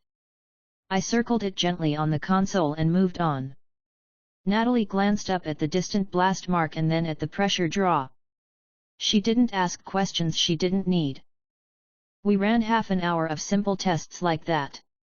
Boosts, short bursts, controlled hovers, rotational shifts, unloads, and small re-engagements. Tony kept the jokes to a low simmer and focused on the numbers. Natalie didn't interfere. She asked one or two necessary questions and logged answers with shorthand. I kept my tone cheerful and my hands steady on the sliders. When Tony finally stepped out of the rig, he rolled his shoulders and shook out one hand. He looked tired, in the way you look after real work, not the way you look after pretending. He pulled the helmet off and set it on the bench with care. All right, he said to Natalie, do I pass? She closed the folder. For this, she said, yes. He smiled in a way that showed relief and irritation at the same time. Great. Tell your boss I'm not a walking hazard. I won't say that, she said calmly. I'll say the test passed. He smirked. Semantics. Accuracy, she said. He waved a hand. Okay, accuracy officer, what's next on your invisible checklist? She didn't answer that. She turned to me instead. I need Mr. Eli to run his devices again, she said. One at a time. I want to confirm they don't echo into Stark's networks now that you've tuned them. I pulled the repeater jammer into my palm and held it up. Green light means it's happy, I said. If it goes red, I unplug it. No drama. Tony pointed at the drone rig. Jarvis, Drone 7. Non-critical sensors, sandbox network. Confirmed, Jarvis said. The drone rose. It made no sound other than the light hum of rotors. I flicked the jammer on. The light stayed green. The drone drifted, then hovered. The projection stayed flat. Jarvis spoke after 3 seconds. No interference. Good, Natalie said, marking it. I shut it off. Snare next, I said. No power spikes to your grid. Tony stepped aside and folded his arms. Don't break anything that belongs to me. Would never, I said cheerfully. I aimed and fired. The net blossomed, snapped, and wrapped the drone without a bounce. It shut down and hit the pad with a small clunk. Nothing else blinked. Natalie nodded once. Clean. She set down her pen and looked at Tony. Ms. Potts will appreciate that he brought these. Tony flicked his eyes at me. He's good for something. I am good for many things, I said, picking up the net and coiling it with quick hands. You should make a list. I'll make a list of your flaws, he said, sipping water. It will be shorter. You say the sweetest things, I said, laughing. Natalie kept her face neutral, but the corner of her mouth inched like she was suppressing a smile. She clicked the folder closed with a neat motion. I'm finished for now, she said, eyes flicking between us. Thank you for the transparency. Don't say that word near my lawyers, Tony replied. She ignored him, turned, and walked toward the corridor without hurry. I'll see myself out. Tony called after her. Give my regards to the people who read your emails. She didn't turn. I don't write emails. He made a face. That's terrifying. The door shut. For a few seconds, the room felt wider. Tony blew out a breath and rubbed the back of his neck. She's not a paralegal, he said. You know that, right? I set the coiled net on the table. I know what she is, I said lightly. And she's good. He nodded. Very good. He tapped the reactor housing with the back of one knuckle. You see any other adjustments you want to make before I take this thing to sound check at the expo? 2, I said cheerfully. Let me check the left calf servo and your right forearm coolant tube. It's a little hot. Do it, he said, and stepped back into the rig without complaint. I tightened a single fastener near his calf and adjusted a small coolant valve with my thumb. The numbers fell neatly into place. Done, I said. I looked up at him. You good? He held my gaze for a second. I'm good. I believed him. For now. We finished the adjustments, logged the test, and stepped away from the rig. Tony looked like he wanted to say something else, then didn't. He looked toward the ocean through the glass wall, then back at me. I have a meeting, he said. Do me a favor and don't invent a nuclear reactor in my basement while I'm gone. I would never do something that obvious, I said cheerfully. He smirked and walked out. The door slid closed behind him. I packed my gear slowly, letting my hands move while my head cooled. I tucked the jammer into its foam slot and coiled the net cable carefully. I reached for the clamp and paused when I felt someone in the doorway. Natalie stood there in the frame, hands relaxed at her sides, expression calm. She didn't make noise when she walked. She looked at the bag, then at me. Got a minute? She asked softly. Sure, I said, bright and even. Want a protein bar? They taste like chalk and survival. No, thank you, she said. She stepped in and let the door close. I'll be brief. I straightened and gave her my full attention. My smile stayed. My tone stayed light, but my focus sharpened the way it always did when the stakes moved. What's up? Hammer Industries increased its deliveries to the expo site, she said. 2 additional trucks overnight, unlogged. Pepper will see a clean invoice. The actual manifests looked different before they were altered. I nodded once. Where? South Loading Bay, she said. Hardware cages 12 and 14. I considered that. 2 cages, South Bay, off manifest. Drones, I said. Or parts. Maybe power. Possibly, she said. Your jammers worked today. Keep them ready. Always, I said. She glanced at my bag again. You built those alone? Yeah, I said cheerfully. If they look expensive, I did a bad job. A small line of amusement touched her eyes without reaching her mouth. Pepper trusts you. So does Happy. I try to be trustable, I said. It lowers my blood pressure. I'll be on site at the expo, she said. If you see something that needs action, tell me. Not on a radio. In person. Got it, I said. I meant it. Thanks for the heads up. She gave a quick nod. Good, she said, and turned to go. Then she paused, looked back at the armor for a second, and chose her next words with care. He'll push himself. I know, I said. My voice stayed cheerful, but the layer beneath it went steady and serious. I'll be there. She accepted that and left without another word. When the door slid shut behind her, I exhaled and felt the shift in my chest ease. I finished packing and slung the bag over my shoulder. I stood for a moment with a palm on the cool edge of the workbench and let my head step through the next steps. I went home. The tunnel welcomed me with its familiar hum. I checked the dampening field just because my hands needed to touch something real after a day of watching other people hold their balance. The lines on the console looked calm and ordinary. I set the bag on the bench, opened it again, and checked each device a second time. The snare's coils were clean. The jammer's power cell read full. The clamp's magnet held firm. I put a kettle on the small hot plate and brewed strong tea because coffee would have kept me up too long. I stood in front of the mech and checked its anchor points with the same pressure I always used when I needed peace. It stayed still. It didn't need me tonight. That helped. My phone buzzed once. Pepper. Natalie will be at the expo every day. She said you handled the tests well. Thank you.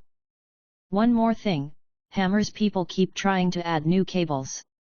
I'm sending you a map. I tapped back, got it. Send me anything that smells wrong. I'll keep my eyes level and my mouth shut unless you need the opposite. Her reply was quick. I always need the opposite. But for now, yes. Keep eyes open. Thank you. The map arrived in a second message. I spread it on the console, zoomed the southern loading bay, and traced the two cages with the tip of my finger. 12 and 14. Hammer liked as many points of failure as he could afford. He never noticed that each extra point was one more thing that could break. Vanko would notice. He would rig them in his favor. That wasn't my problem until it put people next to danger. I brewed a second cup and set it aside to cool. I grabbed a lighter toolkit and packed a smaller bag. I added 2 extra snare coils and a second jammer just in case the first cooked itself under continuous use.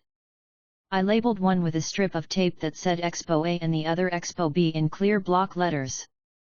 I sent Happy a message, walk the Expo exit routes tomorrow. South Bay is cluttered.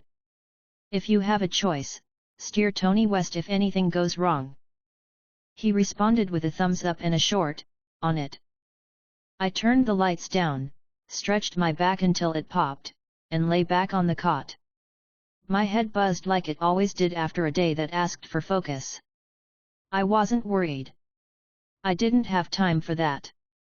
I made a list in my head instead. Bring tools. Watch the South Bay. Keep the counters on me. Keep the jokes light. Keep the people safe. The next morning came with more emails and one call from Tony that lasted 40 seconds. He wanted confirmation the jammers were retuned. I told him yes.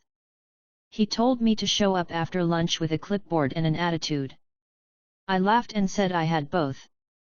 By early afternoon I was at the expo site in a neon vest that made me look like a person who could move boxes without being questioned. Pepper had a pass for me that didn't say my name. She pressed it into my hand, looked me in the eye, and whispered, "Please," like the word had 1,000 jobs to do. "Always," I said cheerfully. "I'll tape everything that tries to fall down." That got a quick smile from her before she turned to 3 different people asking 3 different questions. Happy waved at me from the edge of the stage, pointed at a line of road cases, and shouted, "You good?" "All good," I shouted back. I walked the south loading bay on a slow loop. Hammer's cages sat where Natalie said they would. 12 and 14. Their locks were new. Their casters looked cheap. The labels said lighting truss and spare cabling. The inventory stickers had been printed in a hurry. The corners peeled. I circled once, twice, then walked past them without stopping. I placed one adhesive tag under the lowest metal lip where no one would look and pressed it until the click registered through my finger. I kept moving. 2 of Hammer's techs rolled a cart out of the service hall. They looked at me, then looked away. One of them scanned a barcode with a gun that chirped a flat tone. The screen flashed red. He slapped it with the heel of his hand. It chirped green.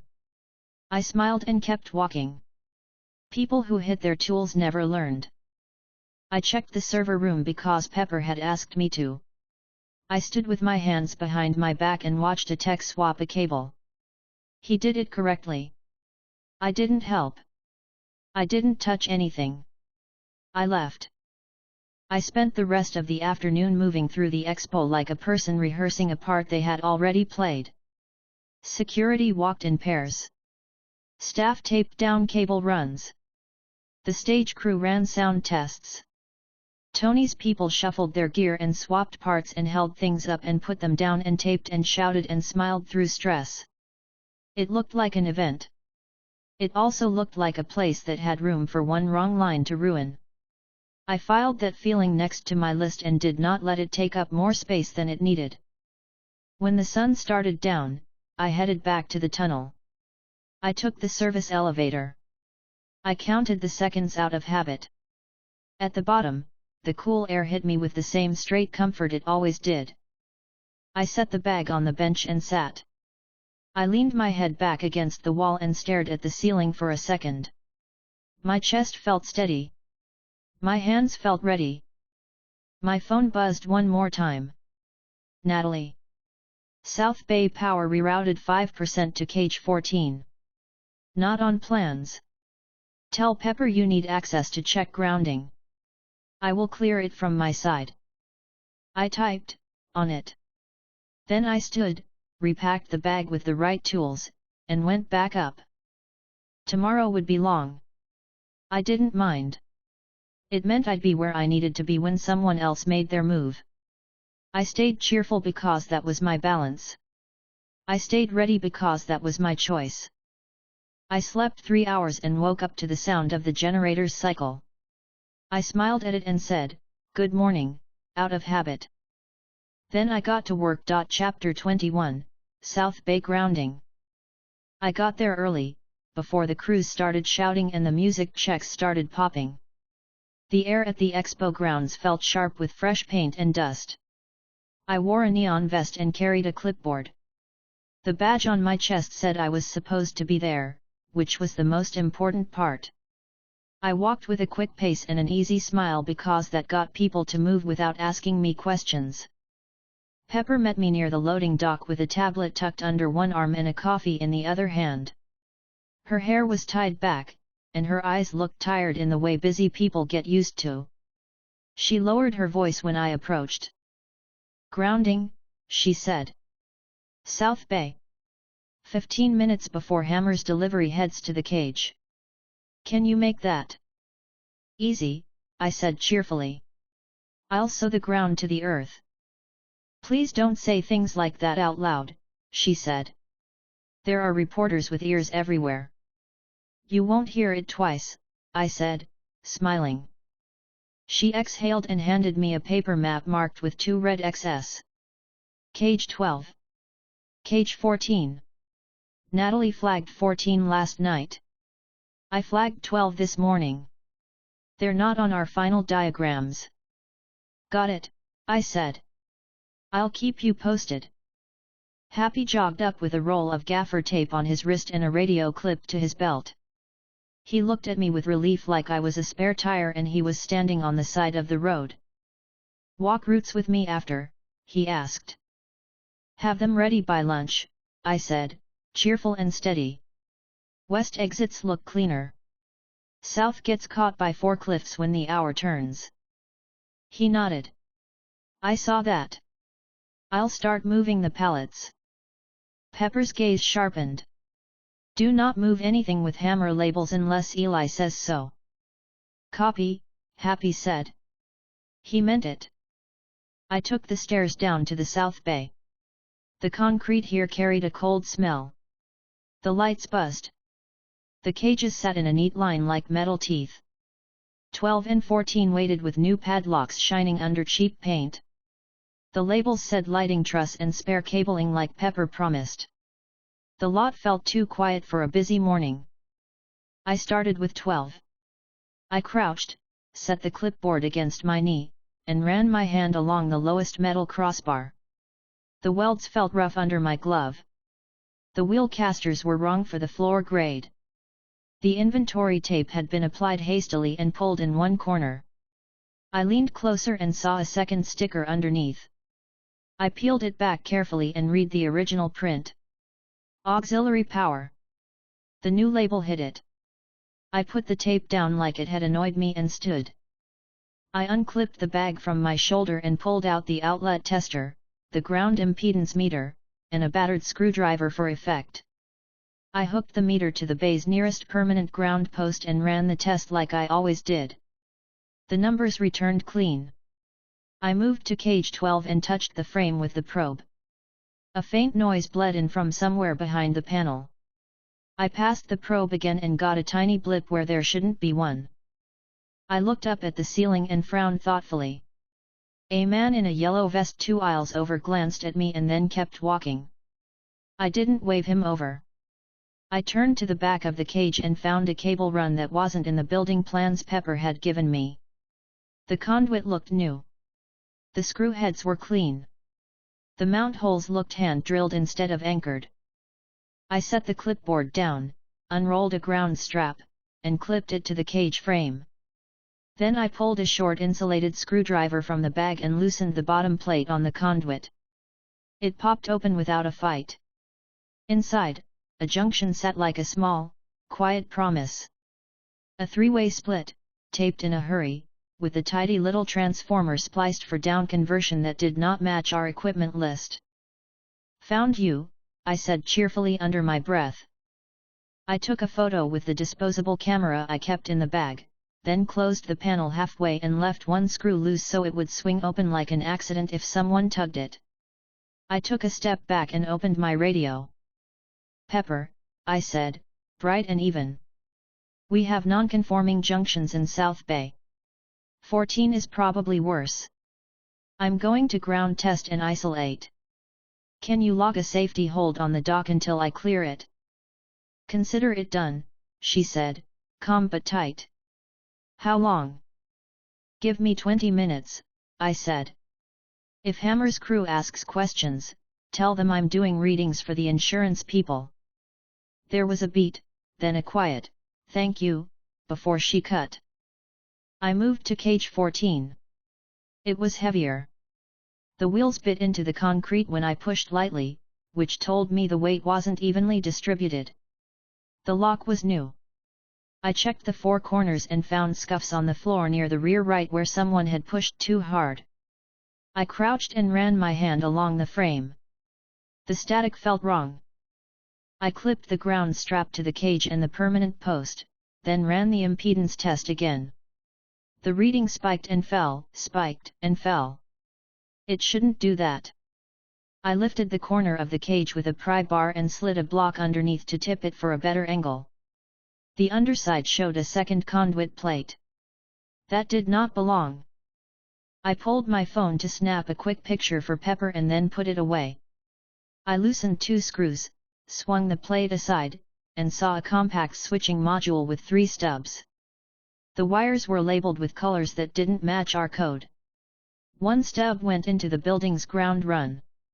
One went into the cage. One disappeared into a thin wire tucked against the frame heading toward the rear panel. The label on the module read Halcyon Vector, the same shell I had seen in the Navy Yard paperwork. I leaned back and exhaled. The cheerful tone in my head stayed, but the line under it drew straight. This wasn't just auxiliary power. It was a bridge. Power in, control out, and a way to ground a signal through a route that would look like a lighting fault if someone audited after the fact. It was neat and wrong. I pulled a small insulated cutter and clipped the bridge to the building ground. Then I capped it. That would keep it floating without setting off any alarms. I added a short jumper from the cage frame to my external strap to carry any stray bleed to the building post. Then I checked the reading again. The spikes died. The line settled. I smiled like a person who found a missing sock. Two of Hammer's techs rolled up on a cart with a coil of cable and stopped when they saw me crouched at the plate. One of them had a notepad. The other had the wrong shoes. "You can't open that," Notepad said. His tone tried to be firm. It sounded like someone who didn't like confrontation. "Safety check," I said cheerfully, standing in one smooth motion and clicking the plate shut with my screwdriver. "Insurance would cry if I skipped it." "We have our own crew," Shoes said, less polite. "Stark's insurance trumps your crew," I said, still smiling. "Also, your cable outside the shielding is 2 gauges too thin for a run that long. It'll heat if you push it." Shoes looked down at the cable on his cart and then at Notepad. He didn't answer. Notepad tried again. "We're on a schedule," he said. "So am I said. "Look at us, bonding." He blinked, confused, then pulled out his phone. Pepper's hold order must have hit, because he scowled at the screen and sighed. He nodded at me reluctantly. "We'll wait." "Great," I said. "Appreciate the teamwork." They hung back. I checked the strap one more time and added a second clamp to be safe.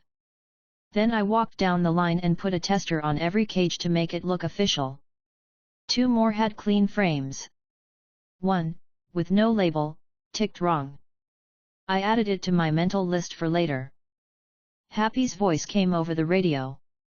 "You clear, Eli?" "Almost," I said. "Give me 5. Then we walk." "Copy," he said. I tightened 3 screws on cage 14, snapped the padlock back in place, and stood. I took the clipboard under one arm and walked to the bay door. The security guard on duty looked bored and suspicious at the same time. "Hold still active," he said. "Good," I said cheerfully. "No one touches 14 without me clearing it." He nodded once. He understood authority when he heard it. I met Happy at the stage edge. He had a bundle of tape on his belt and a folded layout of the venue under his arm. We walked the west exit first. It stayed clear, even during the hour shift when deliveries clogged the south. The path to the parking loop had 3 turn points. All 3 had room for a car. I liked that. We walked the north hall. It bottlenecked near a concession build-out. I didn't like that. We walked south. The loading dock ate space and regurgitated forklifts without warning. I hated that.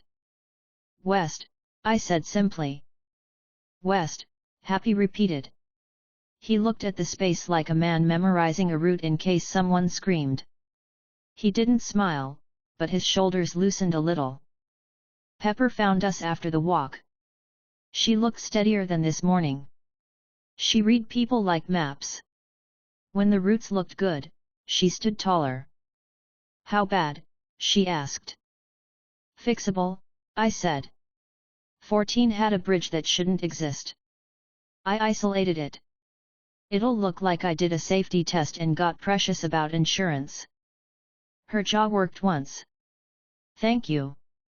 "Anytime," I said cheerfully. "Do you want a photo for your files?" "Yes," she said. "Email it to me and print one for a folder." "On it," I said. "Also, please keep security away from the panel for an hour. If Hammer's crew tries to rewire it, I want to be the one touching it." "I'll post someone," she said. Natalie knows. She's been watching the southern cameras all morning. Of course she has, I said. Pepper looked over my shoulder at the stage and watched as Stark's team raised a lighting truss. Tony's music engineer shouted something to the sound crew. The volume spiked briefly and then dipped. Pepper's face softened for a second when she looked at the stage. She loved this work even when it ate her day. Lunch? I asked. She gave me a strange look like she had forgotten about food, then rolled her eyes at herself. I'll grab something if I get a window. I'll bring you something if you don't, I said, and meant it. She nodded once in appreciation and turned away to take a call. I texted Natalie a single line, 14 isolated. Thanks for the heads up. She replied 5 minutes later with understood. That was her style. No fluff. Just the right amount. I spent the rest of the morning being boring in a visible way. I moved ladders, taped cables, and checked outlets like a person who liked doing exactly that and nothing else. I put a safety cone near a spill even though someone else already placed one. I held a door while a vendor rolled a cart through. I kept my eyes on the edges and my hands by my sides. Around 1, Hammer's entourage appeared at the South Bay.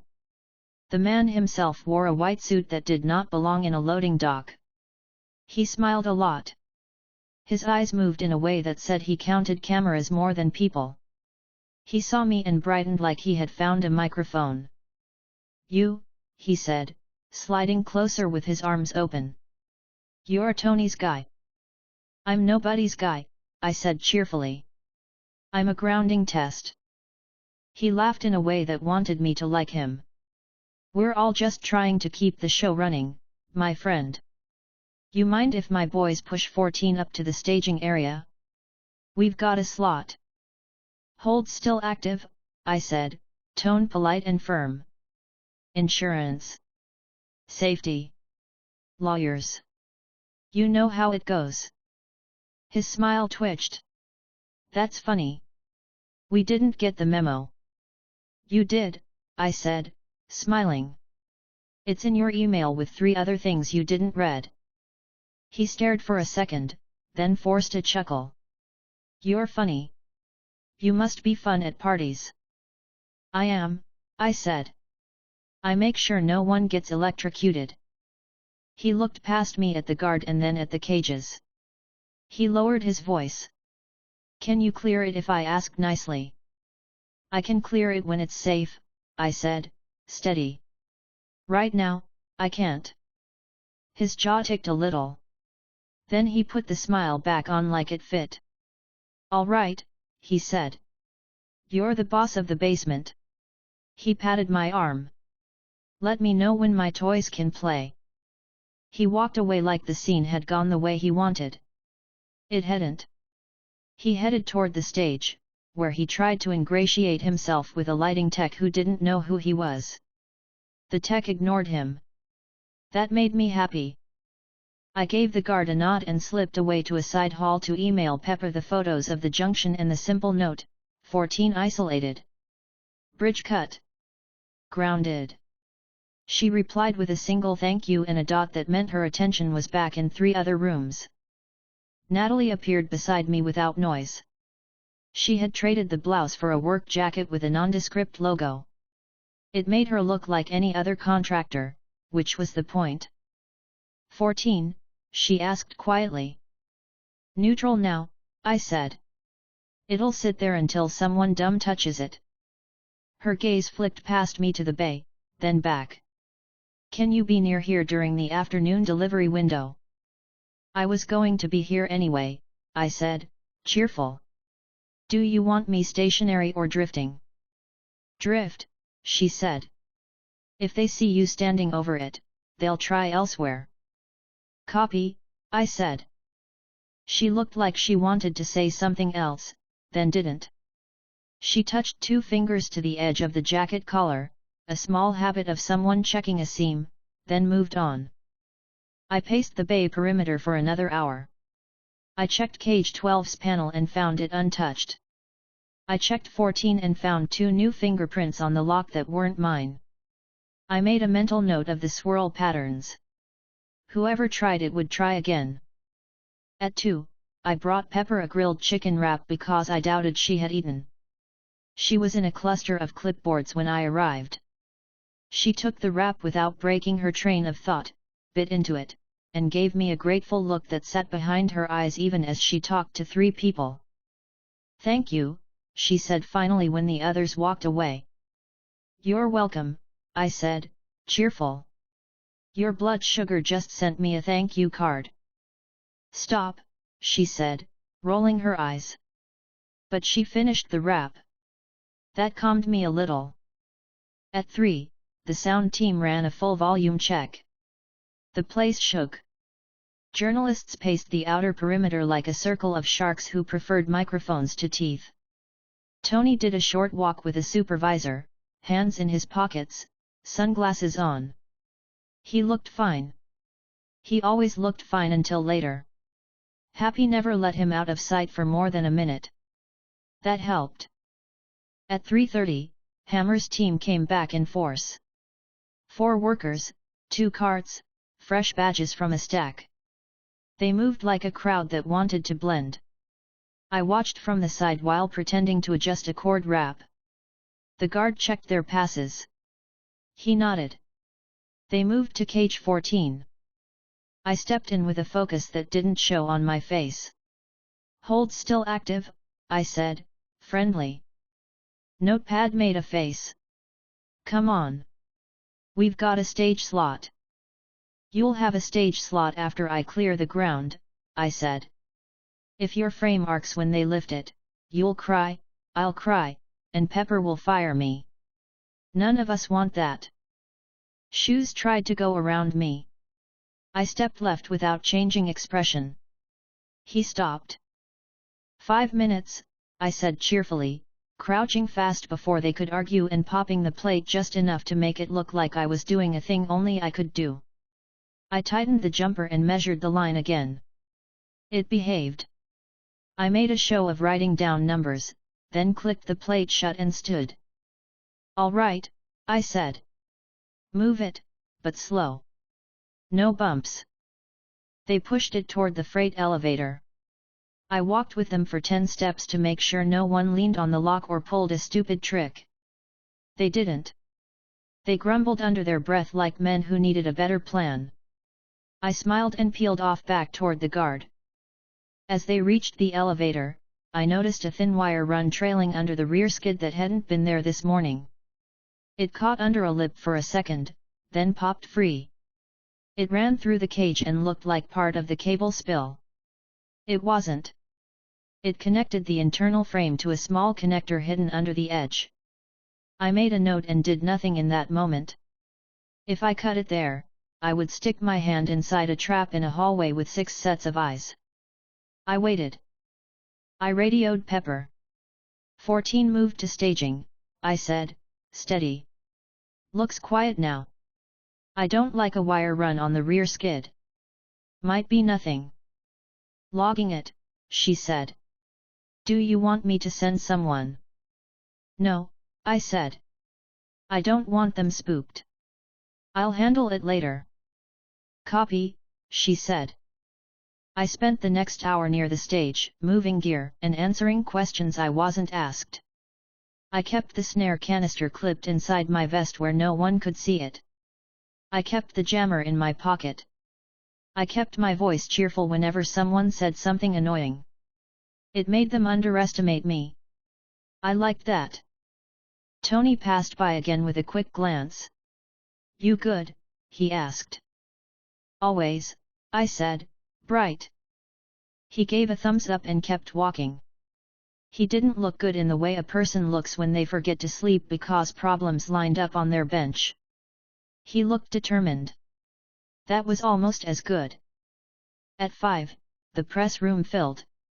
At 6, the final rehearsals started.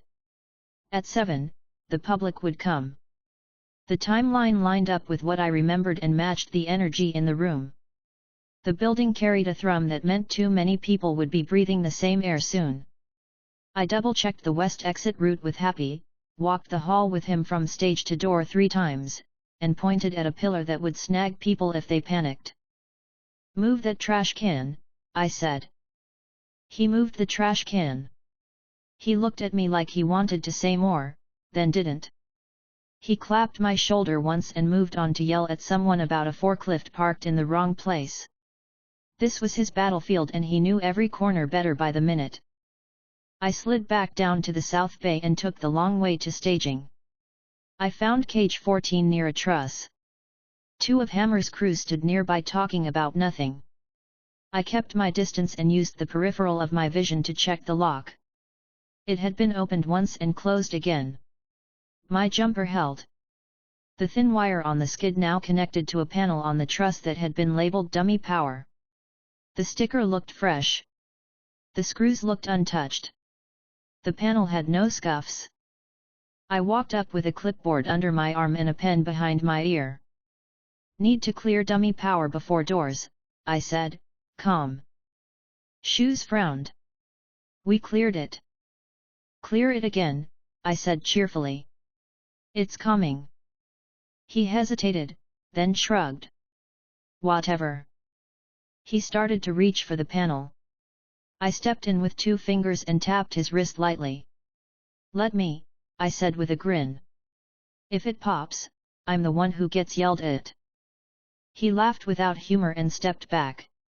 I unscrewed the face with quick short turns and lifted it off just enough to see the tiny connector inside. It was the same module I had found on the underside plate. It was smaller. It had been stuck on with double-sided adhesive. I eased it free and slipped it into my sleeve while I pretended to check the bus. Then I put the face back on and tightened 1 screw as slowly as I could without being suspicious. "Looks boring," I said cheerfully. "You're all set."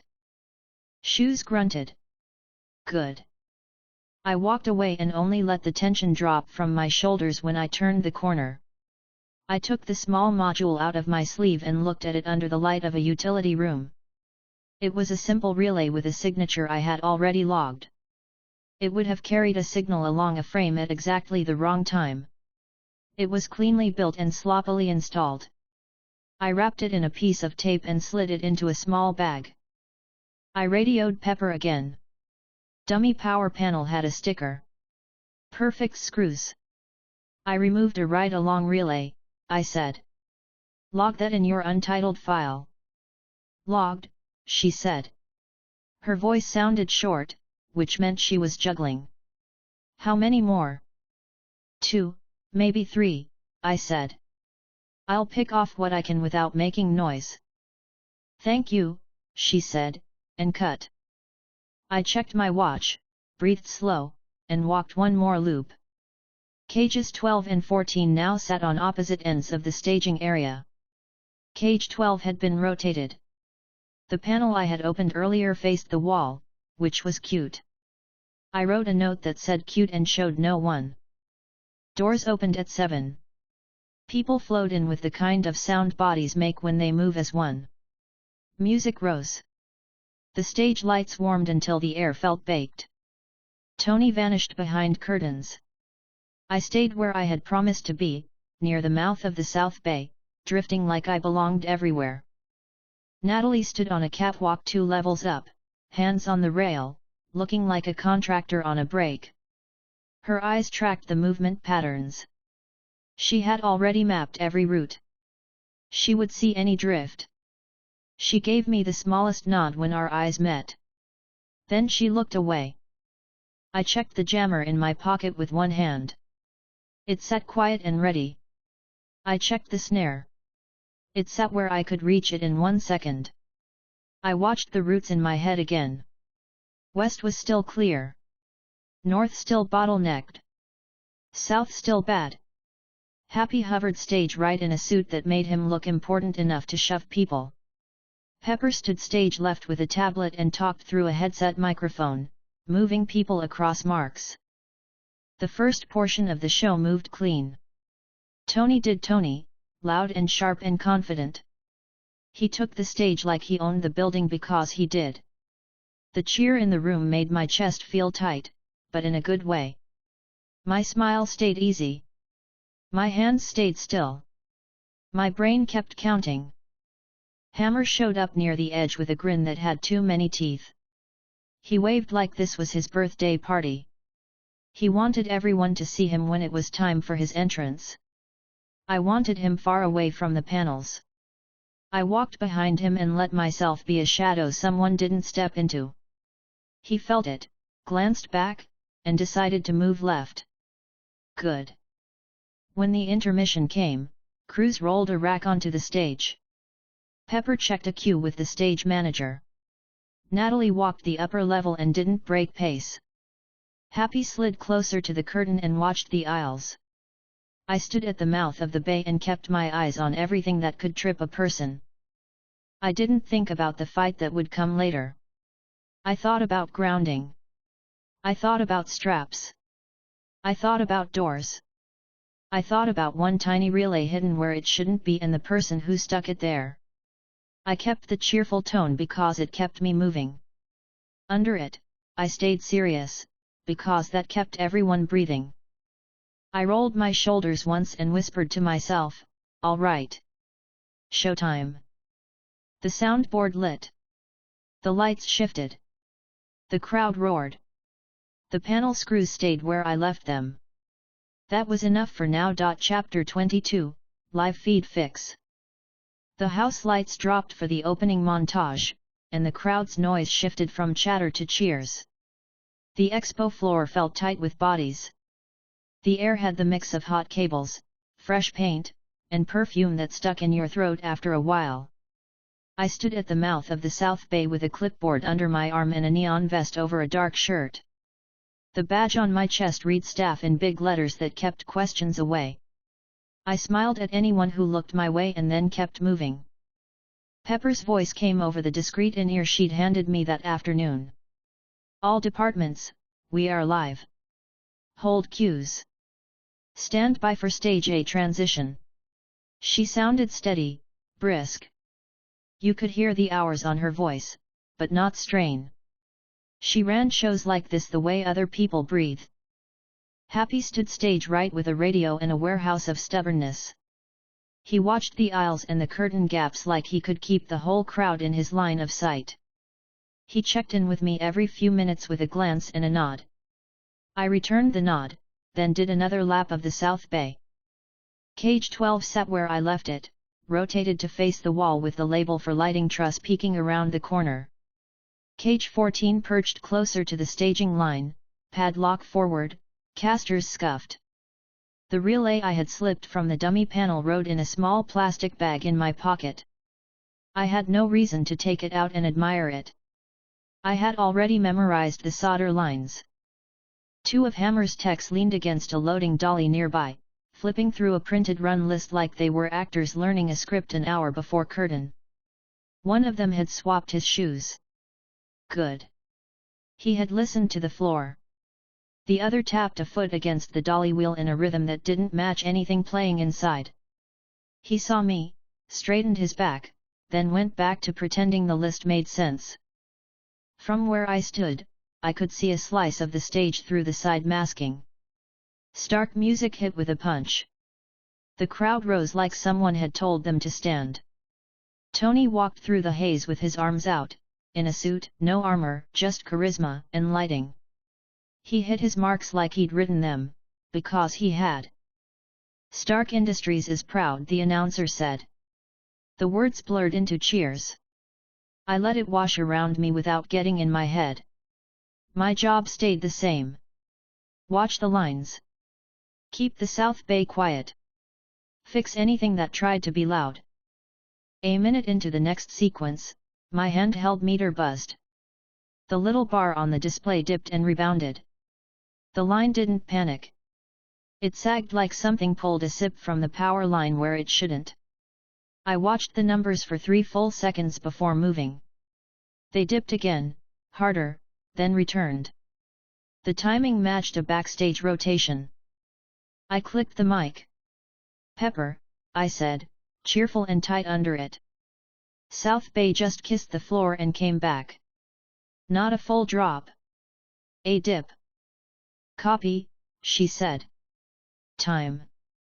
Mark 19:12, I said, reading the wall clock. I'm moving. Go, she said. I stepped off the wall, crossed the bay with a brisk walk that didn't look like panic, and slid behind cage 14. I clipped a ground strap from the cage frame to the permanent ground post and watched the meter. The line wobbled again, then steadied. I followed the cable run to the junction plate I had opened that morning. The screws I'd tightened sat where they should. I touched the plate with the back of my knuckles. It ran warm when it shouldn't. Happy, I said into the mic quietly. I need 90 seconds at south panel. If anything happens on stage, steer west, and don't ask me why yet. Copy, he said. You could hear him moving even through the radio. He was ready to push if he had to. I knelt at the plate and loosened the bottom corner. The face swung open. Inside, the small down converter I had isolated earlier sat with its leads neatly taped. The tape had fresh fingerprints. Someone had tried to retie the bridge. They were not good at it. The insulation had a nick in it where a stripped section grazed the junction. The nick had probably made contact with the frame when the cage moved. That would explain a sip from the line whenever someone bumped the metal. Okay, I said under my breath, calm. You wanted attention. Here it is. I peeled the tape, cut the rebridged lead with a short insulated cutter, and capped it with a quick twist. I wrapped the cap in another layer of tape and secured it to the side with a zip tie so it wouldn't move if someone rattled the cage. Then I laid a heavy copper jumper between the cage frame and a second ground stud on the wall so any stray ghosts would have no excuse to go wandering. The meter steadied. The house lights dimmed further as Tony launched into his bit. The crowd roared. In my ear, Pepper said, we felt that. Gone now. Can you pin it? 14, I said. Same panel. Someone tried to get cute. It's boring now. Log 1913. Panel 4SB. I'm logging, she said. Her breath let out audibly. Thank you. I closed the plate, tightened all four corners, then added a small piece of gaffer tape across the edge. It was a trick that kept bored hands from fidgeting with screws. Someone sees tape and assumes they shouldn't touch it. It's not high-tech, but it works. I stood slowly, clipped the strap, and checked cage 12 for anything similar. The panel I had found there earlier sat behind the stored riser. The screws had a tiny numar on one head. I filed that away. I left it closed. I didn't want to be caught with a second panel open during showtime. My meter buzzed a different tone. The little bar jumped, then settled. That was normal. Stage pulls hard during scene changes. I clipped the meter to my vest so I didn't have to hold it and stepped closer to the doorway to see the stage better. Tony's voice slid through the space like a line on a screen. He hit a joke. People laughed. The sound guys let the mics breathe. Natalie's voice hit my ear. South camera 12 went grainy and cleared, she said. Not normal behavior. I looked up instinctively. Location. Left of stage B, she said. Above cage 12. I moved without increasing my pace. I didn't run at events like this unless someone was bleeding. I walked a straight line toward the column below that camera and took the maintenance stairs 2 at a time. The catwalk felt solid under my boots. I kept my head down and hands busy so the crew up there ignored me. At the camera mount, I crouched and pretended to check the cable. I loosened the mount with a small Allen key from my pocket.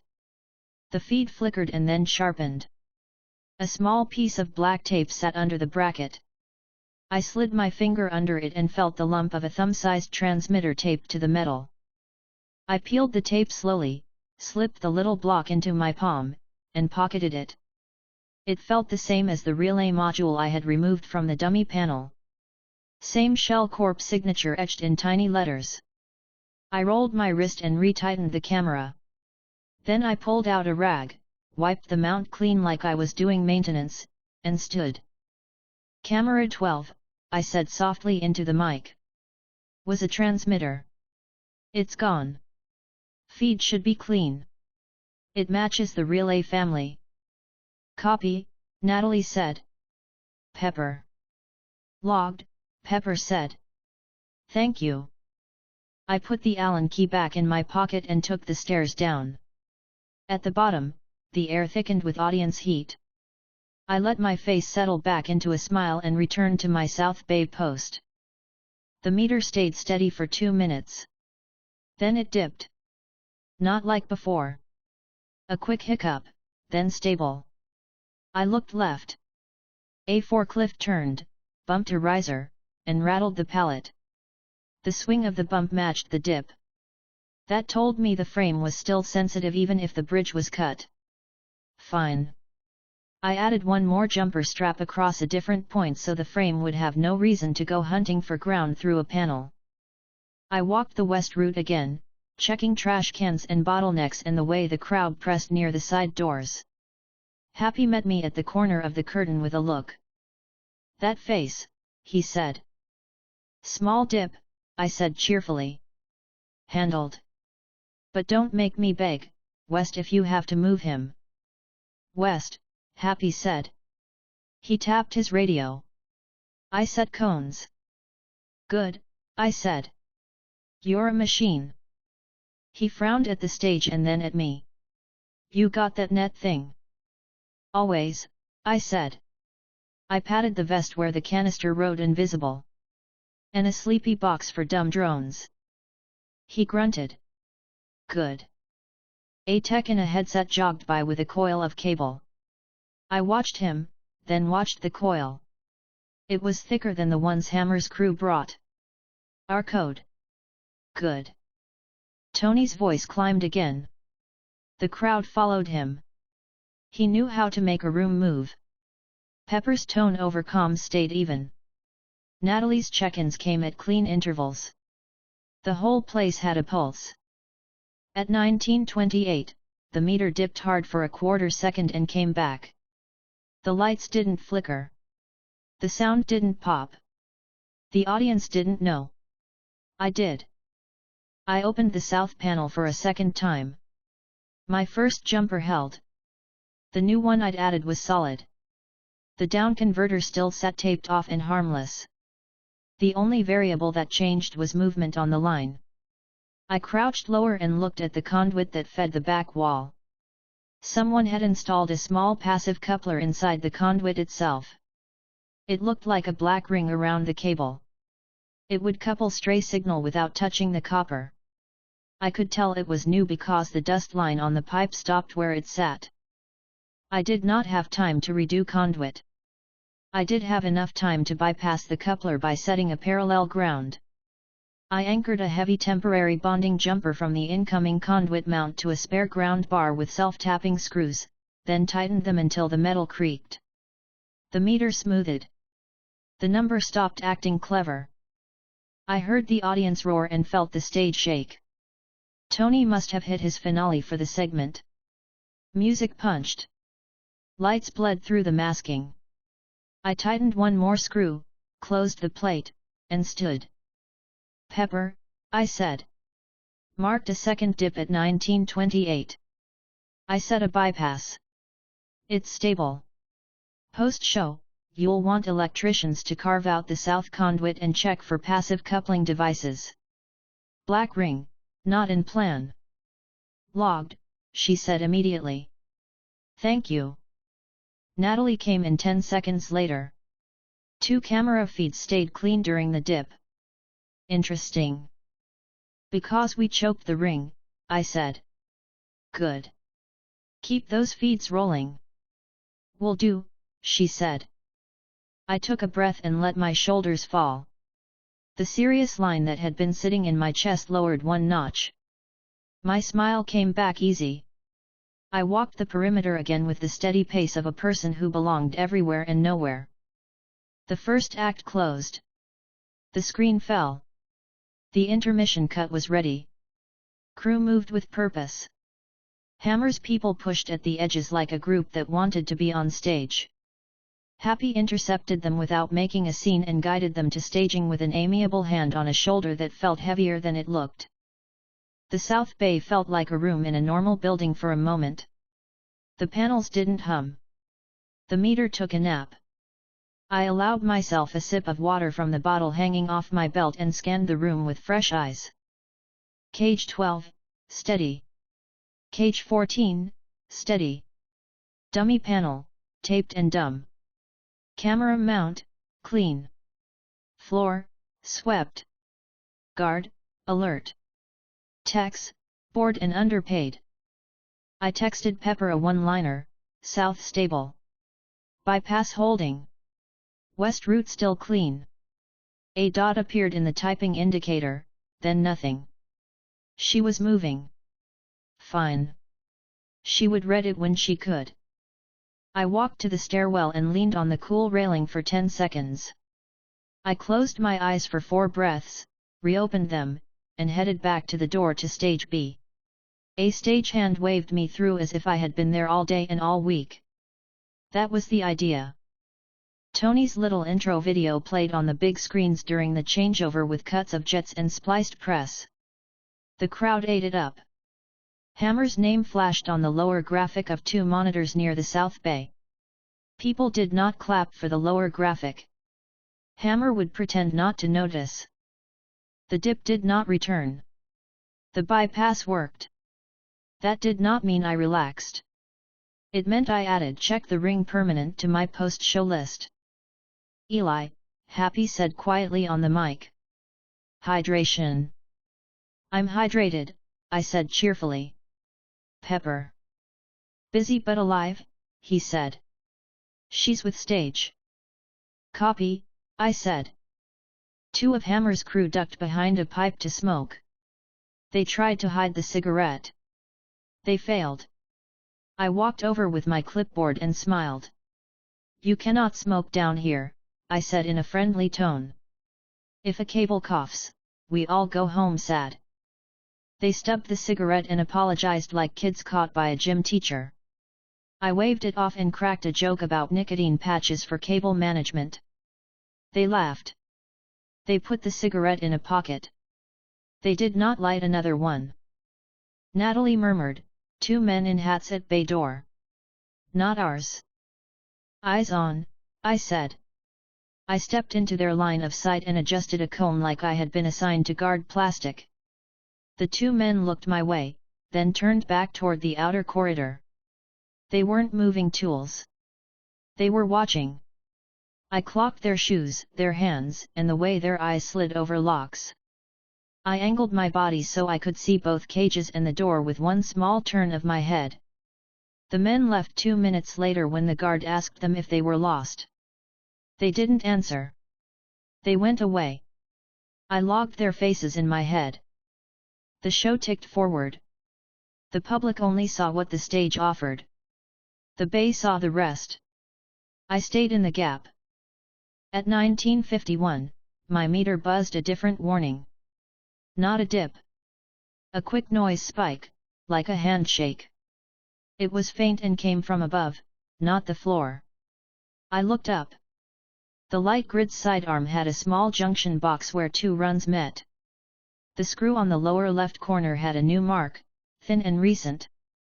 No one should have touched that after load-in.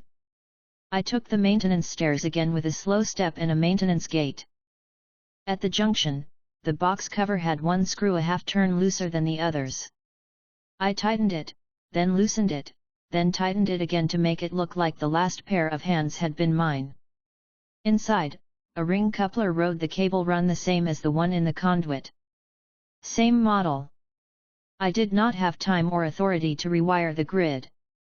I added a short bonding jumper from the metal case to the main rail and tightened it until the box stopped humming under my fingers.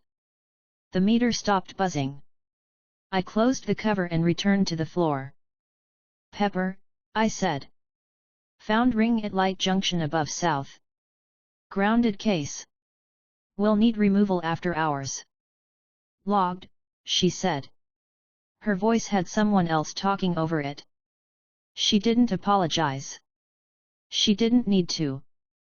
Thank you, Natalie added. Always, I said. The rest of the block went smooth. No more DIPs. No more hiccups. The audience kept the noise high and the pressure constant. I checked the snare in my vest again by touch and kept the jammer in my pocket with my hand around it once for a long breath, then let go. I moved to stage left to check the west route one more time. Happy stood there, arms crossed, listening for trouble through his radio. He looked at me and raised a brow. Alive? He asked. Annoyed and hydrated, I said happily. The system is stable. That won't stay true forever, but it's fine right now. He exhaled through his nose, half laughing. You're a ray of sunshine. I know, I said. Music swelled again. Tony came back on stage with a cleaner suit and a sharper line. He was prepping for the next big thing. The schedule said demonstration. The real world said Hammer was going to try to make his entrance.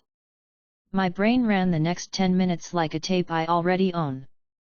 I knew what it looked like when someone like Hammer decided to show the world he could do what Stark could do. I kept my face loose and my tone light anyway.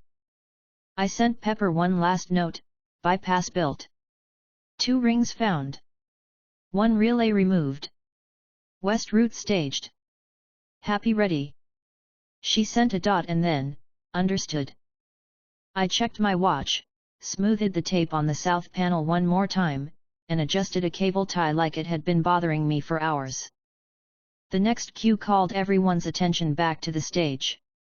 Hammer's voice came over the sound system from somewhere safe. He said his name 4 times in 2 sentences. People clapped because they were told to. I smiled at nothing and watched the corners. The South Bay held steady during his first minute on the mic.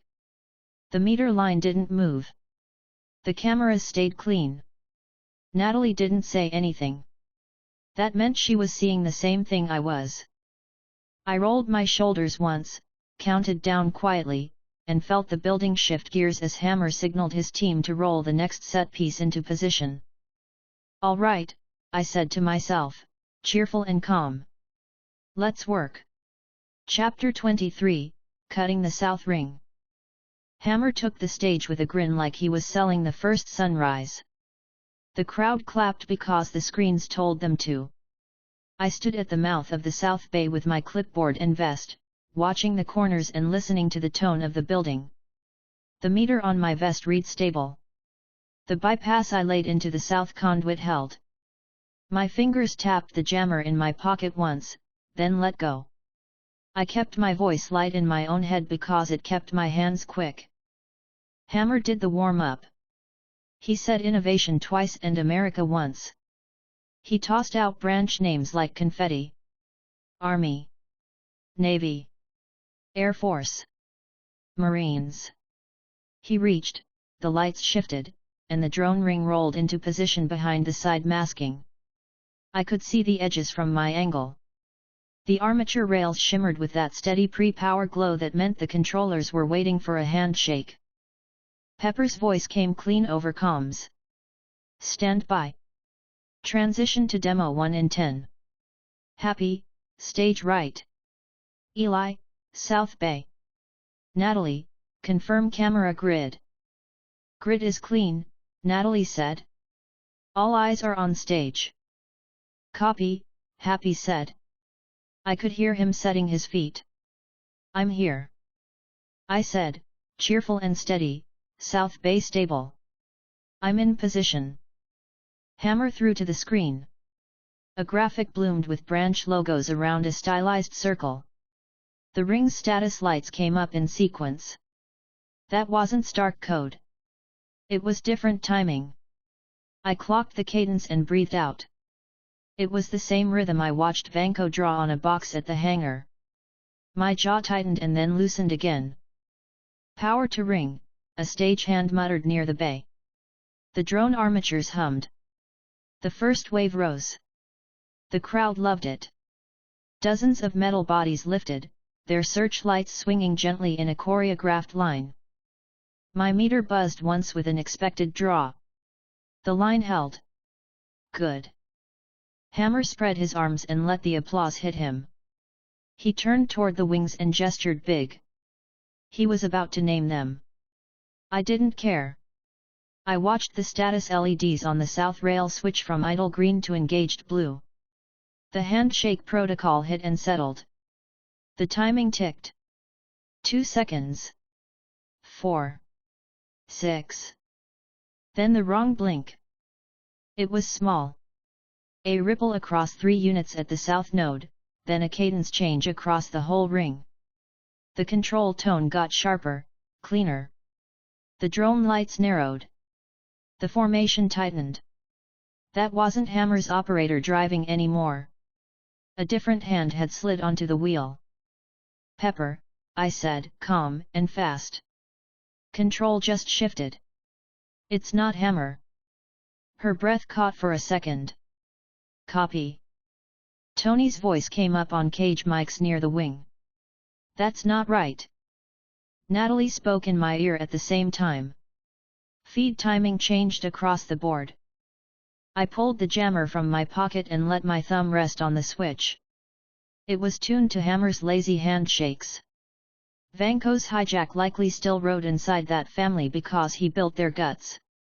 My job was to shrink the set over people's heads without tipping the whole building into darkness. Happy, I said, voice light but clipped under it. If it goes, steer him west. Don't wait for my okay. Already on it, he said, tone tight. Hammer shouted something about autonomous. The crowd roared again, not understanding anything yet. The front row of drones rose another 10 feet. The ones over the South Bay rotated half a degree too far right and held for half a breath. That lined them up with the audience lanes, not the stage. My stomach went tight. That was my line. People I cared about were in those lanes. Pepper. Happy. Tony behind the curtain. Staff. I didn't joke about this part of the job. I became precise. I moved 2 steps deeper into the bay and slid between the armature supports until I could see the south node's maintenance face. The cable bundle for this node ran through the panel I had taped earlier. My tape was intact. Good. The feed to the armature still flowed. Good. The node's LED flashed the same lazy hello I had recorded on Hammer's recon drones 2 years ago. Perfect. I pressed the jammer's switch. The indicator blinked green. The kin inside hummed once, then quieted. I angled its mouth toward the south node and let it listen. The first handshake passed. The jammer didn't react. The second came with an instruction to rise 3 more feet. The jammer flicked a soft response. The south node stuttered, accepted the fake acknowledgement, and hesitated by a fraction before it pushed the instruction downstream. The drones above my head hiccuped. 2 dipped half a foot, then held. No one in the seats noticed. Pepper would if she looked at the right screen. Happy would if he watched the reflections. I watched the lead pattern change with the kind of attention I used when I tightened a weld that couldn't fail. The jammer's light held green. That meant I hit the band I wanted and nothing else. The house audio stayed clean, cameras stayed clean, and Jarvis didn't complain in my ear. Good. On stage, Hammer leaned into a line about bringing Iron Man to the military. Half the room clapped on cue. The other half clapped because everyone else did. The drones fanned out wider, but the southern quadrant lagged by a half beat. I shifted my stance and drifted the jammer's aim a hair left so my cone kissed the next node in the chain. The handshake hit, and the reply lulled it. The lag increased. 3 of the southern drones now flew like a tired man in a parade, keeping up because everyone else was moving. Tony stepped into the side light, not on stage, just in the shadow of the curtain, mask off. He looked up and frowned. He tapped his wrist. He spoke into the mic tucked under his collar. I couldn't hear him. I didn't have to. I knew what he said. Something about Hammer not having authorization to control drones near civilians. Something else about shutting it off. Hammer kept smiling because he thought the smile was the tool. The new control Vanko pushed a test vector at the whole grid. I felt it as a shift in the pattern more than a reading. He pulled them into a formation that hugged the arc of the stage so the cameras would get a clean shot. The south quadrant didn't move as clean. He would notice. The jam had to stay boring, not obvious. It needed to feel like dithering and bad cable runs, not an attack. Pepper, I said, tone even and quick. I'm narrowing the south control cone. You'll see a slight lag. It's me. Copy, she said. Her words came fast now. Happy, west is clear. Confirm. West is clear, Happy said. He sounded like he had one hand on a door and the other on a person. The drone snapped from parade to point. The center group pivoted to face the curtain gap. The south group tried to copy. My jam sat on the handshake and wrote it a lullaby. The south ring ate its own tail for one cycle and stood still. The formation went asymmetric. The cameras would crop if they were smart. The crowd might think it was a flourish. I didn't look up. I kept my eyes on the node and my thumb on the rocker. In the wing, Tony stepped into the light, mask in hand. He looked directly at Hammer. You could see the line of his jaw even from the bay. He was done being polite. He didn't shout. He didn't need to. Hammer tried to talk louder. The drones behind him started to roll forward, one line at a time. Tony, Pepper said into the COMM. Don't go on stage. Wait. He didn't answer. He walked past the curtain. The audience went wild. Stark was on stage. That was their headline. The ring shifted. The lead group turned from the crowd to him. The posture changed from show to target. I didn't have time to think about cables. I did what I set out to do. I narrowed the cone further and slipped it onto the South Pack's lead channel. The jammer stayed green. The signal went honey thick. The South cluster hesitated again and then stepped down one action in its stack. The bodies over the crowd stayed where they were instead of pressing forward with their brothers.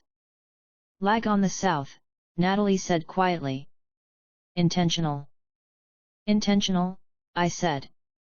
Understood, she said. In her tone there was a small acknowledgement I didn't need and heard anyway. On stage, Tony tore into Hammer's show with one sentence and a stare. Hammer tried to spin. The hijack did not care. The center drones lifted weapons they should not have had. The audience noticed then. They started to murmur. You could feel the first edge of fear cross the room. That edge meant someone could get stepped on if the wrong thing happened next. Happy, I said, lighter than I felt, prepare to move him west when he runs. Do not wait for a cue. Copy, he said. His breath shortened on the line. He was braced. The first shot came.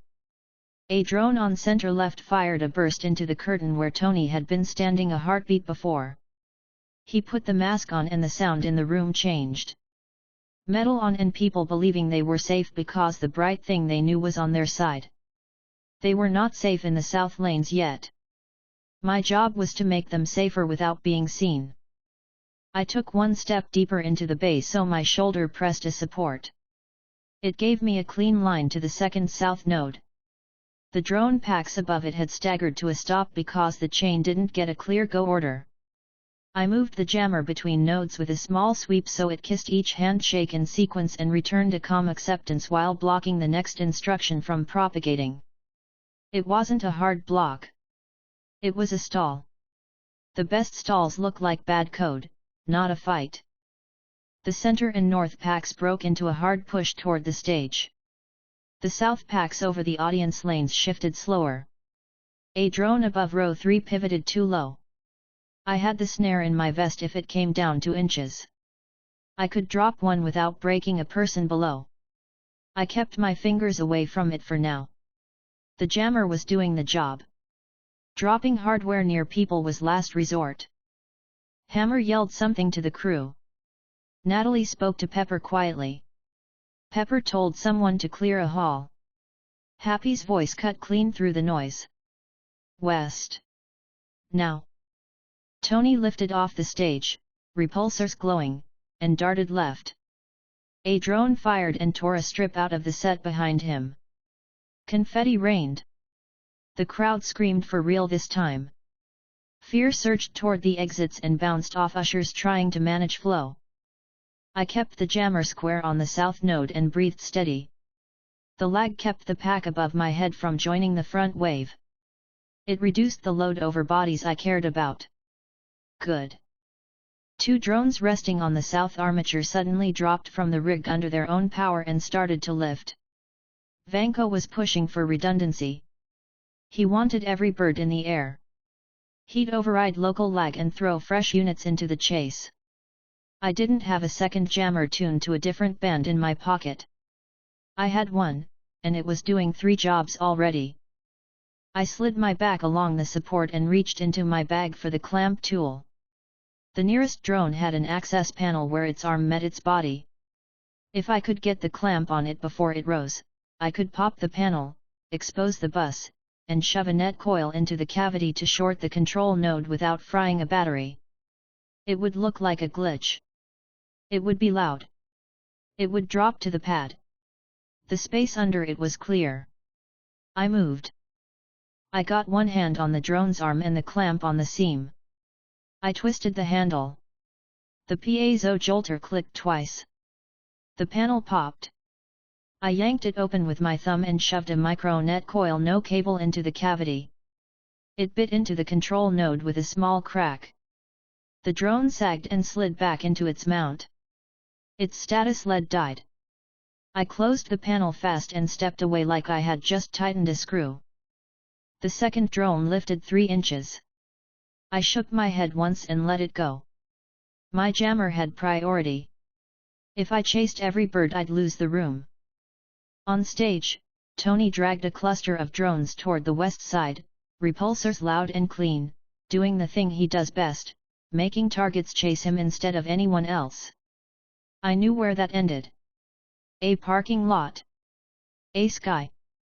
A fight that belonged in the air and not here. My job was to hand him the exit he needed. Happy, I said. West lane is clean. South Bay stable. I'm sending you out under a quiet sky. Copy, Happy said. We're moving. The crowd broke in 2 directions. Ushers waved. Some people listened. Some didn't. Pepper told someone to lock the east stair until the push eased. That was the right call. Better to send them 3 extra steps than to let them jam a pinch point where they'd get scared and hurt. A drone from the north bank broke formation and swooped low over the front row. The audience ducked. Security stepped in. It climbed again and turned left in a dirty arc as if indecisive. Either the control got noisy or Vanko tested a hunting pattern. I lifted the jammer a hair and let the edge of the cone touch the node it listened to. The drone shivered in its path, idiot stalled, then rose and drifted wide. I eased the cone back to my south node and locked it there. No one caught me doing it because no one looked at a person with a clipboard and a boring vest when the sky was filled with loud machines. Tony cleared the lip of the stage and shot west. The wave followed. Drones peeled from the ring in bunches and chased him like children forgetting their lines. The south pack over the lanes above me hesitated again, then finally followed at a sluggish pace, 10 seconds behind the lead. 10 seconds is an ocean when things move this fast. It gave the crowd time to hit the aisles and tuck under seats. It gave Happy time to steer Pepper where she needed to be. It gave Natalie time to vanish from the catwalk and reappear as a person heading for a car with a goal I knew but didn't say. West exit clear, Happy said. Move him. Move him. Tony flew out of the building into the night. The drone pack poured after him like a faucet turned sideways. The sound changed when the air swallowed it. Inside, the pressure dropped. The room breathed again. People were still scared. The building still needed stability. My meter buzzed once in a warning I knew. The south bypass ground took a heavy pulse and dropped it like it should. The coupler I grounded earlier tried to feed a diagnostic spike into the frame. It didn't get into the building this time. The strap sang and then calmed. I pressed the panel with my palm and felt it steady under my hand. "Pepper," I said. "South stable under a surge. West is clear. East stair locked." "East is locked," she said. Her voice stayed calm in the middle of footfalls and voices. "We're clearing the center." "Thank you." "Always," I said. Hammer's mic squealed as he shouted orders that meant nothing to anyone who could hear them.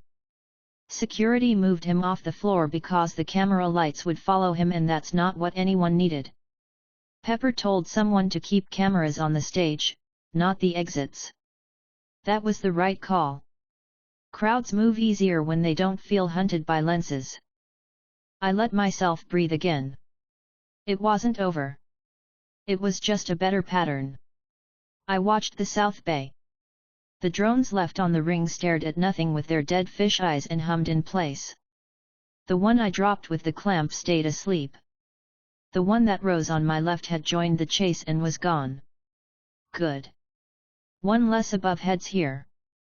I checked my vest, made sure the snare was still clipped, then tucked the jammer back into my pocket and covered it with the clipboard. I walked the bay to make sure no one had fallen. I checked under the armature because people hide in strange places when the air goes hot. Nothing. Good. "Eli," Happy said. "He's clear outside." "Copy," I said, light coming back into my tone. "Go do your thing." "Always," he said. You could almost hear him grin even now. Natalie's voice cut in, unchanged. "Pepper, I'm leaving. I'll update you from the car." "Be safe," Pepper said. She would go to Hammer. She would do what needed to be done there. I would stay and make sure no one inside fell because someone else made a stupid set of choices. The next 3 minutes moved slow and precise. Ushers guided people, hands up and soft. The music got cut to something neutral. Pepper's staff did that on purpose. You could reset a room's heartbeat if you gave it a steady sound and people in vests who moved with confidence. Hammer's technicians gathered in a cluster near cage 12 and argued in whispers. I walked past them with my clipboard and glanced once at their hands. No tools. Good. Not now. The meter didn't buzz again. The bypass held. The coupler ring stayed angry in the dark where I left it and didn't get to bite anyone. The camera I cleaned stayed sharp. Cage 14 stayed dumb. Good. "Status?" Pepper asked, quieter now. "South stable," I said cheerfully. "No visible damage. One drone still sleeping. I'll gift wrap it for your audit." "You're a lifesaver," she said. There was a small sound there, relief. It hit me right in the chest. "Happy did the hard part," I said. "You did the hard part. I just played with tape." She breathed out a laugh. "Thank you anyway." The house lights came up another 20%. Staff started that subtle sweep you do when you bring a room down without telling anyone that's what you're doing. People calmed in measurable inches. I clipped the meter back to my vest and picked up the drone I had put to sleep with the clamp. It was heavier than it looked. I tucked it under my arm like a box and carried it to a side room that Pepper had tagged for staging junk no one should kick. I set it down on padding and wrote "for legal" on a piece of photographer's tape. The word made me grin. Then I got serious again and took a photo of the serial number for her file. I returned to the bay and took one last long look up at the rig. The light junction where I bonded the case looked calm. The panel screws all had my fingerprints. The tape on the edge stared back at me like a friendly line. I nodded to it. Then I checked my in-ear. "Pepper," I said. "I'm going to walk the west route once more. If you need me back at south, call loud." "Go," she said. "I'll hold south." I wove back into the room. People moved slower now. The sound dulled by degrees and then settled. On the far side, press tried to guess what to do without getting yelled at. They filmed the stage. They filmed the lights. They did not film the exit lanes because Pepper had stared at them when they tried. I saw the residue of that stare even from here. Happy stood by the west door and let his shoulders drop 1 inch. He caught my eye and nodded. His mouth curved. He looked at my vest and then at my pocket like he knew I'd done something only I cared to explain. He pointed with his chin toward the outside. I didn't go. My place was here until Pepper said otherwise. I kept my steps even. I kept my tone light whenever someone asked me for directions. I pointed them toward seats and water. I told one man he couldn't go backstage to get his girlfriend because that would slow her down. He nodded like a person hearing truth and stayed put. 10 minutes later, the building felt like it remembered it was a convention space again. The air stayed thick and hot, but the danger edge had dulled. Pepper's voice came normal over comms. "Thank you, everyone." She rarely said that over the net. When she did, you felt it. I stood in the South Bay and looked at cage 14 with the tape over the plate and the jumper humming softly with the last of its borrowed load. "Good job," I told it quietly, because talking to objects when they behave is my habit. Then I sent Pepper a clean, simple line: South ring reduced. West exit used. Bypass and bonds ready for audit. 1 captured drone staged. She sent a single word back: received.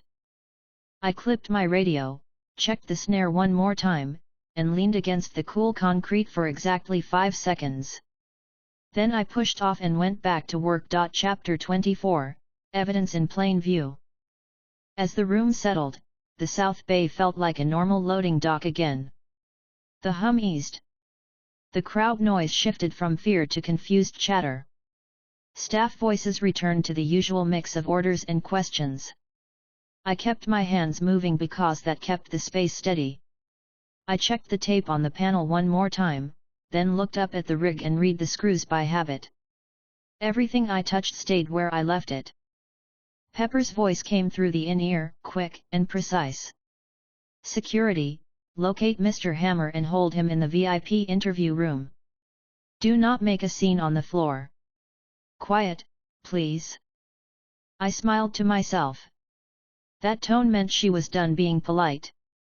I slid the jammer deeper into my pocket, picked up the drone I had dropped earlier, and walked it to the side room we had tagged for safe staging. I wrote Exhibit A on a strip of white tape and stuck it to the shell over the serial number. Then I set it on foam and took a close photo of the sticker and the control node I had exposed under the panel. Clean chain of custody mattered now. Happy stepped into the doorway and saw the drone on the foam. He gave me a tired grin. "You're collecting souvenirs?" "Court-friendly souvenirs," I said cheerfully. I handed him a small plastic bag with the relay module I pulled off the dummy panel and the thumb-sized transmitter from the camera mount. "Exhibit B and Exhibit C." He took the bag, held it up, and squinted at the tiny hardware. "These go to Pepper." "They go to Pepper," I said. "And tell legal to bag and tag in front of you. No mixing." He nodded. "Got it." He tucked the bag inside his jacket and glanced at the drone. "This thing going to wake up?" "No," I said. "I cut its brainstem." Happy chuckled, then sobered.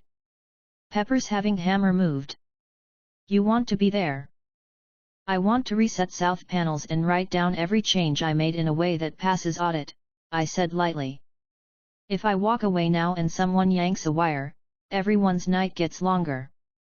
He lifted a hand in a small salute. Do your magic. I'm just a guy with tape, I said happily. He left at a jog. I pulled a legal pad from a drawer and wrote a clean list. Time, panel number, change, reason, test. I printed each letter clearly. I didn't trust anyone who writes logs with flourish. I noted the bypass, the two bonding jumpers, the isolated down converter, and the removed ring coupler. I included screw counts, so if a plate showed 4 new heads later, someone would know it wasn't me. I took the pad and my tools back to the South Bay and set the clipboard on the floor against the wall. I wiped the panel face clean and added a small lockout/tagout card with the time and my initials. The guard on the corner watched me do it and nodded. He knew what the tag meant even if he didn't care about the numbers. Anyone tries to open it, I said pleasantly, you call me, then you call Pepper. Understood, he said. He touched his radio with 2 fingers. He would follow the chain. Good. Through the mask at the edge of the bay, I could see the stage again. The house lights stayed high. People milled. A few security staff guided groups to doors. No one ran. That was the result you get when the person with the tablet knows exactly how many steps it takes to clear a zone without panic. Eli, Pepper said in my ear. Interview room 3. Now, please. On my way, I said. I wiped my hands on a rag, tucked the pads into a pocket, and headed up the service stairs instead of the main hall. The concrete felt cool through the gloves. My legs took the steps in even pairs. Interview room 3 sat off a corridor near the VIP lounge. It had glass on one wall and frosted film you could adjust. Pepper stood inside with 2 building security officers. Hammer sat in a chair with his hands open like he had nothing to hide and everything to say. He looked smaller in here than he did on stage. His jacket had a scuff where someone had moved him firmly. He tried to smile when I entered. It looked strained. Eli, Pepper said, voice quiet. She had her tablet under one arm, papers on the table, and a pen resting near her palm in a straight line. Her eyes were sharp. Thank you for coming. Of course, I said cheerfully. I gave Hammer the polite nod you give a neighbor at a mailbox and leaned against the wall next to Pepper, out of the camera's center. Hammer tried his charm immediately.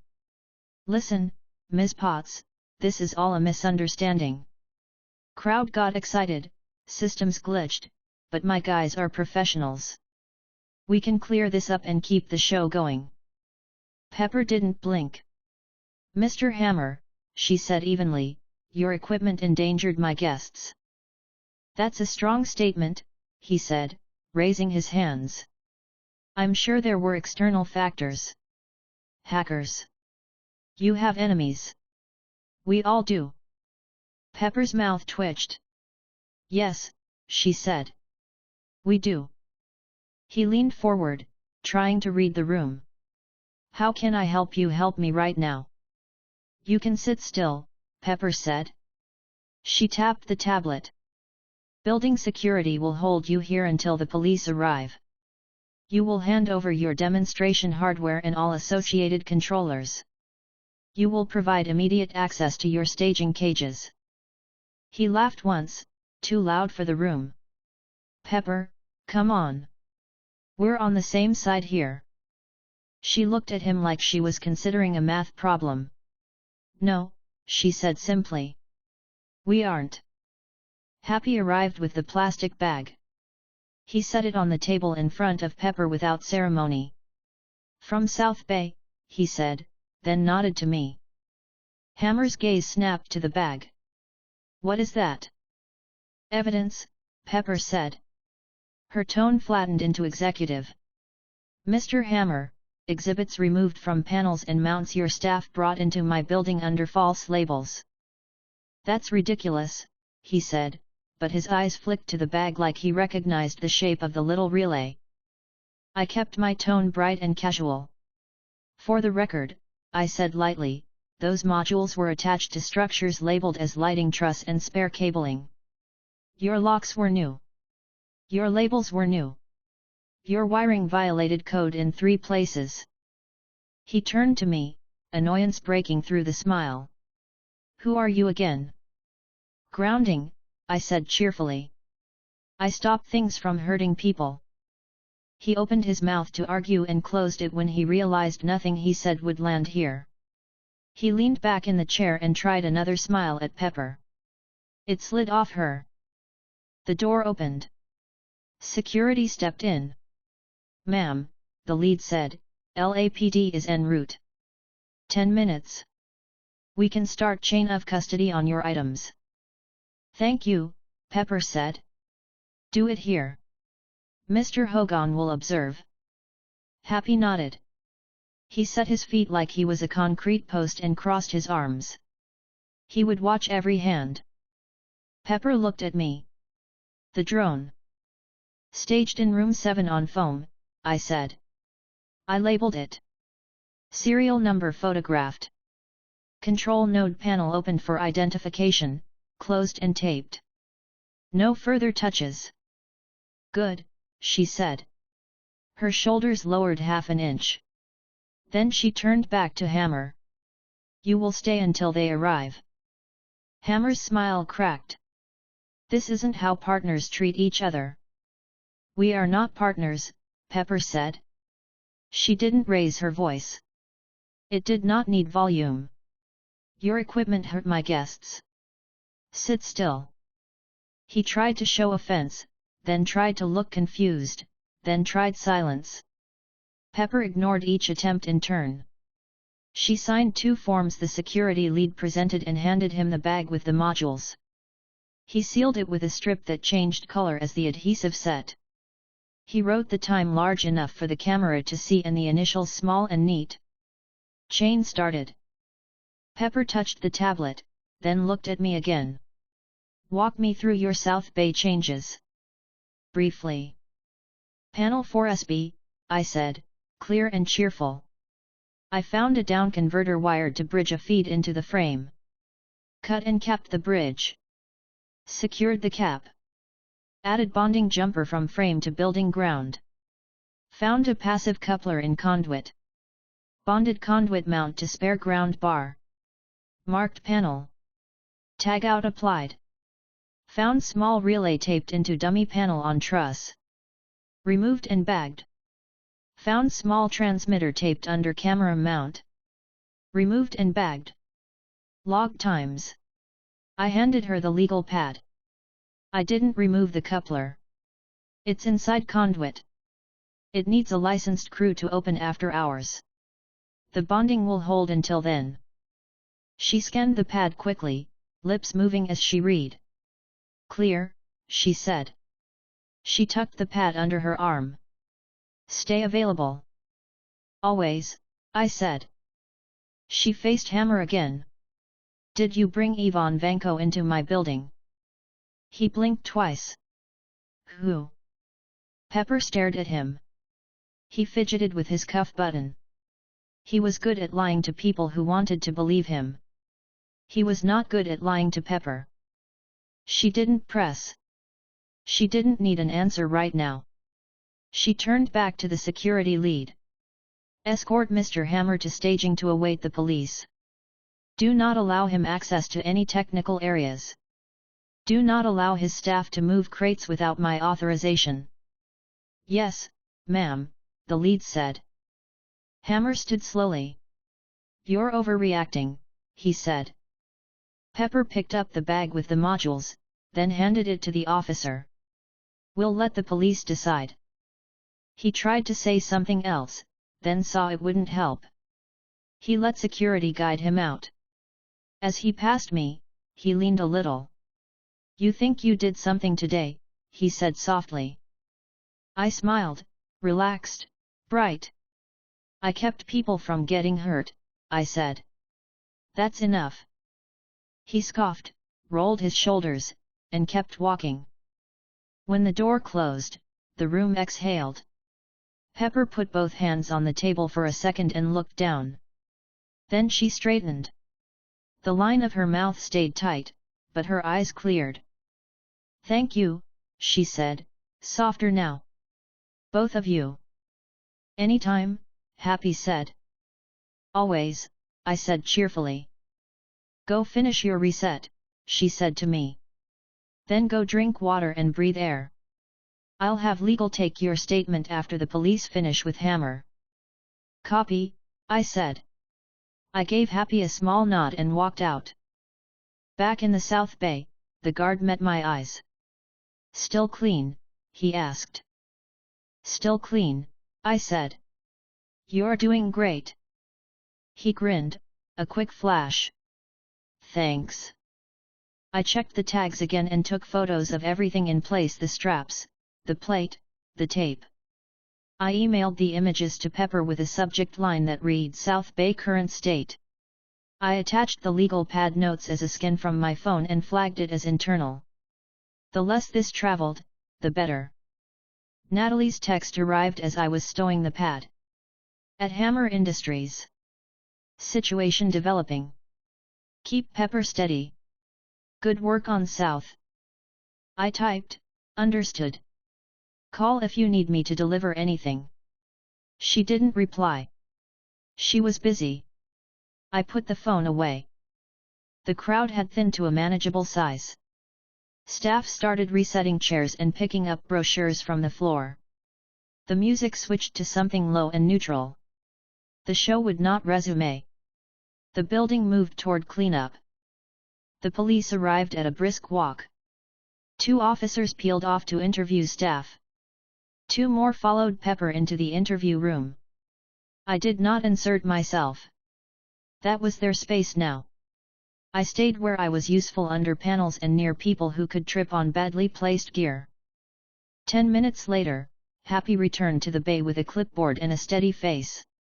"They took Hammer to the office with Pepper," he said. "They'll want to look at the hardware with us. You ready?" "Always," I said. I walked him to room 7 with the staged drone. He held the door and I pointed at the label. "Exhibit A," he read, amused. "You and labels. They keep people honest," I said. 2 officers and a detective stepped in with Pepper behind them. The detective glanced at the drone and then at me. "This is the unit you disabled?" he asked. "Yes," I said, cheerful. "Control node shorted using a net coil. No damage to battery. Panel was opened for identification and closed. We can repeat the ID while you watch." "Do that," he said. I took the clamp tool, popped the panel again, and stepped back so no one could claim I was doing magic. "There you go," I said. "Control node. Markers on the board match the modules we removed from the South Bay." The detective leaned in. "You pulled modules?" Pepper spoke before I could. "He removed unsafe devices from our panels and mounts during a public show to prevent injury," she said. "Those devices have been sealed and logged. You'll get them all with chain of custody tags." The detective nodded. "We'll need your statement." "You'll have it," I said. Simple words, full sentences. He cracked a smile, then hid it. "Good." We walked them to the South Bay. I presented panel 4SB with the tag still in place and the tape across the edge. I did not open it without permission. The detective asked if he could see what was behind the plate. I nodded at the guard. The guard nodded back at me. "Chain intact." I took a screwdriver, loosened the panel, showed the cut and capped bridge, showed the bonds, and explained each step in calm language. "Why the tape?" the detective asked, pointing at the gaffer strip across the edge. "People fidget," I said cheerfully. "Tape stops hands." He made a small noise that could have been approval. "Okay." We stepped to the dummy panel on the truss. I showed the clean screws and pointed to where the relay had been. I did not complain about how neat the adhesive square had looked. I just showed the space and the residue. We climbed to the camera mount. I showed the cleaned bracket and the little scrape where the transmitter had rubbed paint. I did not speculate about who put it there. I used the words attached and removed and presented to security. The detective wrote steadily. He finished his notes and closed the book. "This helps," he said. "Thank you." Pepper spoke to him quietly about the interview room. He nodded. They left together with Happy trailing them like a quiet shadow. I watched them go and let my shoulders ease. My hands buzzed a little from the last hour. I shook them out. The guard looked at me. "You done?" "Almost," I said. "I'll leave the tag, take a breath, and then let a licensed crew open the conduit for the coupler. I'm not cutting the pipe in a live building." He nodded. "Smart." I sent a final message to Pepper. South Bay turned over to PD. Panel shown. Modules bagged. Drone staged. I'll stay on site until licensed crew arrives or you release me. A minute later, she replied, "Stay." "Thank you." I sat on the edge of a flight case and drank water like a person who remembered how. My hands calmed. My head slowed. I smiled at the absurdity of a drone on foam labeled like a science project and then looked down at my boots because I did not have time to think about absurdity. 20 minutes later, a licensed electrician crew from Stark's List arrived. I met them at the panel and handed off the tag. "Coupler in the conduit," I said. "Bond holds. Building is stable." The foreman nodded. "We'll open and remove, then cap and log." "Do it clean," I said cheerfully. "Pepper likes clean." "We all like clean," he said dryly. They set up barriers, pulled the permit, and started opening the conduit carefully. I kept my hands out of the work and stood at the edge to answer questions if they asked. They found the ring exactly where I said it would be. They removed it with care, bagged it, labeled it with the time, and handed it to the security lead, who handed it to the detective. The chain stayed unbroken. Good. Happy returned, face tired and satisfied. "Hammers in cuffs," he said. He said a lot. None of it helped him. "Good," I said. "How's Pepper?" "Focused," he said. "She'll be fine." We stood in silence for a minute, listening to the electricians close the conduit. The sound of screws going back where they belonged was strangely nice. I let that small feeling sit with me. The foreman signed the work order and handed Pepper's copy to me. I took a picture and sent it to her before filing it in a folder on the wall. "Jarvis," I said under my breath out of habit, then laughed at myself. He wasn't here. Old habit. Instead, I texted Tony, "Floor held. South ring reduced. Pepper has hammer. Go win the sky." He didn't reply. He was busy. That was fine. He would see it later. I walked the west exit with Happy one more time, both of us moving slower now that the building breathed like a building again.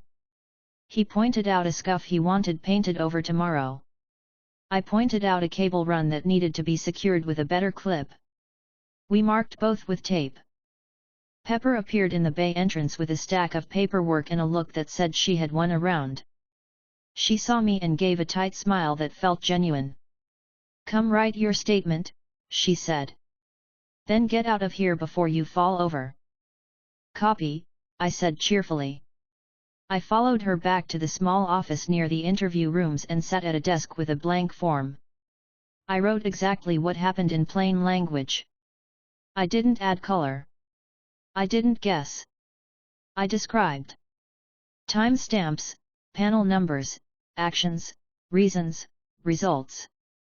I finished, signed, handed it to Pepper, and leaned back in the chair. She schemed, nodded, and slid it into a folder. "Thank you," she said again. "I keep saying it. I mean it." "You're welcome," I said. "You did the hard part." She shook her head. We all did the hard part. Happy knocked on the doorframe and leaned in. Car's ready, he said. I'll take him. Pepper nodded. Good. Then come back.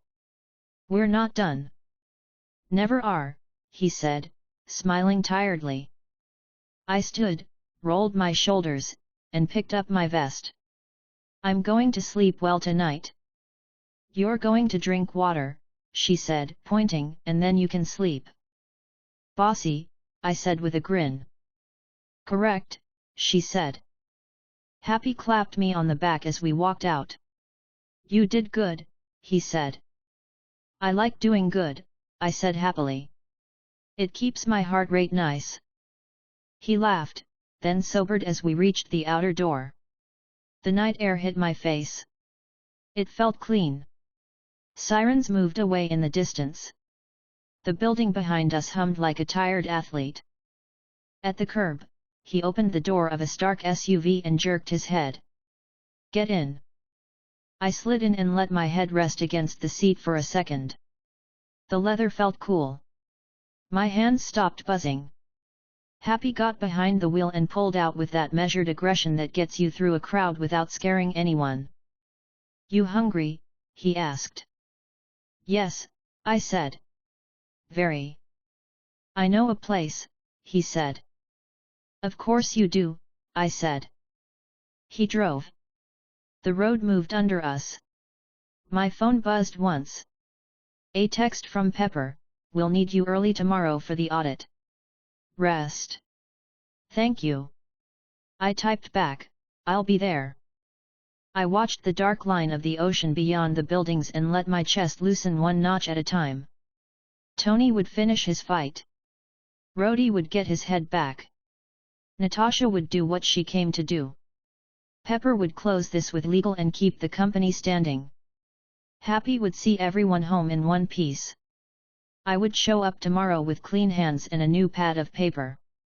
Happy parked in front of a small diner with a neon sign that flickered once every few seconds. He looked at me and grinned. Best burger in the city, he said. I'll be the judge, I said, cheerful and easy. Inside, the waitress knew him and brought food without asking. He slid a plate to me and raised his glass of water. To boring panels, he said. To boring panels, I said, and clinked. We ate. The day finally left my shoulders. I kept my jokes gentle because I was tired and because I had kept people safe, and that felt like enough for a night. When we finished, he drove me back to my place, dropped me at the curb, and told me to sleep. I told him to text if anything changed. He promised he would. I went inside, washed my hands until the black smears from the panel screws disappeared, and looked at my palms in the bathroom light. They were steady. I liked that. I lay down on the couch without turning on the TV. I closed my eyes. The room hummed. My breathing evened out. I slept. Chapter 25, The Audit Line. I woke to 2 texts and a calendar invite. Peppers said, audit at 8 a.m. South Bay first. Bring your notes. Happy said, coffee?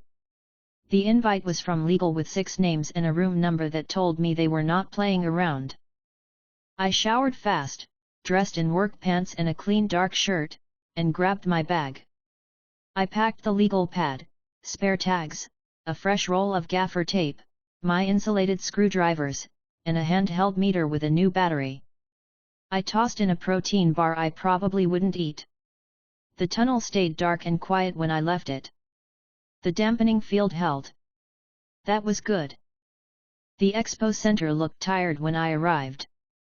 Last night's noise had drained out of it, leaving taped excess on floors, scuffed corners, and that stale mix of dust and cleaner. Security checked my badge and waved me through with a nod that recognized my face more than my pass. I walked straight to the South Bay with a coffee in one hand and my bag slung loose. Happy stood there with a clipboard and the stance of a man who had slept less than me. You look great, I said cheerfully. He snorted. You're lying, but I appreciate it. Only a little, I said. We ready? Pepper's on her way, he said. He checked the list again. LAPD's here. Electricians clocked in 10 minutes ago. Legal set up room 5 for evidence intake. Perfect, I said. I sipped coffee. It tasted like the inside of a burned pot. I drank it anyway. Pepper arrived at 8 sharp with a Stark Electricians foreman, a building manager, 2 officers, and a detective who carried his notebook like it was part of his hand. She wore a suit that fit the day and a calm expression that made everyone else stand straighter. Good morning, she said. Her voice was even. Thank you for coming in early. We'll be methodical. We'll be thorough. We'll be done by noon if we don't get cute. Eli, start with a status. I set my coffee on a crate and stood in front of panel 4SB. South Bay is stable, I said, bright and clear. Bypass bond installed on conduit mount. Frame bond installed to building ground. Down converter bridge cut and capped. Panel tagged with lockout. 2 ring couplers removed from conduit and grid junction last night under permit. Presented to PD. 1 relay removed from dummy panel. 1 transmitter removed from camera mount. Both bagged and turned over. 1 drone captured and staged on foam. Labels applied. Serial photographed. The detective nodded once, eyes already on the tag. Pepper half smiled at the clean report, then glanced at the foreman. Let's walk it. Panel first, the foreman said. He was a quiet man with grey hair and strong thumbs. He took out a laminated permit, showed it to the building manager, and hung it on a hook by the bay door. He looked to the officer. We good? Good, the officer said. I pulled my lockout tag, handed it to the foreman, and loosened the screws. I took the plate off slowly and held it out so the camera on the detective's shoulder could see it. I pointed at the capped bridge and the bonds. Cut and cap here, I said. Wrapped and tied to the side. Bond across the frame here. Parallel bond here to the spare bar. All fasteners tightened last night and marked. The foreman leaned in, checked each with a gloved finger, and grunted. Clean, he said. No arcs. No stray heat. Conduit? Pepper asked. The foreman nodded to his crew. They rolled a small barrier in front of the run, pulled the permit's second tab, and opened the clamp on the section we flagged. Inside, the ring coupler-shaped bruise was obvious in the dust pattern, even though the ring itself was gone. Witnessed removal at 23:58 last night, the detective said, checking his notes. Chain logged. Everything matches, the foreman said. He closed the conduit, tightened the clamp, and signed the permit line with a thick pen. We'll leave the bonds in place until we finish the walk. Good, Pepper said. She turned to the building manager. Please note the panel status and the permit closure as pending. We'll finalize at the last stop. The building manager looked like a man who'd seen less exciting days, which was impressive for a building manager. He wrote quickly, then tucked the clipboard under his arm. We moved to the truss. I pointed to the cleaned dummy panel. Relay was stuck here with double-sided adhesive, I said cheerfully. Panel screws were cherry. I removed it and bagged it. The detective took a photo of the spot and the adhesive residue. Noted. We climbed to camera 12. I showed the cleaned mount and the scrape where the transmitter had sat. The detective photographed it. Pepper watched everything, eyes moving across each small detail like she was building a map in her head. Next, she said. Room 7 held the drone on foam like last night. The Exhibit A tape stared up. Happy seemed proud of the label in a way he'd never admit. The detective crouched and read the serial number out loud. One of the officers wrote it down on the chain of custody form. Panel, the detective asked. I held up the clamp tool for everyone to see, popped the access panel to expose the control node, and let the detective lean in by himself. He didn't touch anything. He just looked. He nodded once, and I closed the panel. Bag? Pepper asked. After photos, the detective said. We'll move it to the evidence room with you present. Good, Pepper said. She looked at me. Walk the North Hall conduit with the foreman. I'll finish intake and join you. Copy, I said, cheerful. I held the door for the electricians and the building manager. Happy stayed with Pepper. The officers split, one with me, one with Pepper, radio mics clicking softly as they talked to their people. The North Hall conduit ran the length of the wall above the service corridor. We didn't expect to find more rings there, but expectations were for people who like surprises. I walked the length with the foreman and pointed at every mark that didn't match the plans Pepper had sent me last night. Most were old bumps. One clamp was loose. He tightened it. We moved on. At the junction box near the mid-corridor, the foreman stopped. This cover's been off recently, he muttered. He pointed at a faint fingerprint on the paint near one screw. Weird for a place with dust like this. He opened it under the officer's eye. Inside, the wiring was clean, old, and boring. No rings. No surprises. He closed it again and signed his permit sheet. The building manager wrote in his notes. We finished the North Hall. The foreman called the South Bay crew to fold up their barriers. We headed back to room 5 for evidence intake. Pepper stood at the head of a folding table with legal on one side, the detective on the other, and a chain of custody log in the middle. She didn't sit. She rarely did when things had to go right. The officer set down Exhibit B, the relay, and Exhibit C, the transmitter, in their plastic bags. He called out the seals. Legal checked the numbers against the initial tags.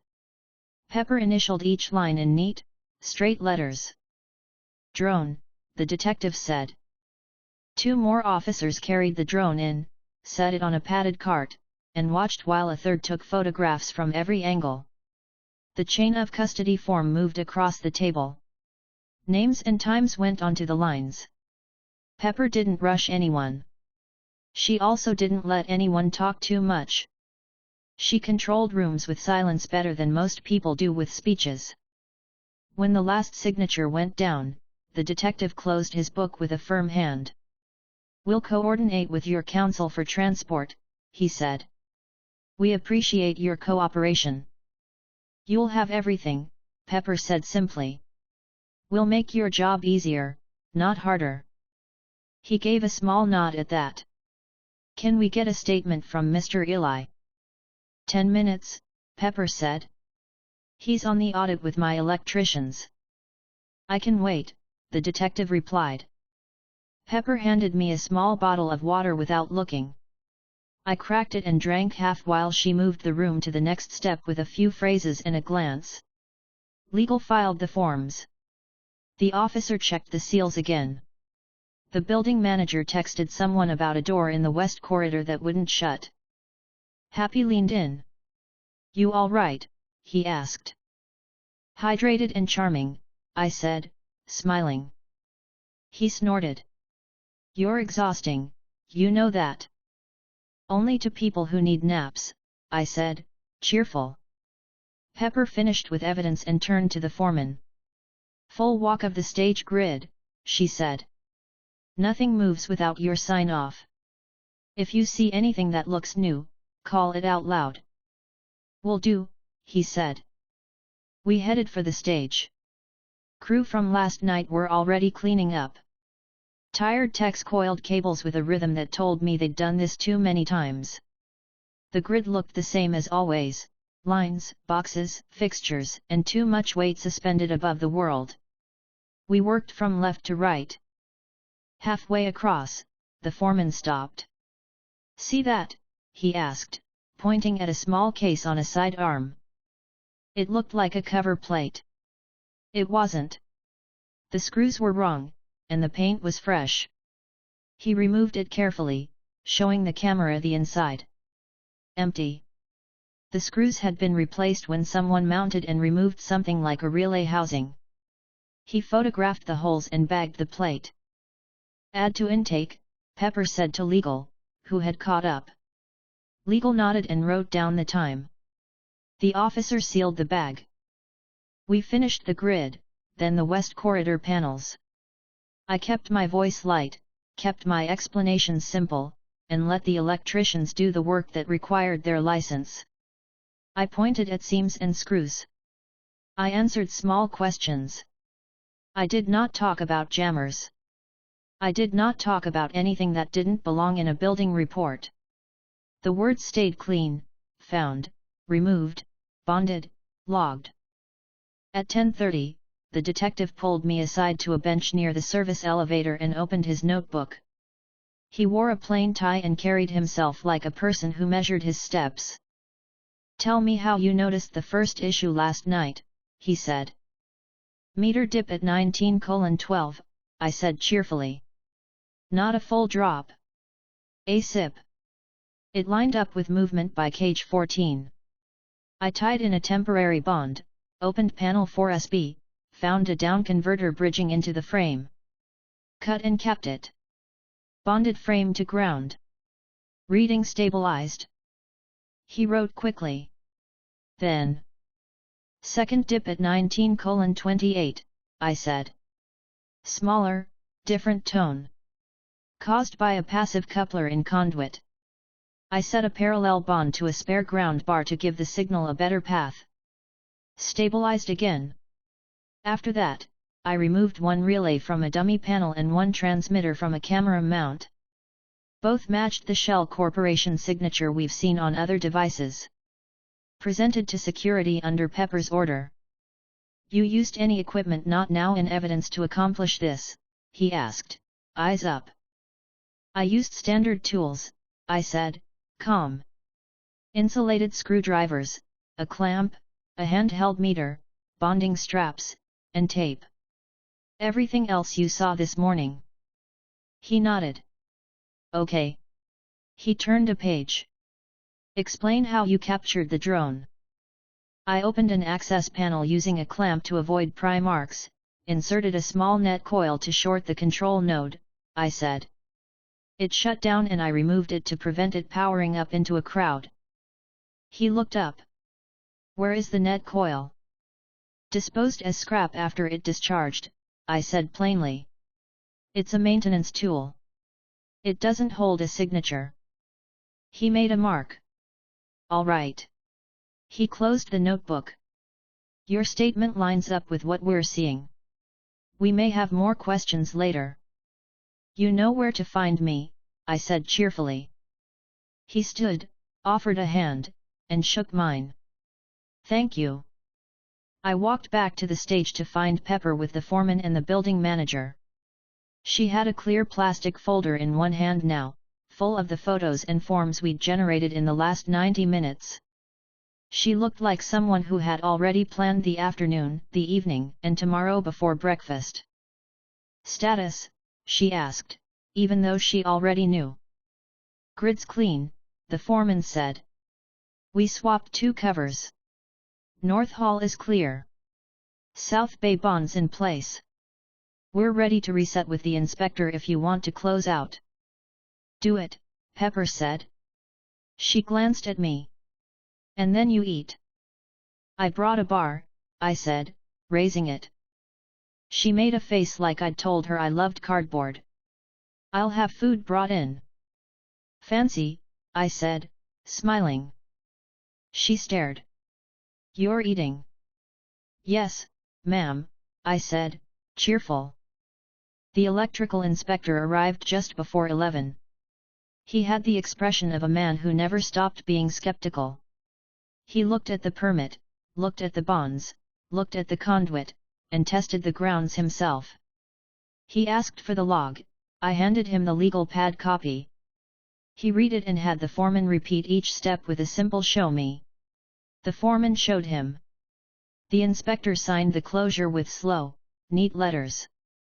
"All right," he said. You're safe. Finish your cleanup, call us if you find anything else.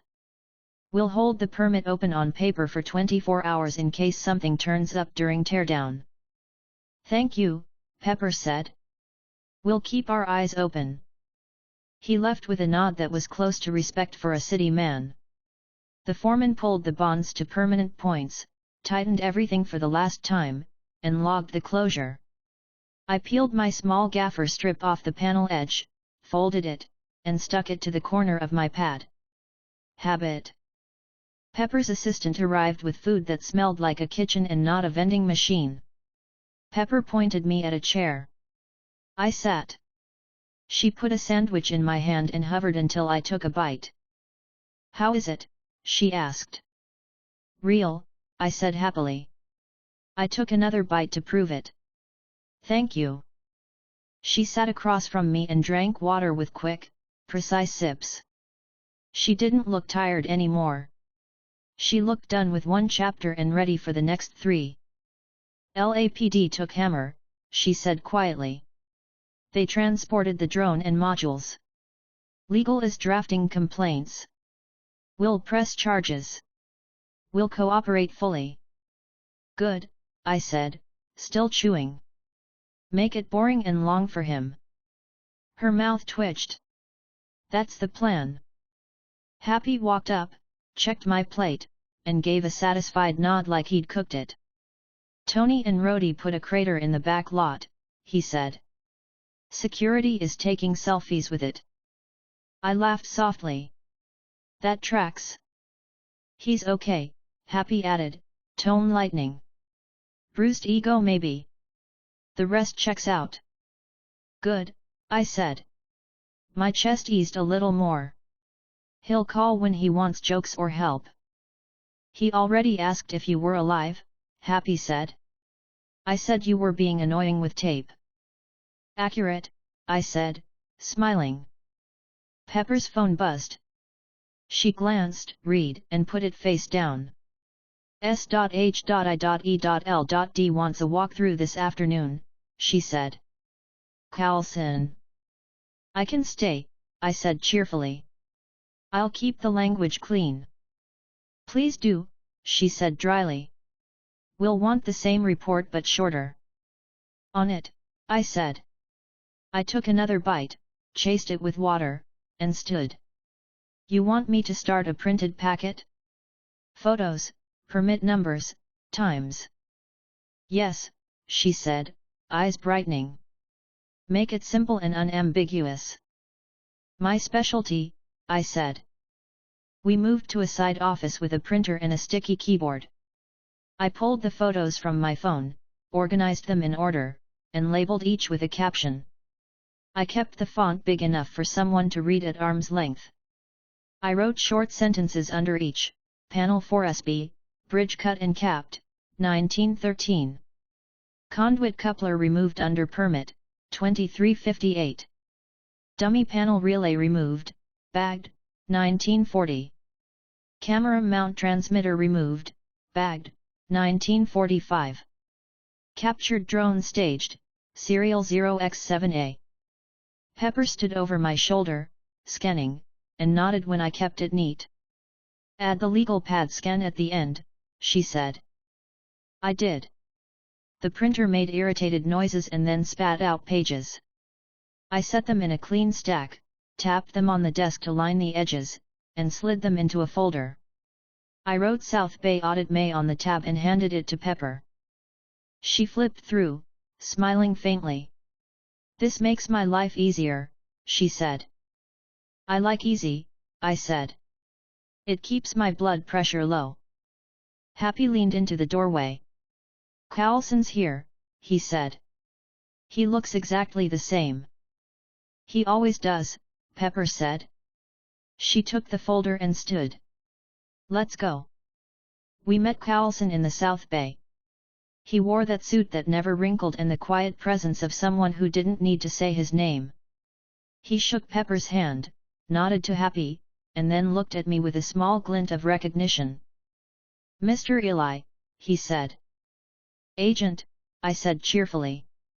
Welcome to the clean end of a long night. He glanced at the tag still hanging from the hook and the neat barrier stack and the closed panel. So I see, he said. Ms. Potts, would you mind walking me through your team's response and the physical changes made in the South Bay? Short version. Pepper handed him the folder. Evidence enclosures, she said. He'll talk. I did, clean and simple. Dip at 1912. Found and neutralized unsafe bridge at panel 4SB. Second dip at 1928. Grounded out passive coupler. Removed one relay and one transmitter from non-conforming mounts. Captured one drone to prevent harm. All items logged and turned over. All changes documented and reversed or moved to permanent bonds under permit. Electricians signed closure. Inspector signed off. Carlson turned each page with care. Did you deploy any electronic countermeasures against the drones? He asked, tone neutral. I focused on grounding to protect people in the room, I said, cheerful and even. Interior safety first. He held my eyes a second longer than was comfortable. Then he nodded. Reasonable, he said. He turned to Pepper. We appreciate the access. We'll coordinate our report with yours. We'll share what we have, Pepper said. Carlson looked up at the grid and then back at the panel. Hammer is in custody, he said, not asking. Pepper nodded once. He is. He looked at me again. Good work. Appreciate it, I said. He checked his watch, closed the folder, and handed it back to Pepper. We're done, he said to her. You'll hear from us this evening. Thank you, she said. He left the way he always did, in a straight line, with zero wasted words. Happy exhaled. He scares me a little, he admitted. That's his brand, I said, smiling. Pepper tucked the folder under her arm. You can go home, she said to me. Be back tomorrow at 9. We'll debrief with Tony and Rhodey. Legal will want you for 30 minutes. Then we're rebuilding. I saluted with 2 fingers. Yes, boss. She shook her head, amused and tired in a good way. Thank you, Eli. Always, I said cheerfully. I packed my bag, slid the legal pad into the pocket, and took one last look at the South Bay. The panel sat closed and tagged. The conduit clamp shone. The floor was swept. It looked boring. I liked that. Outside, the air felt clean. I climbed into my car and sat with my hands on the wheel for a minute. The day had been long and slow in the right ways. I turned the key, pulled out, and headed home. The road hummed under the tires. My head stayed clear. At the apartment, I put my bag on the table and washed my hands. The water ran grey and then clear. I made eggs because my body demanded real food and Pepper's sandwich had barely counted. I ate standing up, then sat on the couch and let my eyes close for a minute that turned into a longer one. When I woke, the sun had shifted. I checked my phone. One new text from Tony, heard you kept the floor from catching fire. Nice job. Don't let Pepper make you head of janitorial. I typed back, I accept only if it comes with a badge and a cape. He sent a smirking face, then nothing else. He was fine enough to make a joke. That counted. I took a shower, watched the grime leave the day, and went to the tunnel to check my systems because that was my ritual after any event. The readings were normal. The dampening field hummed happily. The mech stood quiet. I tapped the plating once with knuckles and listened to the clean sound. I smiled. I slept hard,